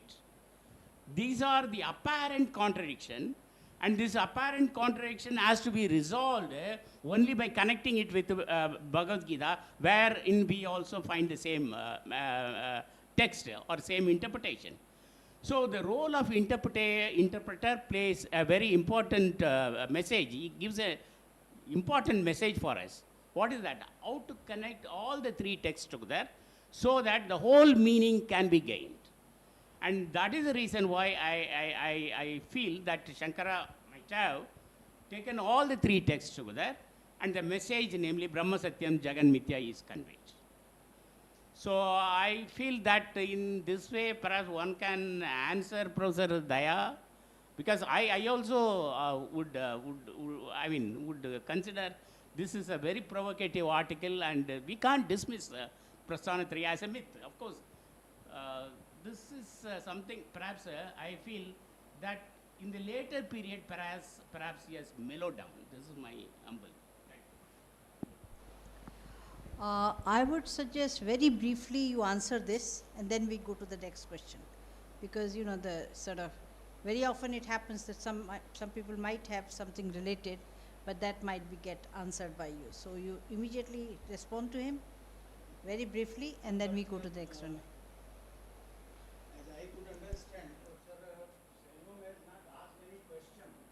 He has given I'm answering, I'm trying to answer. Perhaps you would be happy with that type of... He has given a support to my view that any scholar of a, though I can, even today I can say that I am neither initiated in any philosophical or religious tradition and nor blind supporter of anything. I always study with open eyes, but even to my open eyes it seems not possible for me to bury the myth of, the so-called myth of Prasthana. Can I respond from the Aji's side? Okay, I had decided not to speak, in fact, because I had decided since I'm chair, I'm not going to speak. That was my position. But it seems that it's left that, you know, there's nobody to defend the Aji. Yes, yes. So I think that, you know, from the Aji's side, I must respond. I mean, this question is a very valid question. How do I bury Prasthantai with which I have lived all my life? That's the question he's raising. And if it's a myth, and if I'm convinced that it's a myth, because Dayaji has given questions in the whole article. So either you are convinced or you are not convinced. If you are convinced that it's a myth, then you have to bury. If you are not convinced, of course you will not bury. So that's a very simple question, which means that none of you are convinced by his reasoning. That's what it comes to. So if you are not convinced, then of course you will not bury. So it goes without saying. So actually, you know, this objection is not really against Daya Krishna. Yeah, that's not, I mean, see, for me, if I'm convinced by questions, you know, what he's raising, I will definitely go with him. Now, how you bury it, that's a different question altogether. And that is... what level you will bury, that's also upon you, on you, you know. Very often this happens that certain things we are willing to compromise, but certain things we are not willing to compromise. So I think those are left to the person, individual person, and how much knowledge you have of the Prasthantrayi, that's also important, I suppose. One has to go deeper and deeper, and you know, if it's your part of your life, you know, in the sense that you are living with that tradition, of course you may not be able to bury. So, thank you. And actually, that is what I have tried to respond. I cannot deny the facts and the analysis made by Professor Daya Krishna, an entire earlier part of the article.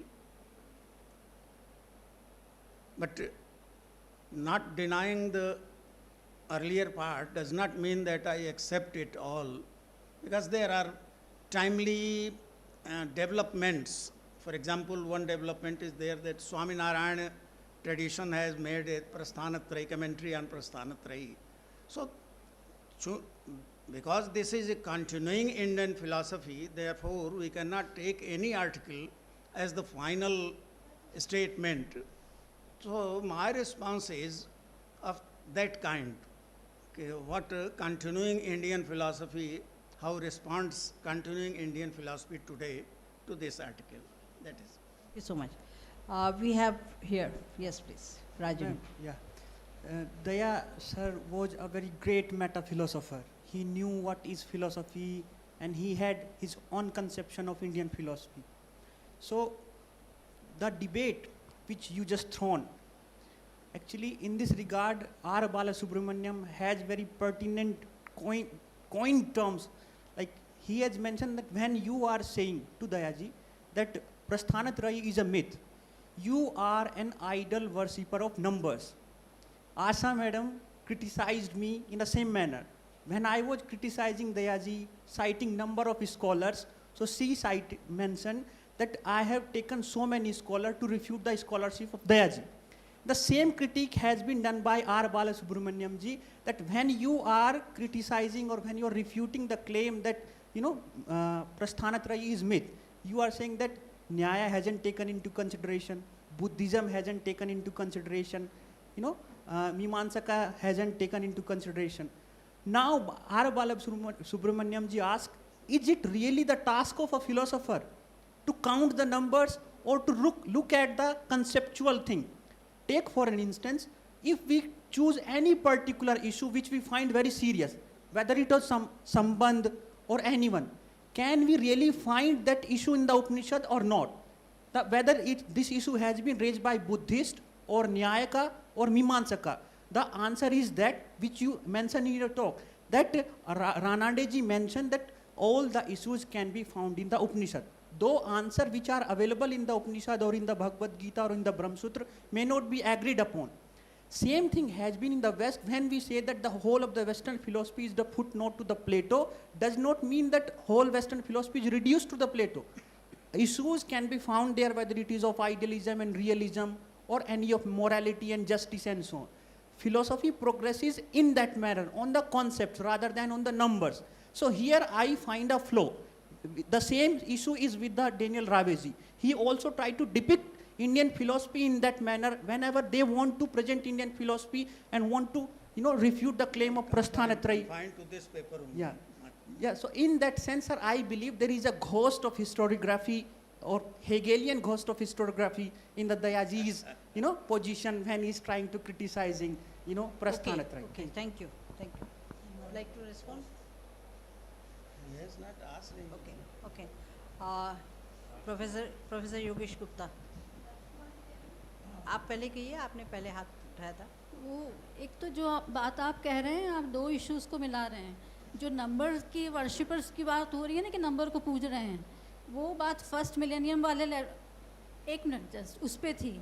लेकिन जो दूसरी बात आपने कही कि न्याय वैशेषिक नहीं है और श्रवण परंपरा की नहीं है, वो नहीं मानते, ये बात उस संदर्भ में उन्होंने क्वेश्चन किया दया जी को. वो ये दया जी ने कहा कि ये इंडियन फिलॉसफी के ही प्रस्थान रही है और बालसुब्रमण्यम जी कह रहे हैं वेदांत के लिए है. तो ये दो चीज़ें अलग है. जो नंबर्स की बात तो यहाँ पे है ही नहीं, प्रस्थानत्रयी में नंबर्स की बात तो करी नहीं है. दूसरी बात ये है कि मुझे तो लगता है दया जी ने बहुत इसमें गूढ़ बातें भी कही हैं और वो बहुत माइन्यूटली उन्होंने तीनों टेक्स्ट को करके फिर श्रीमद् भागवत तक बात आई है. तो ये बात तो सही है कि जब उपनिषद में ही सब कुछ है और उपनिषद के एक वाक्यता के लिए ही ब्रह्मसूत्र हुआ है और उपनिषद का सार ही गीता है, सर्वोपनिषद सार, जो बहुत महत्वपूर्ण एक पॉपुलर श्लोक है. तो why there is a need of accepting these three, मतलब बिसाइड्स श्रीमद् भागवत लें या विष्णु सहस्त्र नाम लें या कुछ और भी लें, तो मुझे ऐसा लग रहा है कि गीता यदि सार है उपनिषद का और उपनिषद की सार या एक वाक्यता ब्रह्मसूत्र है और फिर Gita is in Brahma Sutra in the sense that Gita is the essence of all the Upanishad, and Upanishad जो scattered है उनकी uniformity के लिए ब्रह्म सूत्र है. So there is a transitivity relation. So Gita से आप उपनिषद जाएं, उपनिषद से आप ब्रह्म सूत्र पे जाएं और फिर A से B से C, तो गीता is in ब्रह्म सूत्र. So why these three? और हालांकि पनीर सेल्वन जी साहब ने कहा कि ये इसलिए है कि repetitive है, तीनों को आप देखें तो ज़्यादा और पुख्ता प्रमाण हो कि मैसेज क्या जा रहा है वेदांत का. तो और उसमें दूसरी बात क्या सर, मैं तो पढ़ रही नहीं हूँ वेदांत, मेरा इंडियन में इतना भी नहीं है, लेकिन कितने उसमें रेफरेंसेस हैं, बादरायण स्वयं दे रहे हैं. स्मृति में इतनी जगह स्मृतियों का नाम है, कहीं धर्मशास्त्र भी होगा और पूरी श्रमण चाहे वो क्रिटिक में हो और उपनिषद और हो सकता है कहीं ब्राह्मण ग्रंथ का भी किसी का हो, तो ये मुझे ध्यान नहीं है. तो जब वो स्वयं रेफरेंस दे रहे हैं बिना भाष्य के, केवल अनुवाद में ही, सूत्र के अनुवाद में ही, तो वो सभी ऑथेंटिक ही हैं. मेरा केवल इतना कहना है कि अगर उपनिषद से ही सब निकले हैं तो फिर ये तीन क्यों है, एक ही क्यों नहीं.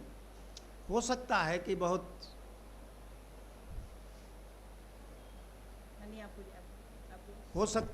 समय न मिल पाए और उपनिषद को न पढ़ पाएँ तो भगवद गीता पढ़ लें तो कुछ उसका जिस्ट मिल जाएगा. और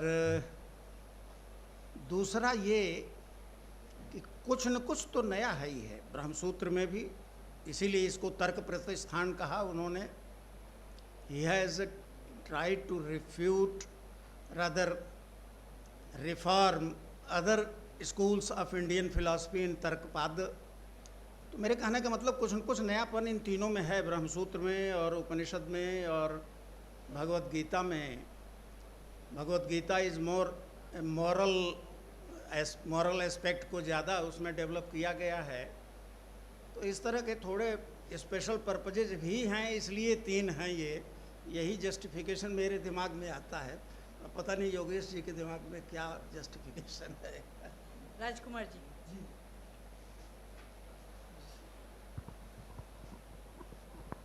देखिए, जब हम R.D. रानड़े को कोट करते हैं तो उन्होंने अपना समय में अपनी बात कही, लेकिन जब हम उनको कोट कर रहे हैं तो अब हमारी जिम्मेदारी बन जाती है कि whether the statement is justifiable और नॉट। क्योंकि यदि आप ये कहते हैं कि उपनिषदों से सारा भारतीय दर्शन निकला है, तो मीमांसा दर्शन ही उपनिषदों से नहीं निकला। आप ये कैसे कहते हैं? न्याय, वैशेषिक और सांख्य के संबंध में तो ब्रह्मसूत्र का बादरायण कहते हैं कि रंच मात्र भी उपनिषद सांख्य का समर्थन नहीं करते। तो R.D. नारायण उनका वो काल था, लेकिन अभी भी हम उसी बातों को इस तरह से दोहराएंगे तो मैं समझता हूँ कि एक तो ये बात मैं कहना चाहता हूँ, दूसरी बात ये कहना चाहता हूँ कि ये आपने सही कहा कि कुछ न कुछ नवीनता तो तीनों ग्रंथों में है। दया जी का एक तर्क है कि यदि उपनिषदों के आधार पर ब्रह्मसूत्र है तो फिर ब्रह्मसूत्र की क्या ज़रूरत है, और गीता उपनिषदों का सार है तो फिर गीता की क्या ज़रूरत है, फिर प्रस्थान त्रयी क्यों कहते हो। तो ये उनका एक तर्क है, लेकिन ये तर्क का महत्व होने पर भी उन तीनों का सामान्य और विशेष में अंतर रहता है, और जो जैसे आपने पॉइंट आउट किया वो एक अच्छी बात। एक दया जी के तर्कों में एक तर्क ये भी है कि ये बात तो अपने आप में स्पष्ट है कि यदि कोई ये दावा यदि कोई करते हैं कि प्रस्थान त्रयी भारतीय दर्शन का आधार है तो वो तो गलत है। तो प्रस्थान त्रयी की जो चर्चा है वो शंकराचार्य से शुरू हुई। उन्होंने गीता को पहली बार, the first commentator on Gita is Shankaracharya, है ना, ब्रह्मसूत्र पर भी और उपनिषदों पर भी। तो अब हम क्या, दया जी क्या कहना चाहते हैं कि वेदांत दर्शन का आधार प्रस्थान त्रयी है। इस बात को दया जी मिथ कहना चाहते हैं। क्यों कहना चाहते हैं? क्योंकि वेदांत के तो इतने सारे संप्रदाय हैं, विशिष्टाद्वैत इत्यादि। रखा ही भाई, एक मिनट बस मैं कंप्लीट करूं। तो दया जी कहते हैं कि ये बात आपने कहा है सही है, मैं उसको कैसे जस्टिफाई करना है कर सकते हैं ये कहना चाहता हूँ। तो दया जी कहते हैं कि हर वेदांतिन ने, हर वेदांत के आचार्य ने, जैसे रामानुज हैं, उन्होंने तीनों पे कमेंट्री नहीं लिखी। तो फिर आप वेदांत दर्शन के प्रस्थान त्रयी के रूप में इसको क्यों कहते हैं?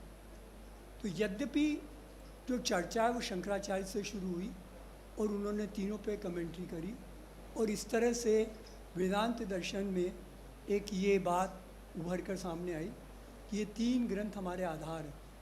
बाद के जो आचार्य हुए जिन्होंने शंकराचार्य से अपना मतभेद रखा और अपनी बातें कहीं, तो उन्होंने तीनों को नहीं चुना, उनसे 1 या 2 को चुन लिया और अन्य को भी चुना। अन्य को चुनने की इजाज़त है, वो 3 तक ही केंद्रित हो, जरूरी नहीं है। इसलिए ये तो वेदांत दर्शन का आधार प्रस्थान त्रयी है, ये हम कह सकते हैं, परंतु इसका अर्थ ये नहीं है कि प्रस्थान त्रयी भारतीय दर्शन का आधार है। नहीं, भारतीय दर्शन का आधार जो कहता है वो गलत है, वो गलत इज रॉन्ग। न्याय दर्शन मतलब यदि आप ये कहते हैं, मैं आपसे कहना चाहता हूँ कि जैसे मधुसूदन सरस्वती का आपने उल्लेख किया, प्रस्थान की बात कही कि ये सब भिन्न भिन्न प्रस्थान है और लक्ष्य एक है, तो यदि ऐसी बात है तो ब्रह्म सूत्र का तर्कपात क्यों होना चाहिए, जिसमें न्याय का खंडन है, बौद्धों का खंडन है, पाशुपत का खंडन है, वैशेषिकों का खंडन है, जैनों का खंडन है, सांख्य का तो पूरा खंडन नहीं। पहला ही सूत्र है रचनानुपत्तेश्च नानुमानम। तो इत्यादि, मतलब अब हमारी रेस्पॉन्सिबिलिटी बन जाती है कि जो भारतीय दर्शन दया जी ने जो हमें दिशा दिखाई है उसके साथ हम न्याय करें। धन्यवाद। देखिए, हम केवल 2 वाक्य में आपकी बात को अपनी समझ से रिस्पॉन्ड करेंगे। एक तो ये है कि आर.डी. रानाडे ने कुछ कहा था तो उसको आज सही है कि गलत है, जिस आदमी ने आर.डी. रानाडे की किताब पढ़ी है उसके लिए तो वो आर.डी. रानाडे की बात है। अब आज वो लागू होगी नहीं होगी, आज उपनिषद दर्शन कौन सोचता है और कौन पढ़ता है। आज तो हम दर्शन में अप्लाइड फिलॉसफी में पहुंच गए हैं जहां उसका कोई अर्थ नहीं रह गया है। एक बात ये, और दूसरा ये कि अगर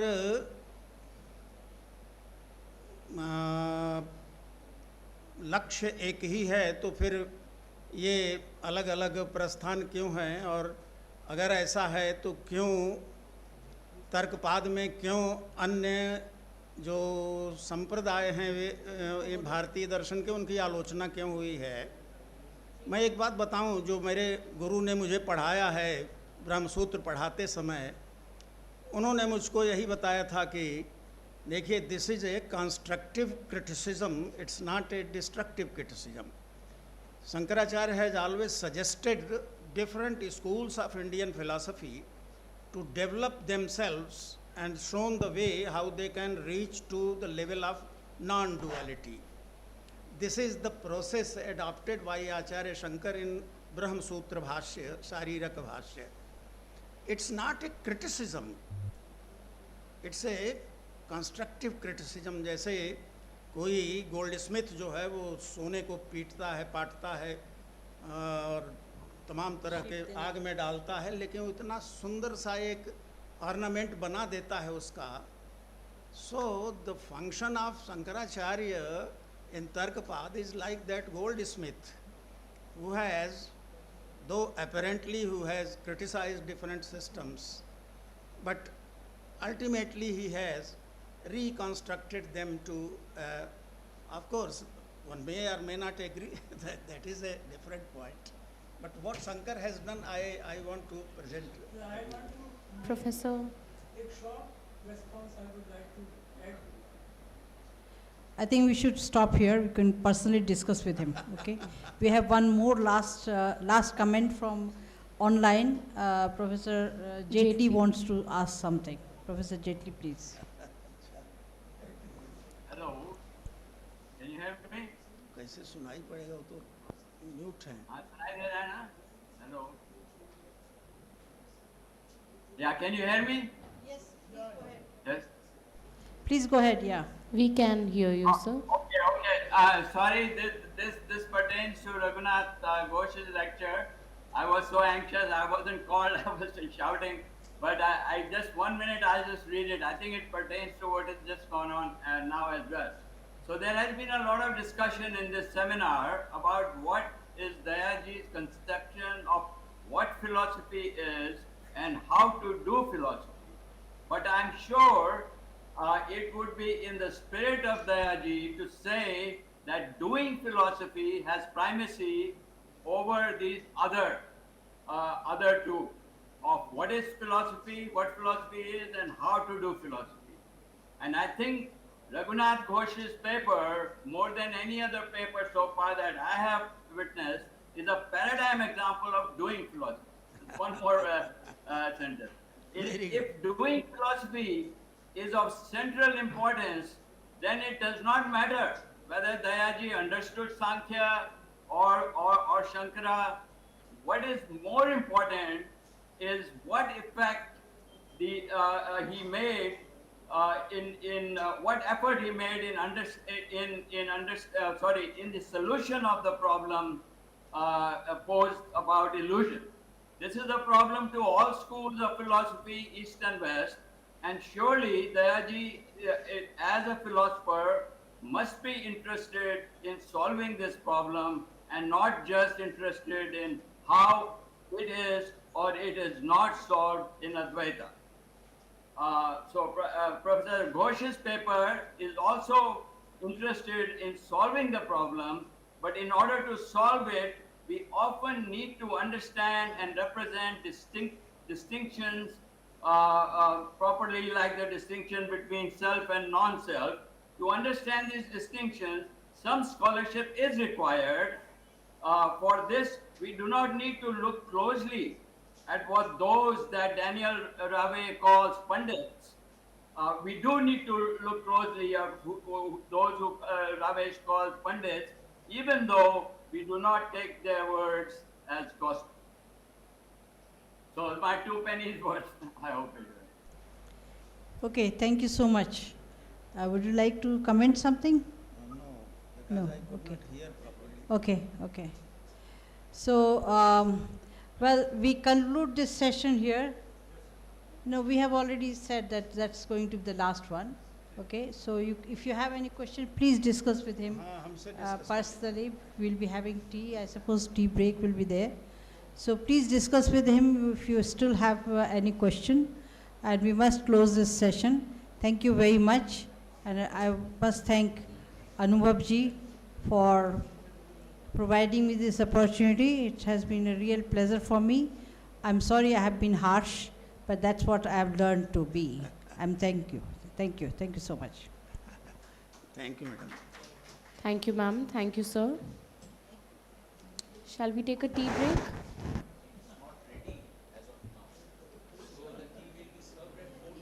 All right. All right. So we now begin with the 11th technical session on the theme Yaj and Karma, chaired by Professor S. Paneerselvam, former head and professor, University of Madras. I invite Professor S. Paneerselvam, Professor Priyamascar Sarkar, former professor, University of Calcutta, and Professor Shrikala Nair, former professor, who is joining us online, to take their seats on the dais.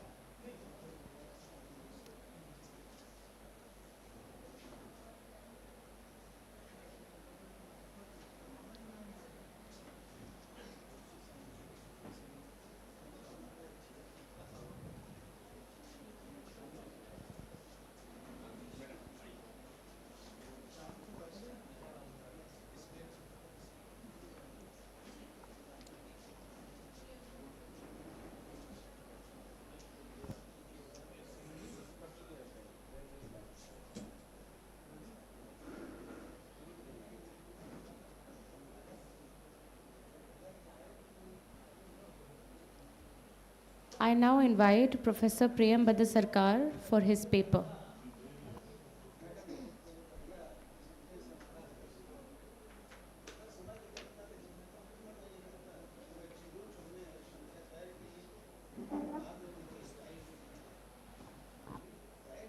Over to you, ma'am.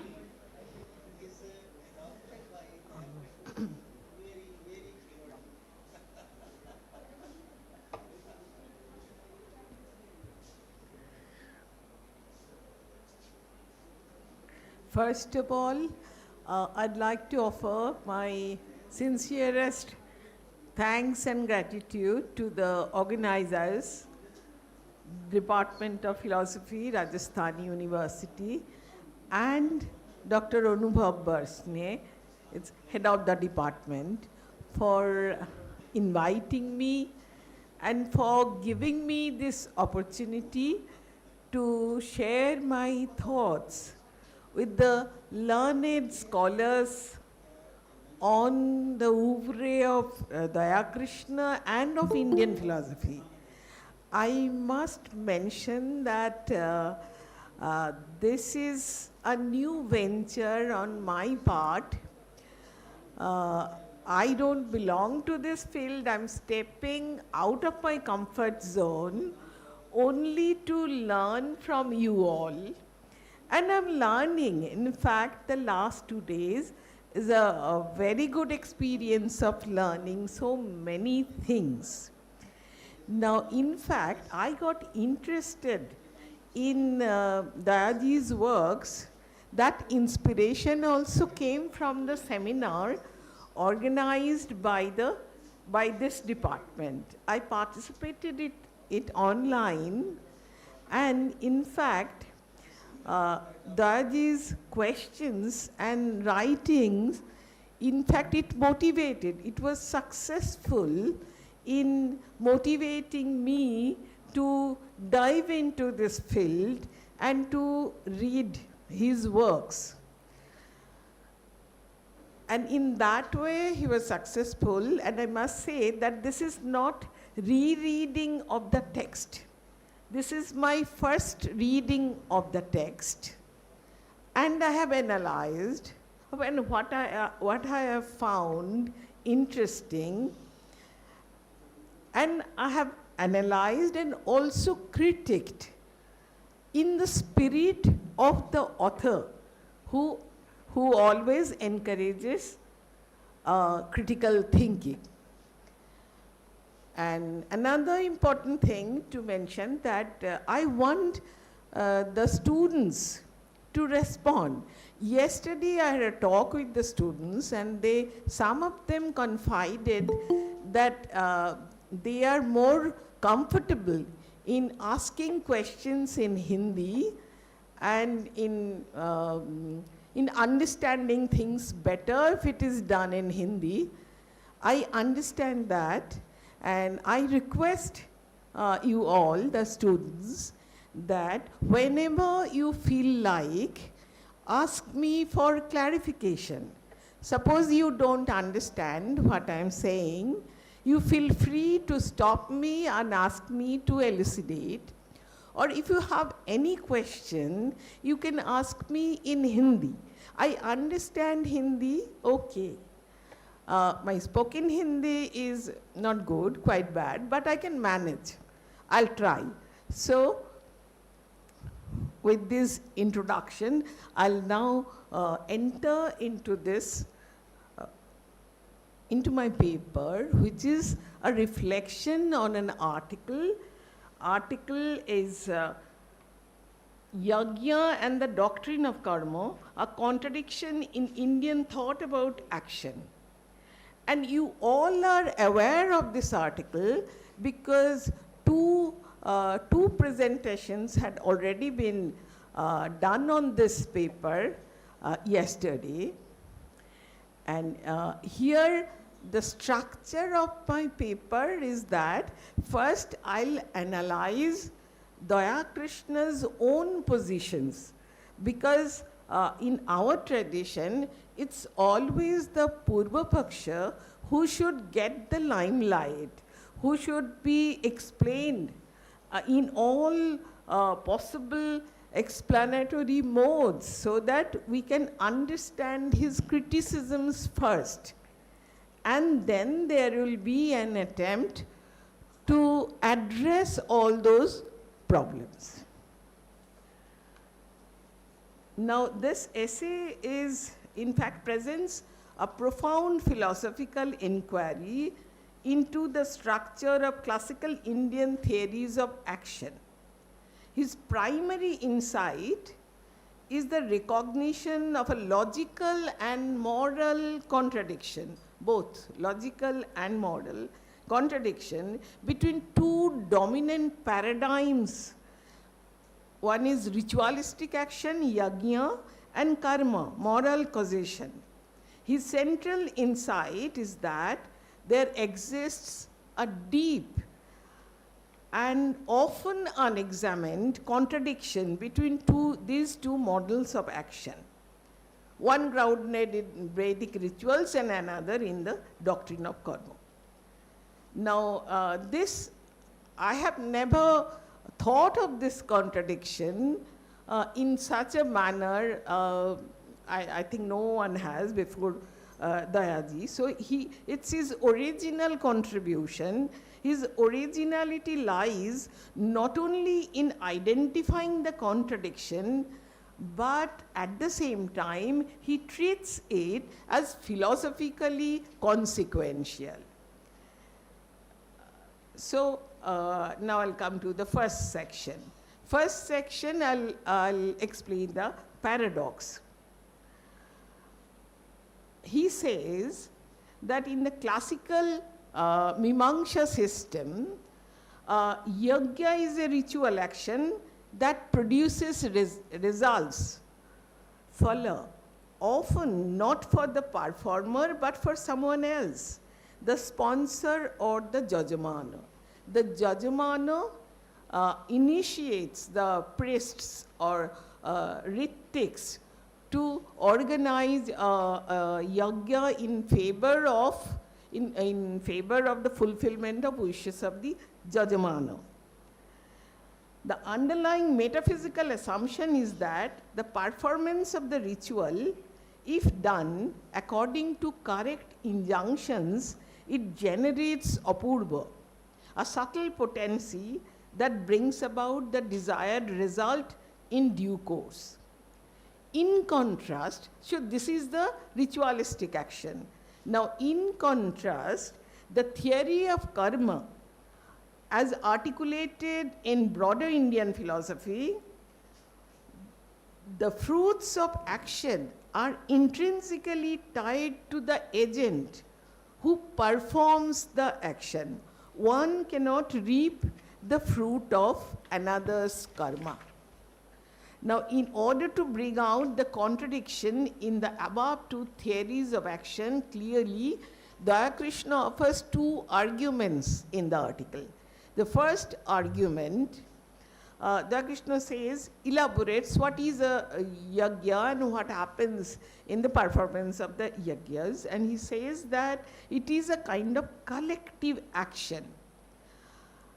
These actions are often complex, involved multiple agents, priests, sponsors, and were enjoined by scriptural vidhi or injunctions. To bring out the implications of ritualistic action, Daya Krishna outlines 6 essential features of a yajna. This is a quotation from his article. It is an action done by a group of people for someone else who hires them for performing it by giving prescribed fee. The priest,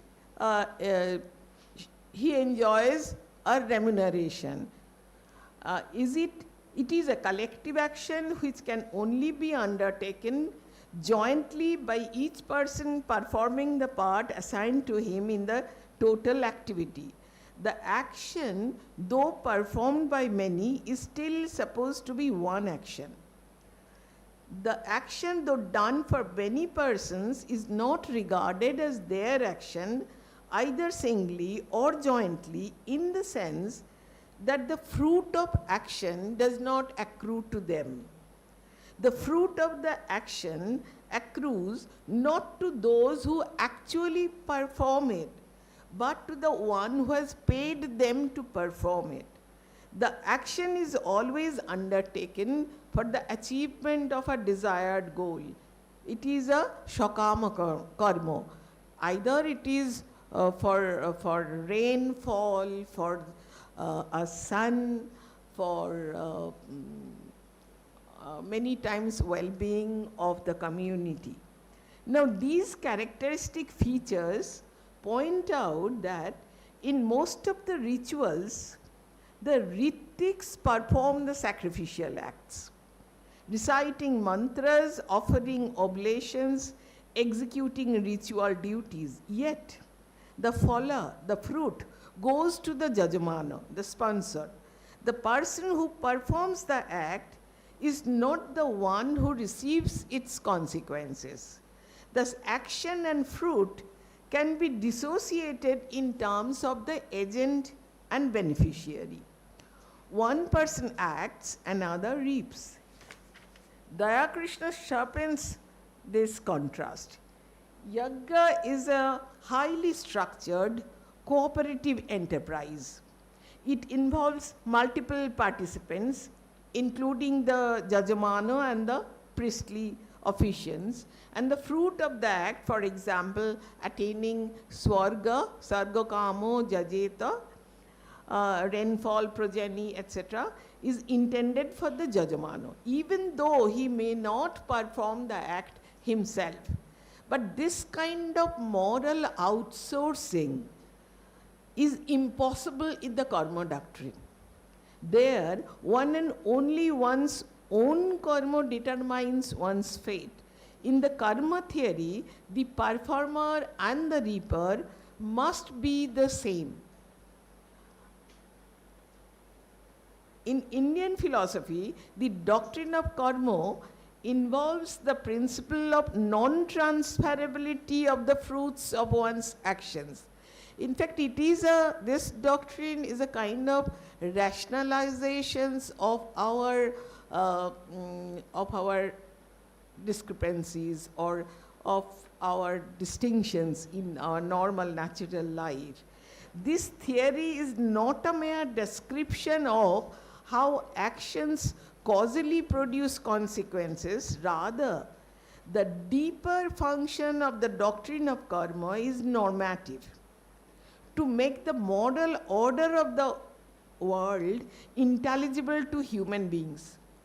The idea is that human beings, as moral agents, require an explanation of their fortunes and misfortunes that conforms to their moral intuitions about justice and responsibility. Thus, the theory's appeal lies in its capacity to explain individual suffering or success as consequences of one's own past actions, rendering the moral structure of the world rational. Because sometimes, many times, we feel that most dishonest persons, they are earning money, riches, they become rich and powerful and enjoying all the facilities. So the honest people, they are suffering, and without doing, like when you are not doing any harmful act to anyone, you are not harming anyone, still you are in a miserable condition. And the question arises within yourself, why is this? Why I'm not getting getting the result of my good actions? So the law of karma justifies it, that it is maybe due to your past actions, or it's somehow your, whatever you are having, it's the fruit of your actions, be in this life or in your previous life. So it's a kind of rationalization. Daya Krishna calls for philosophical scrutiny of this. He is not merely observing historical change, he is suggesting that the two models rest on mutually exclusive premises. Yajna allows substitution of agent and beneficiary, karma does not. The contradiction is not semantic or cultural, it is logical and ethical. One must distinguish sharply between karma as a ritual action and karma as a universal law of moral causation. This is the decisive theoretical move. By distinguishing these two uses of karma, Daya Krishna prepares us to see that their coexistence in Indian thought had gone unquestioned for too long. The law of karma and the ritual doctrine of yajna are not variants of the same truth. They are in tension with each other. Next one. The fact that both these meanings exist side by side has not been adequately reflected upon. That there is this tension, that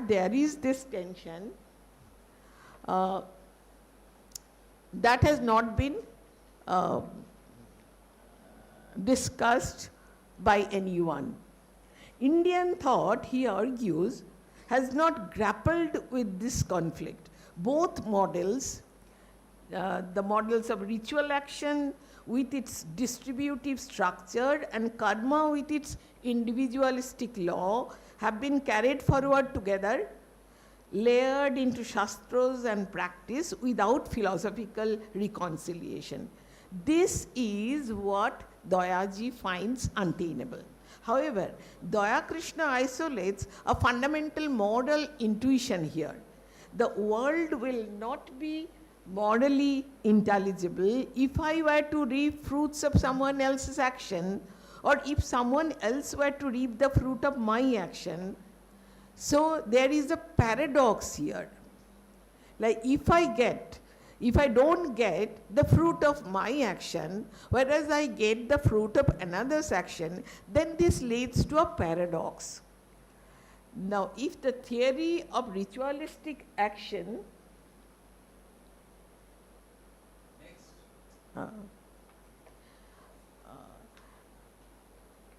if the theory of ritualistic action is valid and authoritative, next,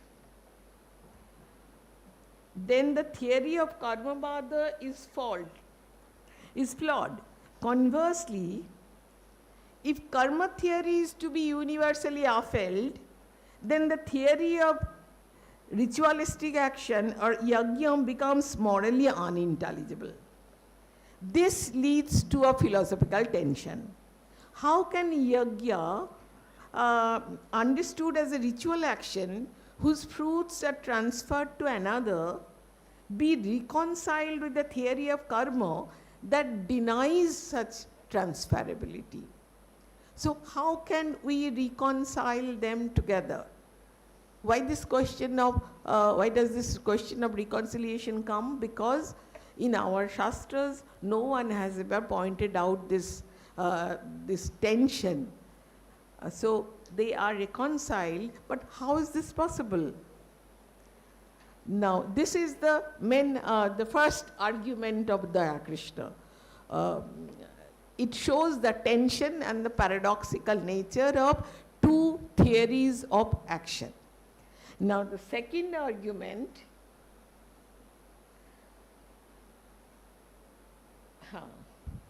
next. Now, the second argument is based on the first one. Daya Krishna argues that if the moral principle of the doctrine of karma is taken to its logical conclusion, it results in the picture of a quote-unquote morally monadic universe. In such a world, each individual is morally self-contained. Nobody's actions can affect anyone else's moral fate.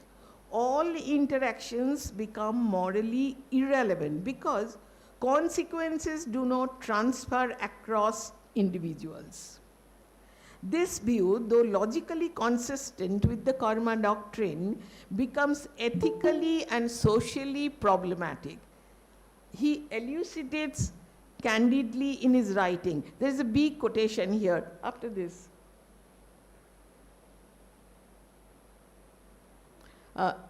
This is a very, it's a very long quotation, but this is very important. The idea that one may be responsible for actions that have not been taken by one's own self, and that one may be redeemed by someone else's action, may seem positively outrageous to a sensibility that treats the individual as essentially apart for his relationships with others. Relationships in which he may happen to be accidentally involved. The doctrine of karma in traditional Hindu thought primarily reflects this basic presupposition that it would be an immoral world indeed if one were to reap the fruits of someone else's actions. The monadic morality of the Hindu is thus conceived of in an essentially asocial manner. It does not derive from an other-centric consciousness. in which the consequences of one's actions on others are the subjects of one's focus of attention. Rather, it is the consequences of one's actions upon oneself which provides the main ground for morality in Hindu thought, and thus paves the way for a very different kind of perspective on the entire issue of action and one's relations with others. At the deepest level, not merely what one does have consequences upon oneself, but conversely, whatever happens to one could be the results of one's own actions. Thus, not only do one's own actions have consequences on oneself, but also, if the world is to be a model world, nothing else could. It is 2012 publications, Civilizations, Nostalgia and Utopia. So, so you can see what are the main two objections of Daya Krishna's argument. Main first is that there is a tension between the ritualistic action and the doctrine of karma. And from this it follows, if we accept the doctrine of karma, if I can only get the fruits of my karma, it doesn't affect others. Others are getting the fruits of their own karmas that are not affecting me at all. Then that in a way dismisses morality as such. It becomes like if he talks about morally monadic universe, that makes morality impossible. And this, Daya Krishna draws this conclusion because he has a strong opinion about social morality. From that point of view, morally monadic universe will ultimately lead to a world where morality does not make sense. Herein lies the contradiction. Morality, as we understand it in interpersonal terms, presupposes that we can affect each other's well-being, positively or negatively. Moral responsibility is relational. One cannot speak of duties, care, justice, or compassion without the assumption that others can be affected by one's actions. If the world is truly monadic in the karmic sense, then these fundamental structures of morality collapse. Thus, the very intuition that undergirds the theory of karma, that moral consequences must be individual, undermines the possibility of morality as a shared human enterprise. So this is the conclusion from this long quotation. Now next. So we analyzed, we have elucidated the two arguments of Daya Krishna in favor of the paradox or inconsistency between two theories of action in Indian text. Now, ethical, the result, it is a self-centric moral schema. Daya Krishna's critic concludes that karma theory, in trying to preserve individual moral intelligibility, sacrifices the intersubjective basis of moral life. What emerges is a morally self-centered framework in which the ethical significance of action lies not in its impact on others, but in its effect on the doer's own moral ledger. This makes karma not a moral theory in the ordinary sense, but rather a form of metaphysical solipsism masquerading as justice. He thus reveals a deep fissure in the foundations of Indian ethical and metaphysical reasoning. Indian thought begins with yajna, shared, rule-bound, purpose-driven action, and later codifies karma, impersonal, mechanical, self-regarding causality. The two cannot coexist without tension.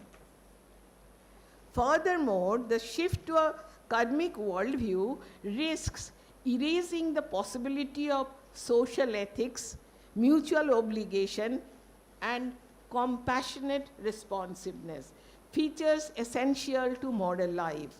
So, Dayaji's work invites us to rethink the categories through which Indian thought articulates agency, responsibility, and human flourishing. So this is the first part of the paper where I have analyzed Daya Krishna's two arguments showing the paradoxical nature of classical Indian theories of action. Now, next. Now, in the next section, I have put down my reflections because I have thought about this contradiction, inconsistencies, and it's my humble attempt to find in the text where we can resolve this inconsistency in classical theories of action. So, next. So, while his essay is a bold and necessary provocation to classical Indian thought, certain aspects of his critique invite further scrutiny.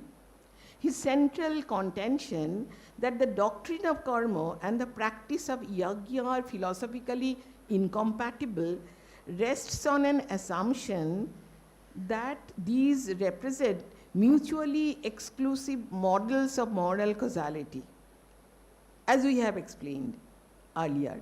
But this conclusion may underestimate the diversity and subtlety of the Indian intellectual tradition. So now the next section, I have tried to go into Mimamsa texts and try to find out whether there is a way out from this paradox. According to Daya Krishna, in ritualistic theory of action, the fruits of an action gets transferred to another. Ritikas perform the yajnas and the yajna phala goes to the jajamana. It is a moral violation to karmic individualism. To examine this claim, one will have to go to the original texts of Mimamsakas where they clearly state who will receive the fruits of an action and why. In Artha Sangraha by Logaksha Bhaskara, we find an analysis of who will have the rights, adhikara, to enjoy the fruits of a karma. It is said, karma janna phalo swamma bodhako bodhi. How much time do I have? Do I have time? Do I have time? Huh? So it is said, 5 minutes. Okay. No. Okay, 8 minutes.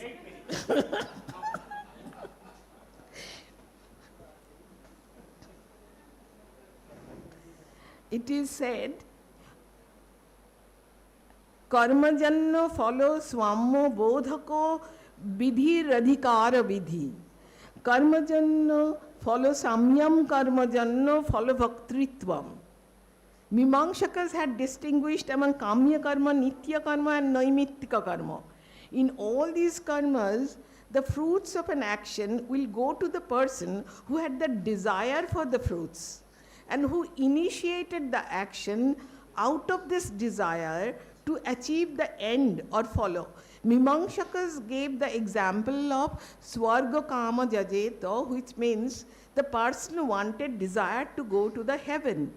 This desire initiated him to appropriate action.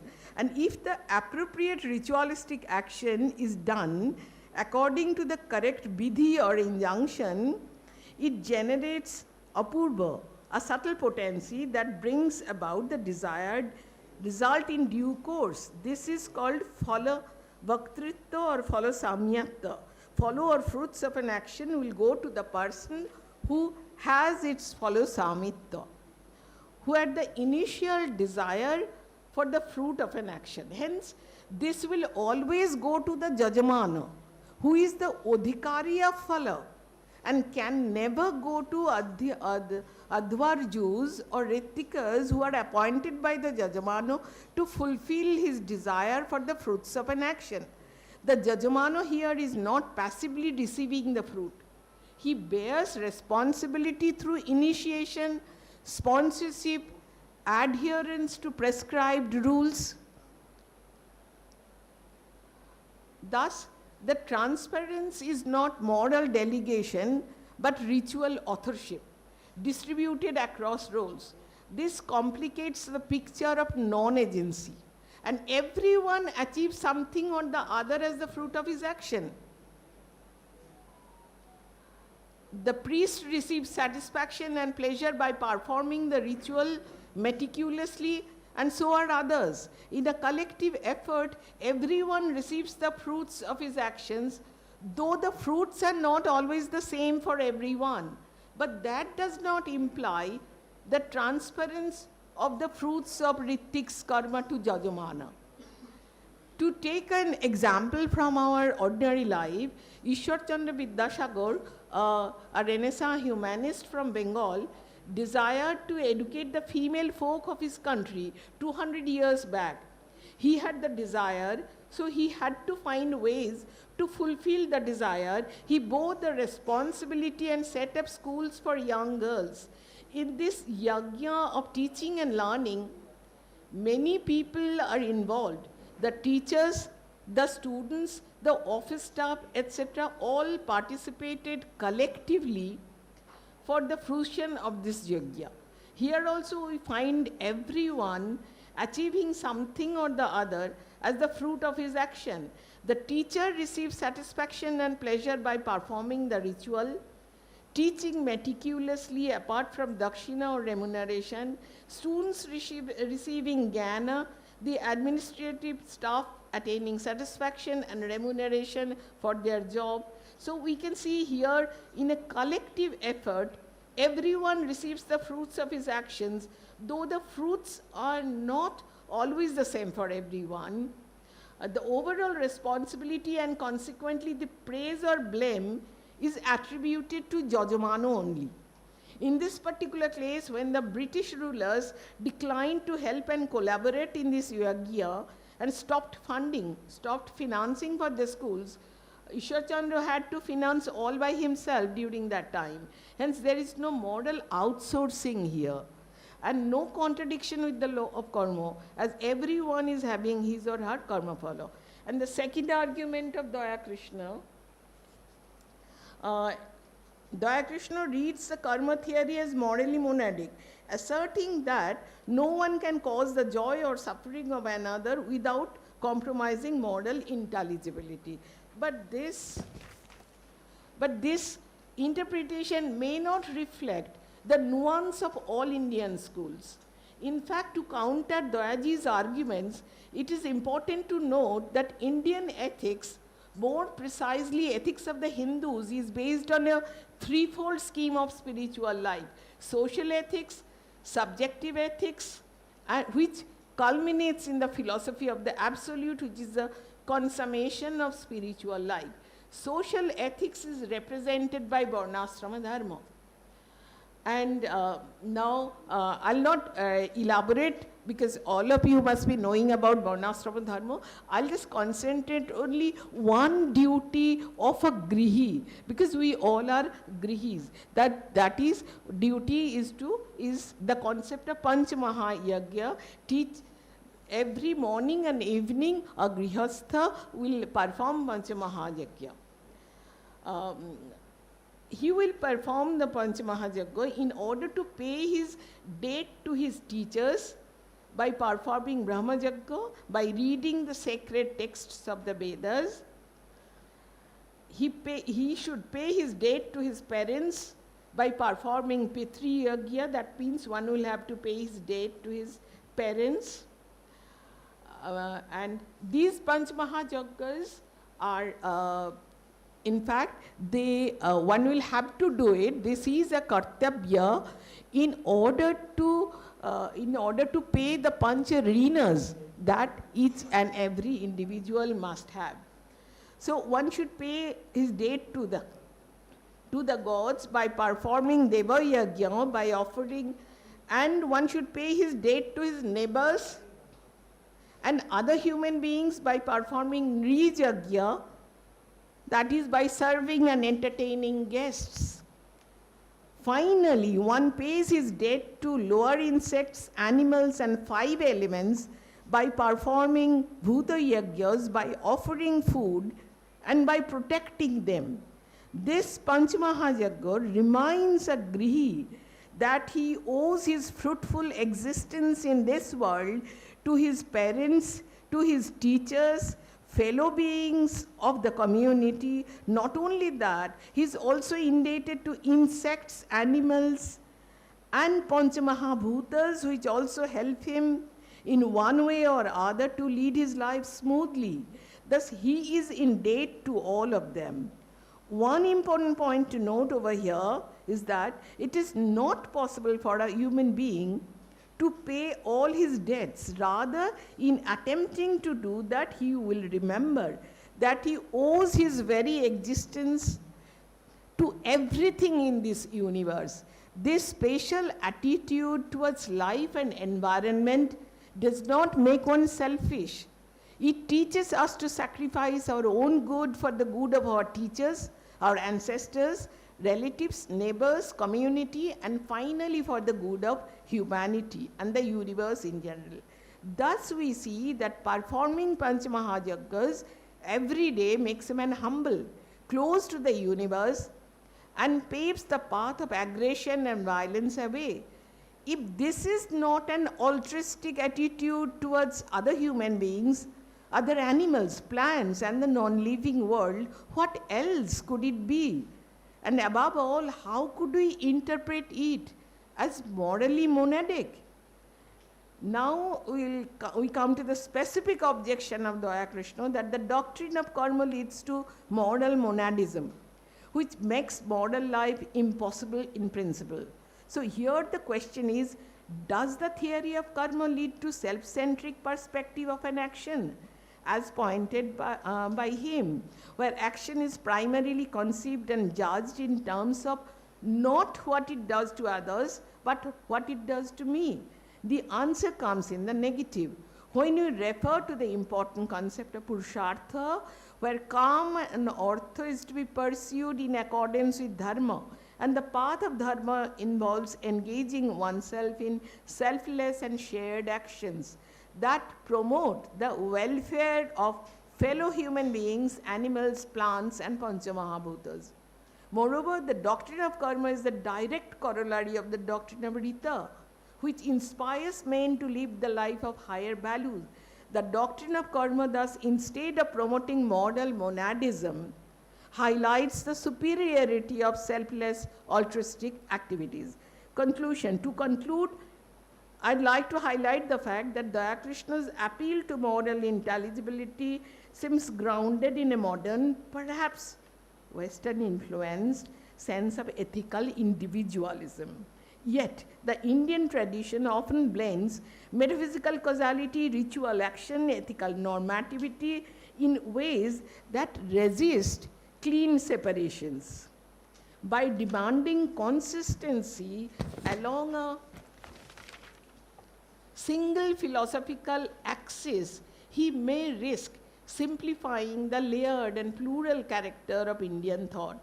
However, Daya Krishna's challenge is crucial in forcing Indian philosophy to reflect critically on its inherited categories. But a more sympathetic reading of tradition might reveal that what he sees as contradiction may be better understood, could be understood as a dialectic, one that sustains the richness of Indian engagements with action, agency, and liberation.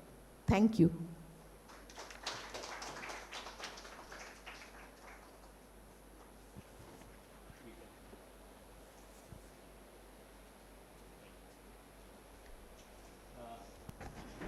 Thank you very much, Professor Shankar, for a very nice presentation. In fact, all of us know she is an analytical philosopher. So I could see the method of analysis which she has applied in this paper. And one fascinating point which I would like to state here is the way she has critiqued Daya is something important. This is something very interesting, and I think I would say it is a thought-provoking paper. And now let us discuss this paper. As she said, first we'll give chance to students. Please.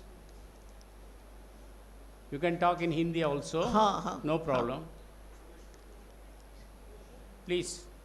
And if you do not understand any point, you can ask for clarification also. Yeah. But because the seminar is for you only, Mainly, yeah. not for us. Correct, correct. Good. Maybe you take some time. Perhaps we can start with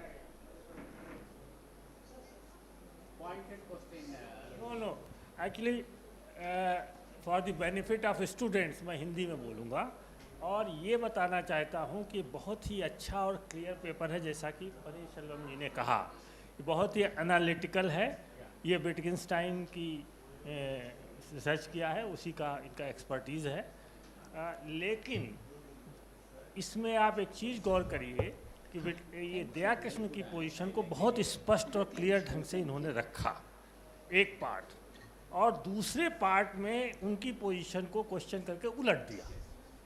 अब सवाल ये है कि दया कृष्ण की position जो इन्होंने उलट दी, क्या दया कृष्ण आज होते तो उसको स्वीकारते हैं, या दया कृष्ण की तरफ से उसका क्या उत्तर हो सकता है? सवाल ये है। सवाल इसलिए ये है कि दया जी ने मेरे विचार से अधूरा काम किया।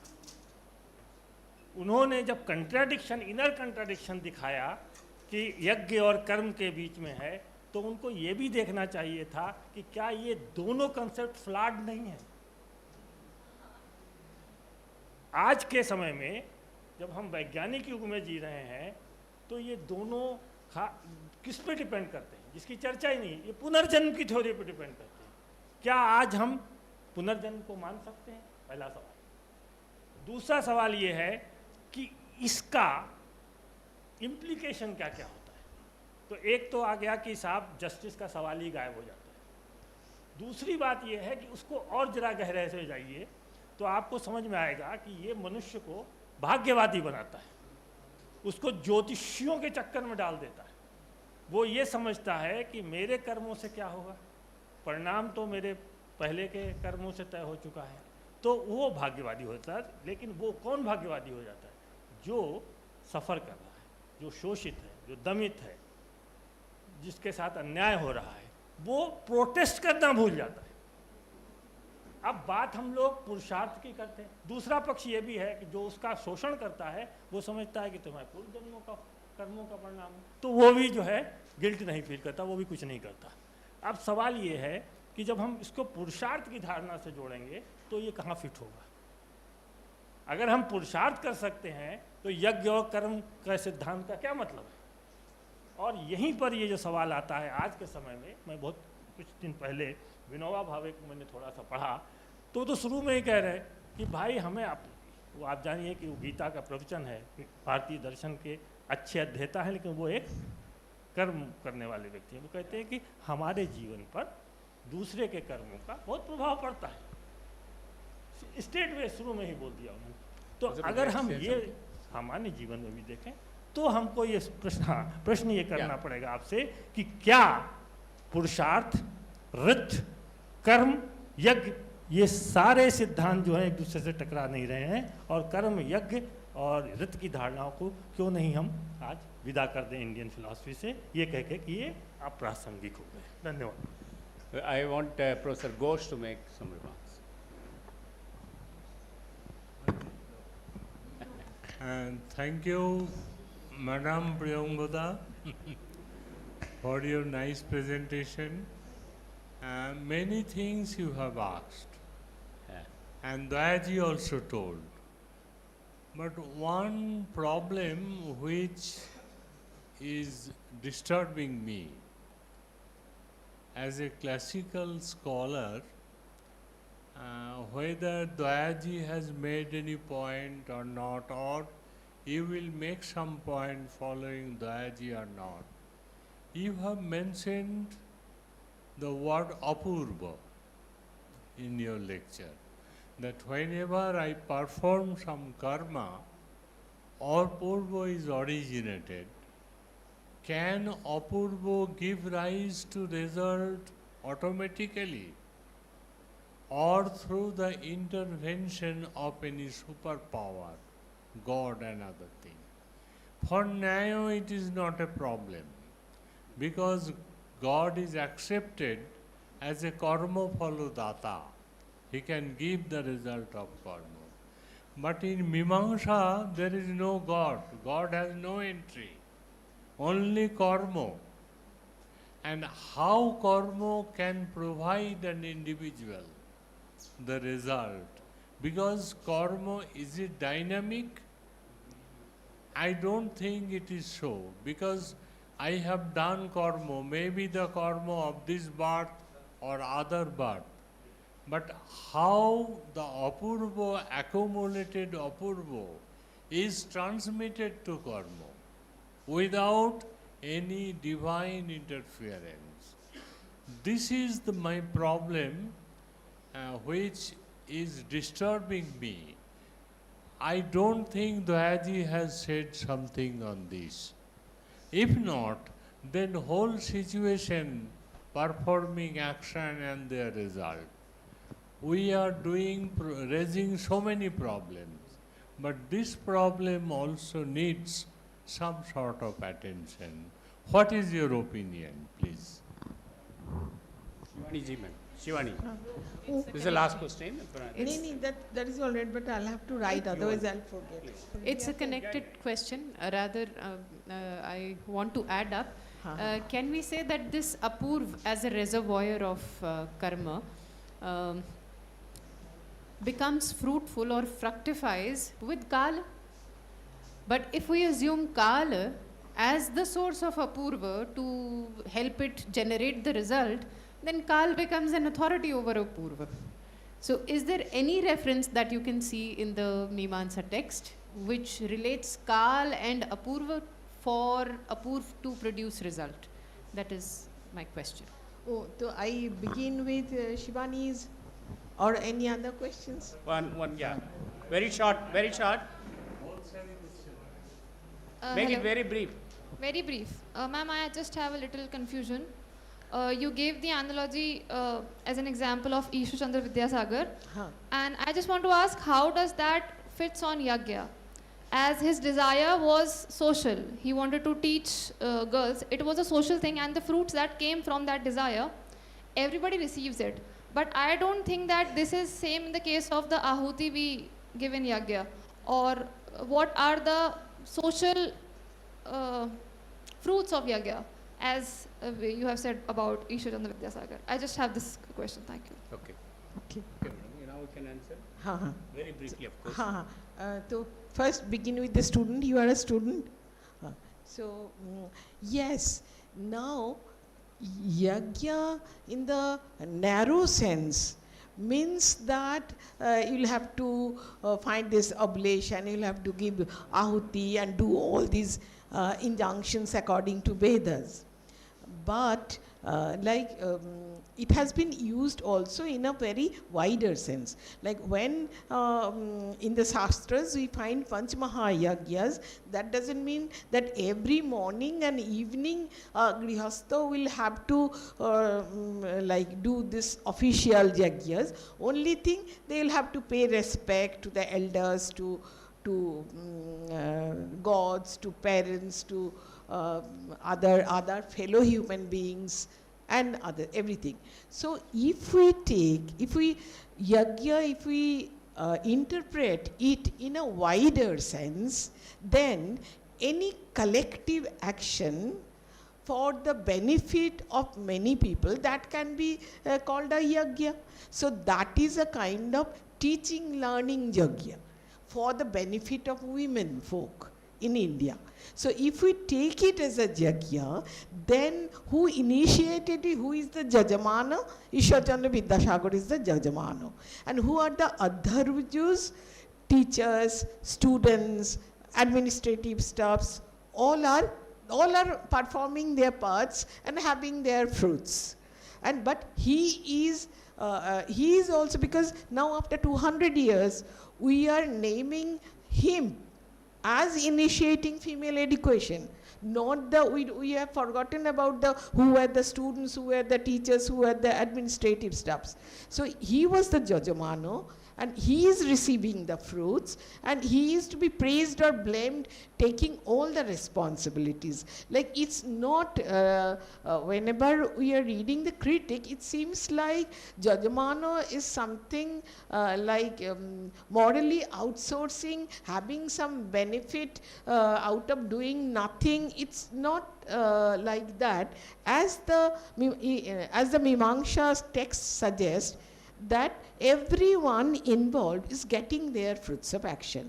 And Jajamana is getting the main fruit, because that was intended by the Jajamana himself and performed by the others. So that goes to him, and that is not immoral, or that is not moral outsourcing. That was my point. And then Shivani ji.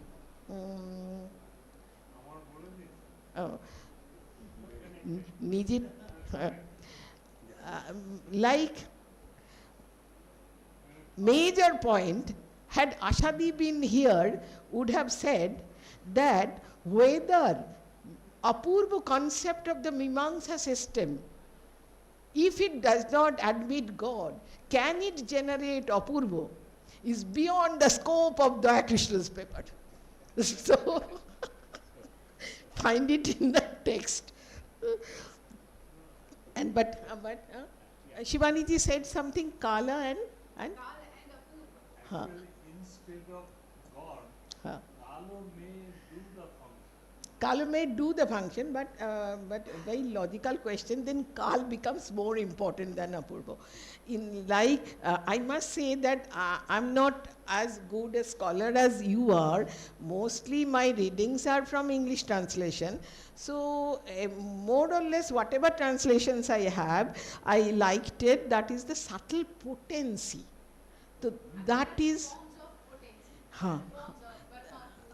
Ha, ha, ha, ha, ha. Ha. Ha. They say... Yes, yes, yes. Kala is called nimitta karan of everything. Whatever might. So, Kala is the nimitta karan of all things. So, it has been stated that time indirectly is doing everything.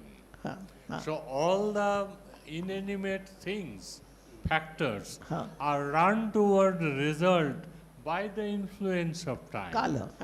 And when Yudhishthir was asked by Dharma, Ka Varta, then the answer was Kalo Pachuti iti Varta, that everything has taken care of by the time. So what Shivani is telling, and also in Nyayo, Kalo, and Atharva Veda there is, Kalo Tapati Surjo, Kale ho Vishwabhutani, Kale Surjur Vipashati.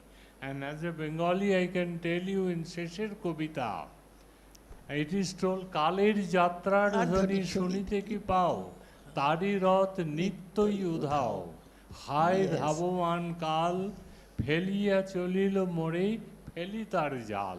So everything is done by Kalo. So that might be, and that's why the later Naiyayikos told, that is Raghunath Shiromani, that if you accept Kal and Dik, then forget about God. Dik Kalo Ishwarat Nati Richete.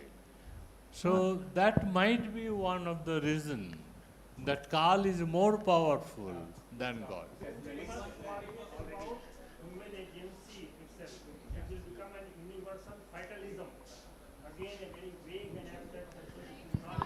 No, no, no, no, no.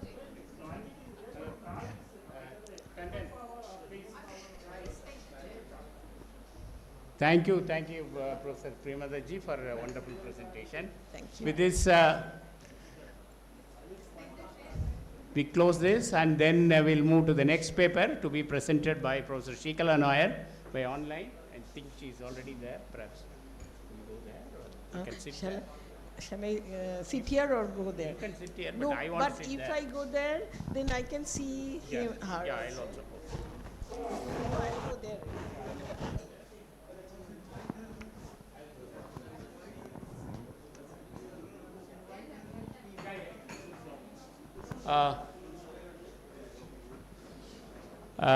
Friends, Professor Shikala Nair is already there in the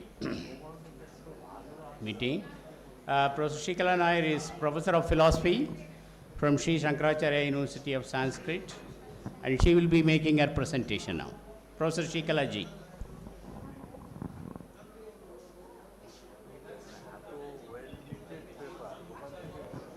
Hello, am I audible? You are audible, please carry. I'm sorry, I'm not able to do the presentation, so I think I will try to read out the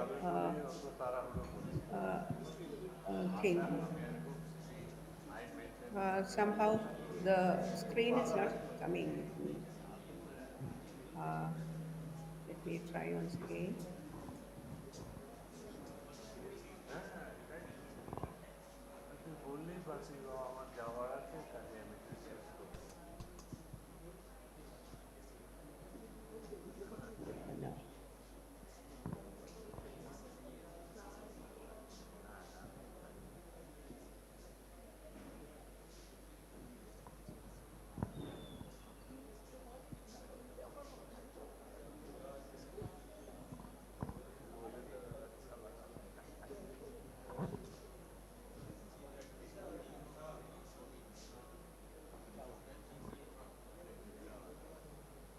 Can you see the slide?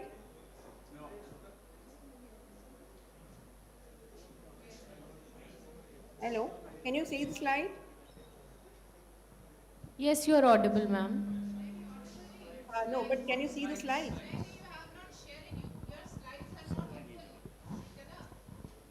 Your Hello? slides are not visible. My slides are not visible. Right. Yeah, now it's okay. Now can you see? Yeah. Am I audible as well? Yeah, you are audible as well as your screens are visible. Thank you very much.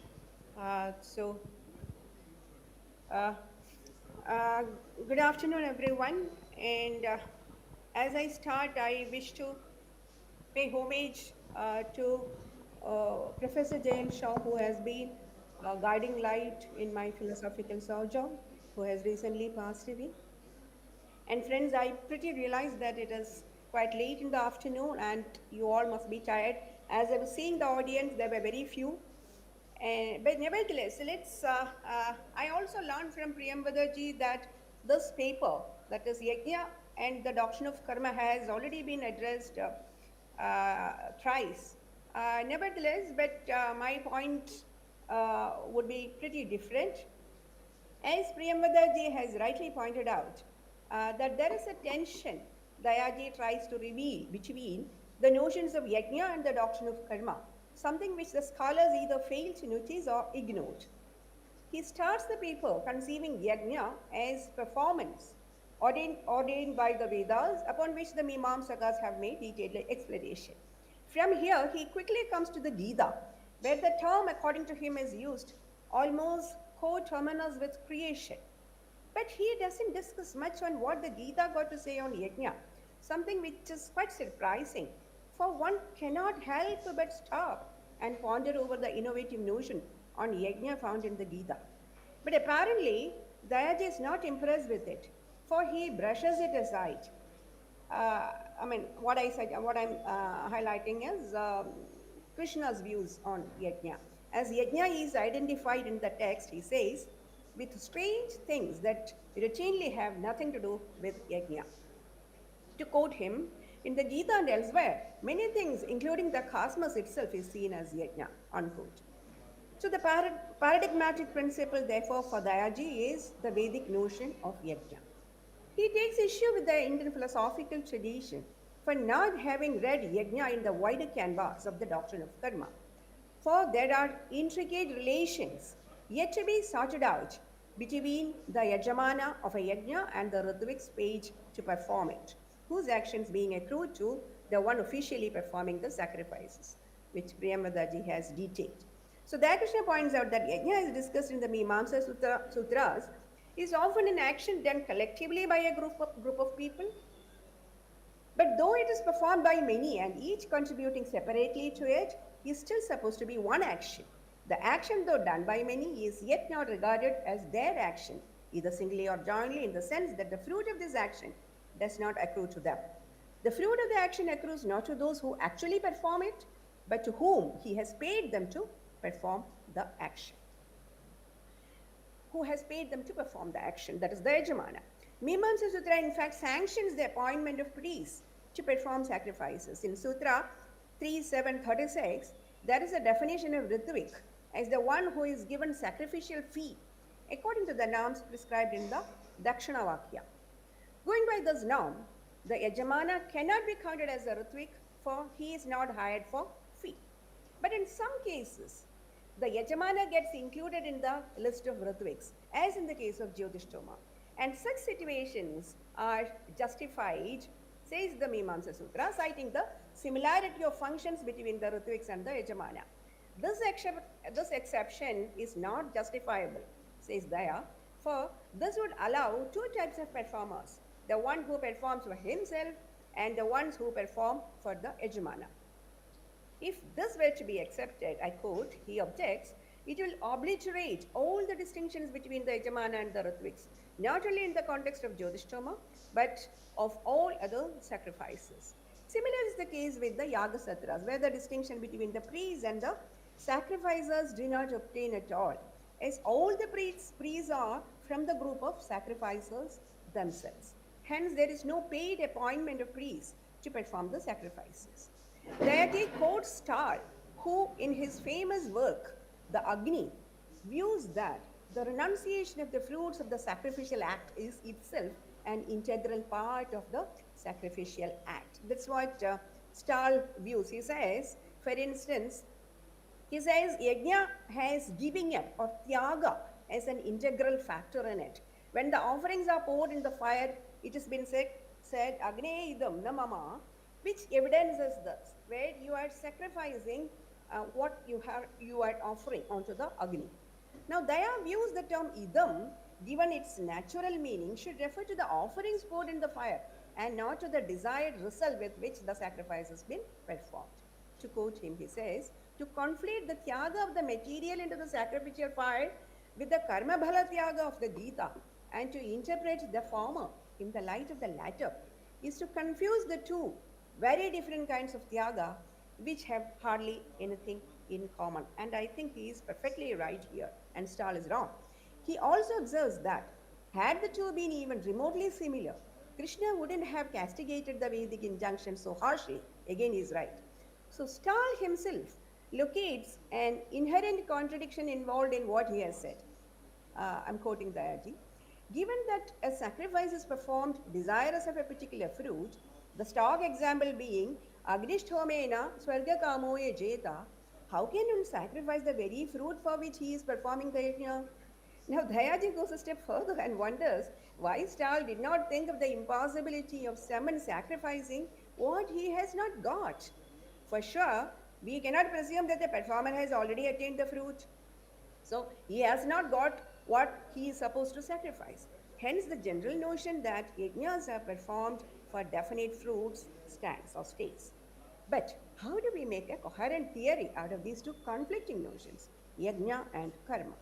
For the former prescribes actions to be performed with specific goals in mind, and the latter to denounce the very fruits of action for self-redemption. The hard code of the theory of the yajna is that your actions are meant to reap specific results. And you can even reap the fruit of somebody else's action, as in the case of the Ritviks and the Yajamana. But the hard code of the doctrine of karma proposes that one should denounce the result of the karma as it hinders the spiritual progress of the person. Both theories stand as foundational to Indian thought, observes Dayaji, and the contradiction involved creates tension to most of its students. This I locate as the first contradiction Dayaji cites in his paper. From here, Dayaji proceeds to discuss the problem of accruing the results of an action done by another, which Priyamadaji has detailed very beautifully. Citing Shabara Bhashya and Mimamsa Sutra, Dayakrishna points out that texts differ on how the fruits of the action of another, say the Ritvik, get credited to the Yajamana. Given that yajnas ordained in the scriptures being prolonged activities extending for days together, one individual cannot possibly do all by himself, and therefore it has to be a group activity. So there are indeed certain human goals, observes Dayaji, which can be achieved by collective action. But a norm will be in place on how the fruits of these are to be distributed among the participants, or there could also be obscurity on this. But this obscurity, he quickly points out, does not affect the Vedic rituals at all. For here, the fruits are to the one who undertakes the yajna, the yajamana, even if he does not do any single activity in this, apart from hiring the priest to perform yajna for him. We have, of course, other examples in the tradition for this kind of interactional interpretation of karma, one's action influencing or promoting another. Shraddha karma being the perfect example, where the offerings done by the son is expected to help his deceased parents in the other world. He himself gives this example, but he says this kind of citing instances does not substantiate the illegitimacy involved in the principle of yajna and its incoherence with the doctrine of karma. We need to admit that there is ambiguity regarding the theory of karma. Its moral dimensions are indeed dangerously obscure.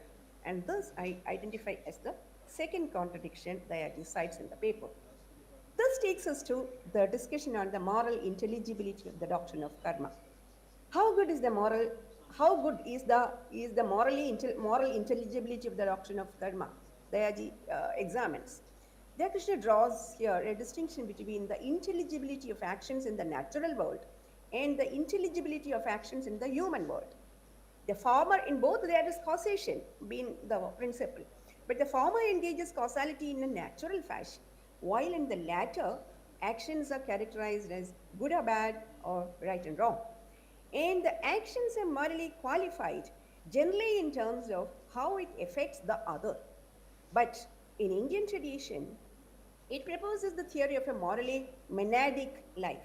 The self is in its absolute isolation. I can in no way morally interact with the other. Nobody can be the cause of my suffering, nor can I in any way influence the moral life of another. Any presumptions otherwise should be cast away as illusory. That is the tradition, that's what the tradition tells us. Just as there are structural illusions in the world of senses, it's a beautiful way that Dayaji presents. Just as there are structural illusions in the world of senses, there are structural illusions in the moral realm as well. With this difference that the former is known to all. We all know what are the structural illusions in our sensual perceptions, while the latter is known to none. The first step towards the eradication of the illusion that others can be causes for our moral life, very often we do think that, and I'm reaping the fruits of my own actions alone, is to realize that there is a set of accrued results of your actions that continue from your previous life. In other words, to make this moral theory sensible, we will have to stretch the chain of moral causation back to our previous births as well. And if there is a past life, a future life, a punarjanma is its corollary, points out Dayaji. Generally, a moral action is other-centric. We all know. A moral action is invariably other-centric. And a moral action originates when one cares for the well-being of the other. It arises from the conviction that one can affect the well-being of the other. Once this ontological possibility is ruled out or denied, morality in the usual sense becomes an impossibility. Hence, for the fulfillment of the moral consciousness, one will have to take a different route, a different turn altogether. With this, the drama of morality turns inward, says Daya. You know, this is classical way of presenting. The drama of morality takes an inward turn, and the other gets located within the self. There is another within the self. Here one targets the goal of transcending the dualities of painful and pleasant, satisfying and dissatisfying, fulfilling and non-fulfilling, etc., to become self-contented. Look at second chapter of the Gita, you have a lot of it, you know, the Sthita Prajna Lakshana. Thus, there is a shifting of the moral focus to the arena of one's own consciousness, an Atman-centric perspective of moral action, so to say, where action is judged not in terms to what one does to the other, which in any case one cannot, as it is theoretically not possible, but what one does to herself or to her state of consciousness. This has made many Western thinkers footed in Aristotelian thinking consider Indian thought as amoral or transmoral. There Krishna accuses his contemporary writers in Indian thought for not being cognizant of the fact that this moral monadism has the consequence of making morality in the usual sense impossible. This I identify as the third conflict referred in the paper. The above discussion has already located the principles of yajna and karma as ones which are in conflict with each other. Now, Daya also finds the doctrine of karma being in conflict with the principle of moksha, yet another cardinal principle in Indian thought. Since moral causality is still causality, I'm quoting Daya, it binds man and keeps him away from salvation. This brings the doctrine of karma in tension with moksha. In brief, the three cardinal principles of Indian thought, yajna, karma, and moksha, upon which everything revolves around, are found to be in tension with each other. They pull the individual in opposite directions, creating tension as there is inherent conflict among them. This makes the last conflict referred in the paper. Hence, Daya suggests that for those who are interested in Indian thought and culture, one of the tasks you can take up is to analyze human well-being from all aspects and to see if there are conflicts inherent in them. And here I take up Dayaji's call. Let's recapitulate the four conflicts Daya has referred to in the paper. Of course, I did make reference to it, but once again, I'm putting them together. First is a conflict between the principle of yajna and the doctrine of karma. The former prescribes action with determined objects, while the latter prescribes renouncement of action. Second is the paradox involved in yajna, where the fruits of the action of another being credited to the self. Third is the Atman-centric perspective of moral action, countering the ordinary notion of morality, where the moral monadism making moral action impossible. Last, the three cardinal principles in Indian philosophy, that is yajna, karma, and moksha, being in conflict with each other, creating tension, pulling the individual to different sides. Now let me take them up one by one. First is the conflict between the principle of yajna and the doctrine of karma. True, yajna is discussed in the Vedas, which were subsequently elaborated and detailed by the Mimamsakas, do prescribe action with determined objectives. But it is common knowledge that as we proceed to darshana, the Upanishads, the process is internalized, as is evident in the very first mantra of the Isha, Tena Tyaktena Bhunjidhaha. In the later sutra and smriti literature, this internalization has been made more explicit. Yajna literally means to give, to sacrifice, ejadane dhadu. We are familiar with the gross form of it, where there is a sacrificial fire and offerings made ahuti in it. Remember, this is just one form of yajna, the gross form. The fires, the sacrificial pedestal, and also the offerings can take different modes. As the principle of yajna goes subtle, the sacrifice to be performed here is no more with the gross objects, but with the phenomenal experience of the objects of the world. The aspirant is asked to sacrifice the objects of worldly experience in the fire of the senses. I'm sure you're all familiar with this text. Subsequently, the senses become the objects of sacrifice to be poured into the fire of restraint. The same is to be done with the motor organs as well. Actions produced by the motor organs are to be sacrificed in the fire of the life breath, that's prana, and the prana in the fire of mental restraint. Upanishads themselves in fact speak of antaryajnas. In one such, the body becomes a sacrificial altar, the mind becomes the priest, and the senses, breath, organs of action, and speech represent the offerings. Shatapada Brahmana narrates the story of the great sacrifice performed jointly by gods and demons. While the demons took body to be the soul and performed yajna externally, God said to have kindled fire within themselves and became immortal. The Mundaka Upanishad famously denounces the practice of external or physical sacrifices in clear terms. I quote, "Unsteady are the boats of 18 forms of sacrifice, which are part of inferior karma. The deluded who take delight in them, thinking that they would lead them to good, will fall again into old age and death," unquote. So in the gradation of yajna, we have different varieties. First to start with the gross one, dravya yajna, followed by tapo yajna. Then you have the yoga yajna. Then you have the svadhyaya yajna, which Priyamadaji was referring to. And the list culminates with the jnana yajna, that's fire, in which all ignorance is burnt. And the phenomenal self attains oneness with the absolute. Now this ascendance along the path of self-culture should also be gradual.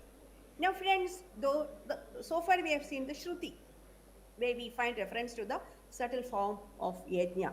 But I am a huge fan of Lord Krishna's way of dealing with the problem. In a way, the Gita can be visualized as a text that imparts a secret way of attaining self-realization by leading a life tuned according to the principle of yajna. Citing the significance of this principle of yajna, Krishna says, the very creation was made with this principle of yajna. In fact, Daya also makes a reference to it, but then he doesn't address it. It said, Lord Krishna says, "Saha yajna praja srishtva purovacha prajapati anena prasavishya dhvame esha ostvishta kamadhug." Having created the mankind with the principle of yajna, the Creator has called upon them to flourish with the principle of yajna. In the third and the fourth chapters, Krishna, these chapters are dedicated to speak about this. He speaks about the inescapability of action. He says, addressing to Arjuna, he says, since the human predicament is to get engaged in karma, as we have an inescapable disposition to act due to our previous desires, vasanas, there is no way to get rid of them. One is condemned to engage in action, to speak in Sartrean terms. Nahigaschit kshanamabi jatu tishtatya karma krit. So hence, what is required is not karma sannyasa, but karma bhala sannyasa. What is called for is an attitudinal change towards action and not the physical restraint from actions. Now there are two principles cardinal in the doctrine of karma in the Gita. First, how to renounce the fruits of action following the principle of yajna, and second, how to identify the required action. Regarding the first, Krishna gives us the formula of how to perform every action of ours as yajna. Yajnardhat karmanonyatra lokoyam karma bandhanaha tadardham karma kaunteya mukta sankha samachara. Man is bound by action except when it is performed as yajna. So for Krishna, every action of ours, even the mundane acts like eating, should be performed as a sacrifice. One should consume food only of what remains after sacrifice. Yajna shishtashana santo muchyante sarva kalpishai bhunja dehte tvagham papa e vachantya atma karanat. Whoever is cooking for himself, he is eating nothing but sin. So the suggestion is that one should cook food primarily for others and can consume the remaining of it. So this way, you should transform every action as a kind of yajna, a sacrifice, performed selflessly. Now Krishna warns Arjuna that through him the entire humanity, that if actions are not performed following the principle of yajna, you will get bound by it. Na ayam lokostya yajnasya. The one who is not following the principle of yajna, this world is not meant for him.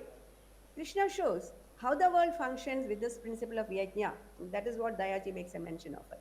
He says, Annad bhavanti bhudani parjanyad anna sambhavaha yajnad bhavati parjanya. The showers from which the food is being produced, everything is born of yajna. And further, karma brahmodbhavam vidhi brahmakshara samudbhavam tasmad sarvagadam brahma nityam yajne pradishtidam. That infinite Brahman which goes around everywhere is itself footed in Brahman. Evam pravartidam chakram na anuvartayati hayaha aghayurindrayaramo mogham vardhasa jivati. If one is not aware of this principle which circulates, then his life is idle, his life is useless. In brief, the single principle that supports the very existence of entities in this world is this principle of yajna. Every entity in this world, for its meaningful existence, has to give away rather than beget. Giving and not getting is the principle that underlies this universe. Indeed, every act of one should be converted to a yajna, as I already said, a sacrifice for the benefit of the world.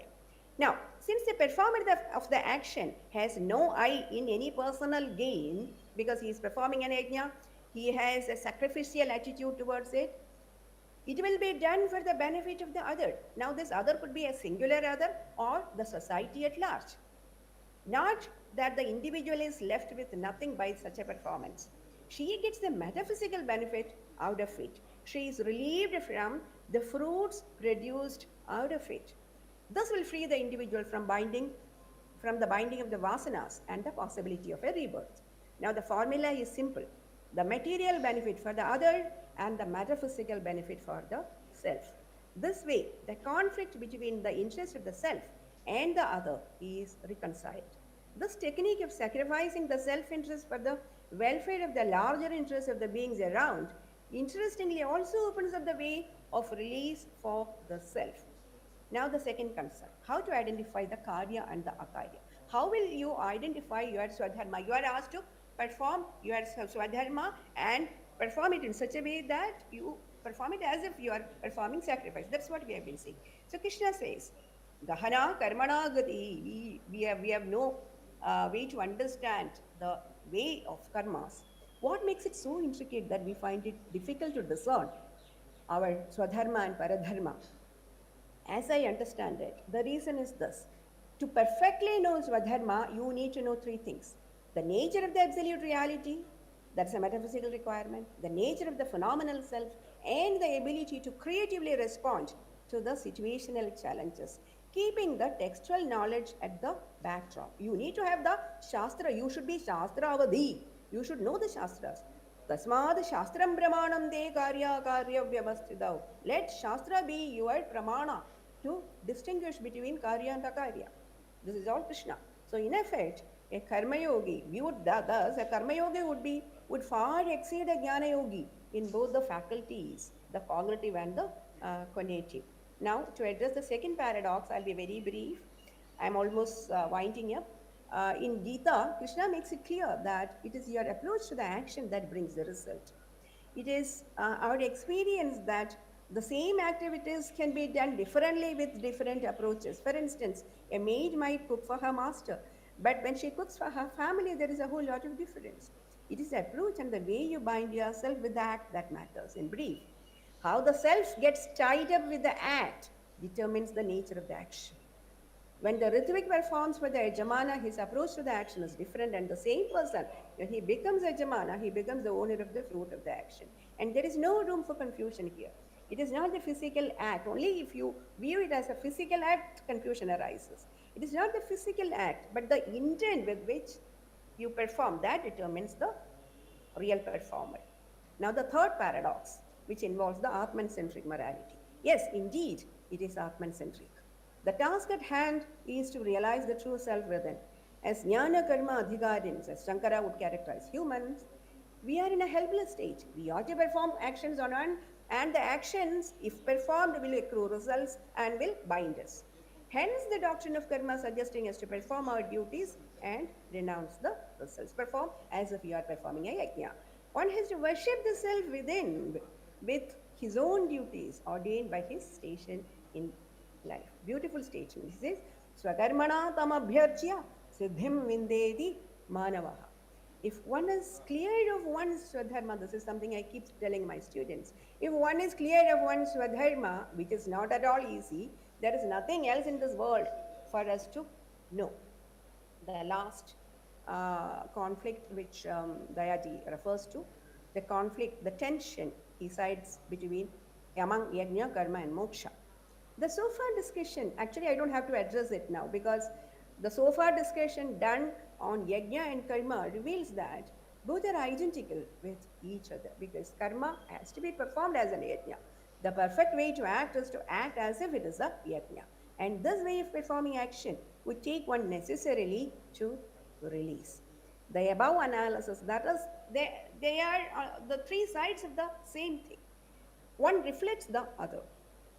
Karma has to be performed as if yajna, and when it is performed in this way, one is automatically released. Moksha comes by the way. And this way of performing action would take one necessarily to release. The above analysis reveals the perfect harmony among the three principles, karma, yajna, and moksha. Dayaji's contribution, nevertheless, is immense, that he awakened us from the dogmatic slumber and prompted us to critically look at the tradition. In the past, we always used to do or take up this approach, the critical approach, because that is our tradition. Except during the colonial times. Let us revive the critical tradition, and that would be a worthy tribute to this master. Let the Daya Krishna tradition be alive to guard Indian philosophy from pursuing unexamined doctrines. Thank you very much. Thank you very much, Professor Shikalaji, for your inspiring presentation. Very rightly, you have shown the four contradictions which Dayaji could see in the context of yajna as well as karma, and also you have given your critique to Daya's approach or Daya's methodology. We are very grateful to you for your presence as well as presentation. Now the paper is open for discussion.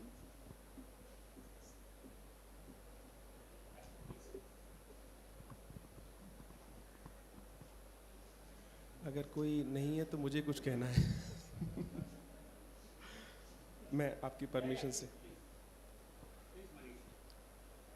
मैं हिंदी में कहना थोड़ा ज़्यादा मेरे लिए आसान होता है, मैं हिंदी में ही कहता हूँ। मैम के पेपर के साथ थ्योरी ऑफ कर्म पे जो इससे पहले बात हुई, उस पर दोनों को मिला के कुछ कमेंट ब्रीफली करना चाहूँगा। जो इस थ्योरी ऑफ कर्म का जो सेकंड पार्ट है, अकृताभ्यागम शून्यता, कि जो आपने नहीं किया उसका फल आपको नहीं मिलता, ये भी इस थ्योरी का एक एसेंशियल पार्ट है। मुझे ऐसा लगता है कि इस बात में तो कोई डाउट ही नहीं है कि हम जब कर्म करते हैं तो उसका कुछ फल मिलता है, और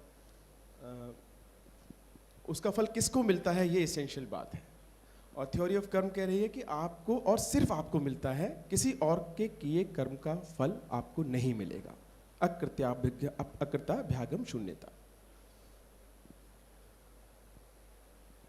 अगर हम ये मान लें कि हम एक दूसरे के कर्मों का फल भुगतते हैं थोड़ी देर के लिए, एक मिनट के लिए, कि जो मैं कर रहा हूं अच्छा या बुरा, जो मेरे कर्म का असर जहां तक जाएगा उस परव्यू में जो जो आएगा उन सबको उसका फल मिलेगा, और मुझे भी मिलेगा क्योंकि मैं भी उस परव्यू में आ रहा हूं। तो जो अनडिजर्व सफरिंग है, अनड्यू सफरिंग और अनड्यू हैप्पीनेस जो जन्म से मिलती है हमें, जिसका सॉल्यूशन नहीं होता, हमें अनर्जित सुख दुख, जिसका सॉल्यूशन हमें रीबर्थ से लेकर फिर वहां जाना ही होता है, कि मेरे जन्म से जो दुख सुख मिले हैं वो रीबर्थ को माने बिना एक्सप्लेन नहीं होते। और अगर मैं ये मान लूँ, इस पर थोड़ी देर विचार करें कि मैं सिर्फ मेरा ही नहीं भुगतता, तो जन्म से भी जो सुख दुख मुझे मिले हैं उनका रीज़न अगर मैं इसी लाइफ में खोज पाऊँ, उन सब का आंसर, तो शायद मुझे पिछले जन्म में जाने की ज़रूरत ना पड़े। जैसे गरीबी अमीरी, थोड़ी देर के लिए हम सोचें कि कोई सोसाइटी ऐसी हो सकती है कि जहाँ गरीबी अमीरी कम से कम हो, या कोई सोसाइटी ऐसी जहां जन्म से ही मिले सुख दुखों का अंतर कम से कम हो। तो फिर मुझे ऐसा लगता है कि हम एक दूसरे का फल जो भुगतने की बात मान लें तो हमें रीबर्थ में जाने की ज़रूरत नहीं पड़ती। एक और बात बहुत महत्वपूर्ण इसी से जुड़ी हुई, कि जब मैं ये कहता हूं कि आप अच्छे कर्म कीजिए, थ्योरी ऑफ कर्म का बेसिक प्रिजम्पशन क्या है? आप अच्छे कर्म कीजिए। क्यों कीजिए? क्योंकि आपको उसका फल मिलेगा। इसका मतलब मैं ये मानकर चल रहे हैं कि आप अच्छे कर्म तभी करेंगे जब आपको उसका फल मिलेगा। इसका मतलब आप सोच, मैं से सेल्फिश तो नहीं कहना चाहूँगा, क्यों कीजिए अच्छे कर्म? क्योंकि आपको फल मिलेगा उसका, आपको ही फल मिलेगा आपके कर्मों का, इसलिए आप अच्छे कर्म कीजिए। मैं तमाम समस्याओं के बावजूद इस थ्योरी ऑफ कर्म में ये साउंडनेस तो देखता हूँ कि कर्म, अच्छे कर्म करें सोसाइटी, इसमें इससे अच्छा मोटिवेशन नहीं हो सकता कि आप अच्छे कर्म कीजिए क्योंकि आपको इसका फल मिलेगा। व्यक्ति तभी अच्छे कर्म करेगा जब उसको लगे कि मुझे इसका फल मिलेगा। अच्छा, लेकिन ये प्रिजम्पशन तो है ही ना कि आप कीजिए क्योंकि आपको ही मिलेगा इसका फल। तो एक तरह से ये व्यक्ति को ये मानकर चल रहा है कि वो अच्छे कर्म तभी करता है जब उसको उसका फल खुद को मिलता है। अगर हम ये कहें कि आप अच्छा कर्म कीजिए क्योंकि अच्छे कर्मों का असर अच्छा ही होता है और वो आपको नहीं, उन सबको मिलता है जो आपसे जुड़े हुए हैं। अनर्जित सुख दुख तो यहीं तक तो है कि मैं अगर अच्छा कर रहा हूं और बुरा भोग रहा हूं तो मे बी वो सोसाइटीज, वो सब व्यवस्थाएं, वो तंत्र जो करप्ट है, मान लीजिए, जो कहते हैं आजकल तो अच्छे लोगों का जीना ही मुश्किल है, ये कुछ सोसाइटीज में कम कहा जाता है, कुछ में ज़्यादा कहा जाता है। स्कैंडिनेवियन कंट्रीज में किसी करप्ट व्यक्ति का जीना मुश्किल है, करप्ट होके तो दिखाइए वहाँ। यहाँ ईमानदार होना मुश्किल है क्योंकि ज़्यादातर बेईमानी है। ज़्यादातर बेईमानी है तो मैं अगर यहाँ मुश्किल क्यों हो रहा है? क्योंकि व्यवस्था या जस्टिस नहीं है, अच्छे को अच्छा नहीं मिल रहा, बुरे को बुरा नहीं मिल रहा। क्यों नहीं मिल रहा? मे बी इसके कारण कुछ तंत्र में भी हो सकते हैं और उन कारणों को खोजकर हम उन पर विचार करें कि अच्छे को अच्छा और बुरे का बुरा क्यों नहीं मिल रहा। रादर देन हम कहें कि रीबर्थ का कोई चक्कर होगा, पिछले जन्म में इसने कुछ किए होंगे इसलिए अच्छे को बुरा और बुरे को अच्छा मिल रहा है। कुछ और बातें भी हैं पर बस अभी मैं इतना ही कह के ख़त्म करना चाहूँगा और कोई कुछ कहे तो प्लीज़।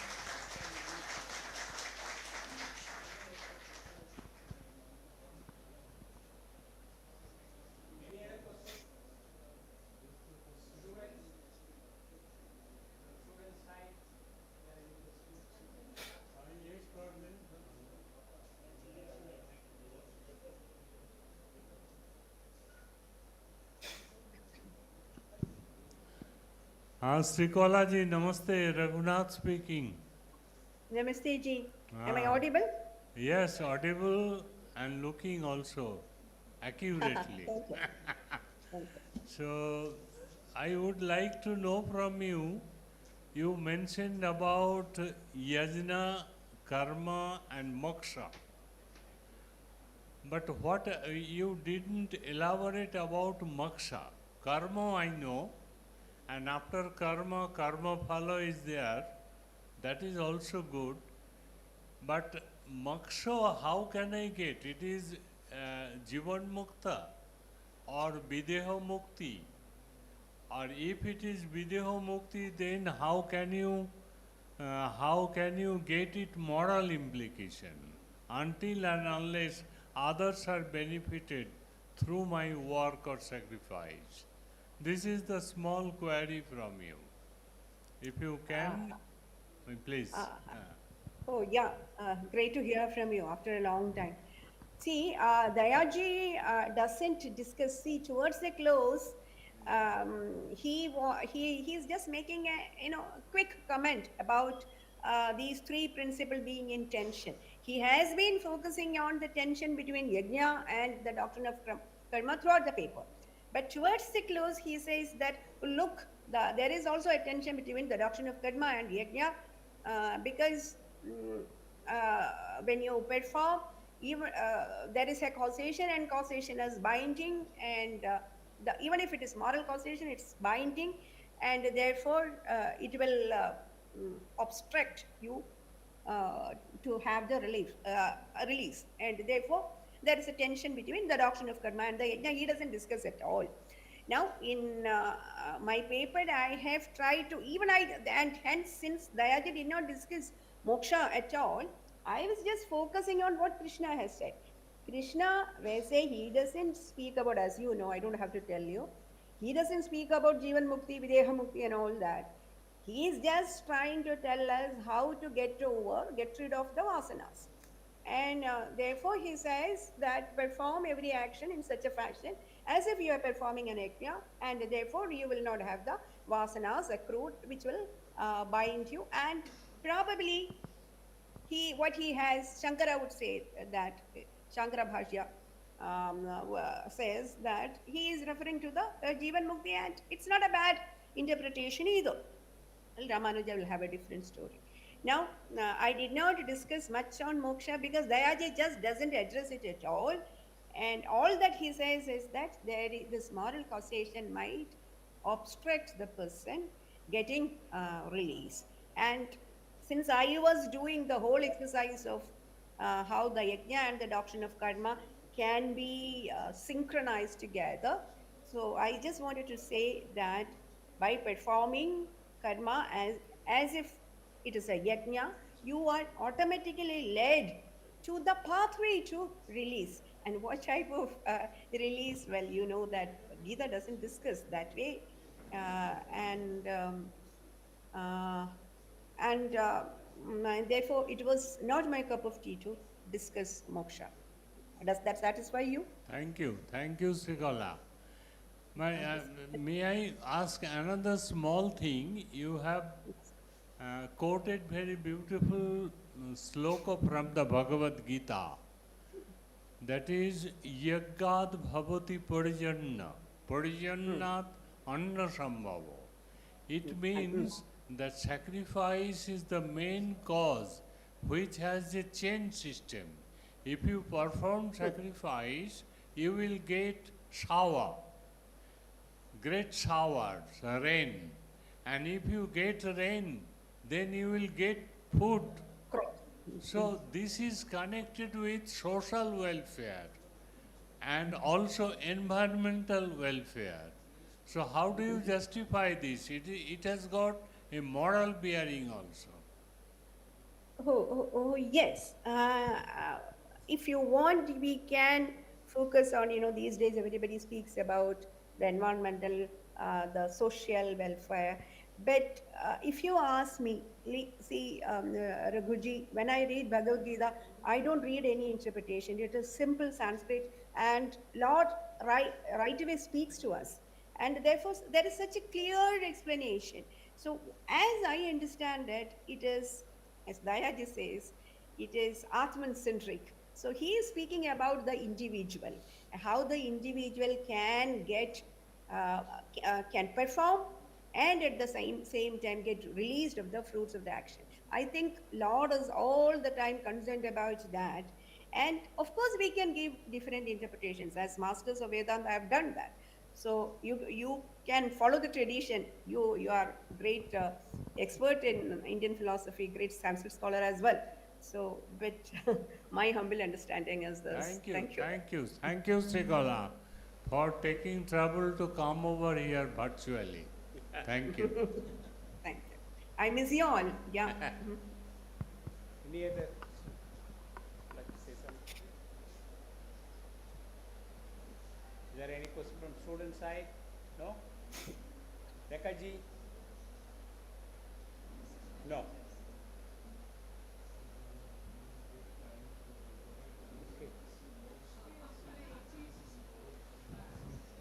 मैम मोक्ष के उसमें दया जी ने एक लाइन लिखी है कि जब हम यहाँ पे जिसको नेचुरल कॉजलिटी उन्होंने कहा है उसके साथ मॉरल कॉजलिटी के बीच रहते हैं तो एक टर्न ले सकते हैं जो बाकी वेस्ट में नहीं है पर हमारे यहाँ है जो हम सेल्फ सेंट्रिक मॉरलिटी की बात कर रहे हैं उसमें एक टर्न ले सकते हैं कि ये जो रेस्ट्रिक्टेड जो हमारा लाइफ है हम between natural causality and moral causality इसके बीच में रहते हैं तो एक यू टर्न ले सकते हैं कि हम इस संसार से परे चले जाएं we go beyond this world that is moksha ये एक लाइन उसमें है जी लास्ट में very well present ma'am thank you Yeah, as you know, he discusses this. No, it is not regarding moksha. He speaks about the natural causality and the human, the moral causation, and he speaks about the distinction.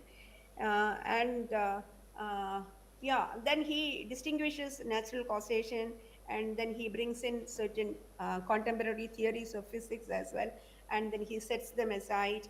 No, Dayaji, the way he writes, he enriches his paper. But as I remember, he doesn't exercises on the concept of moksha much, particularly in that way. Thank you very much.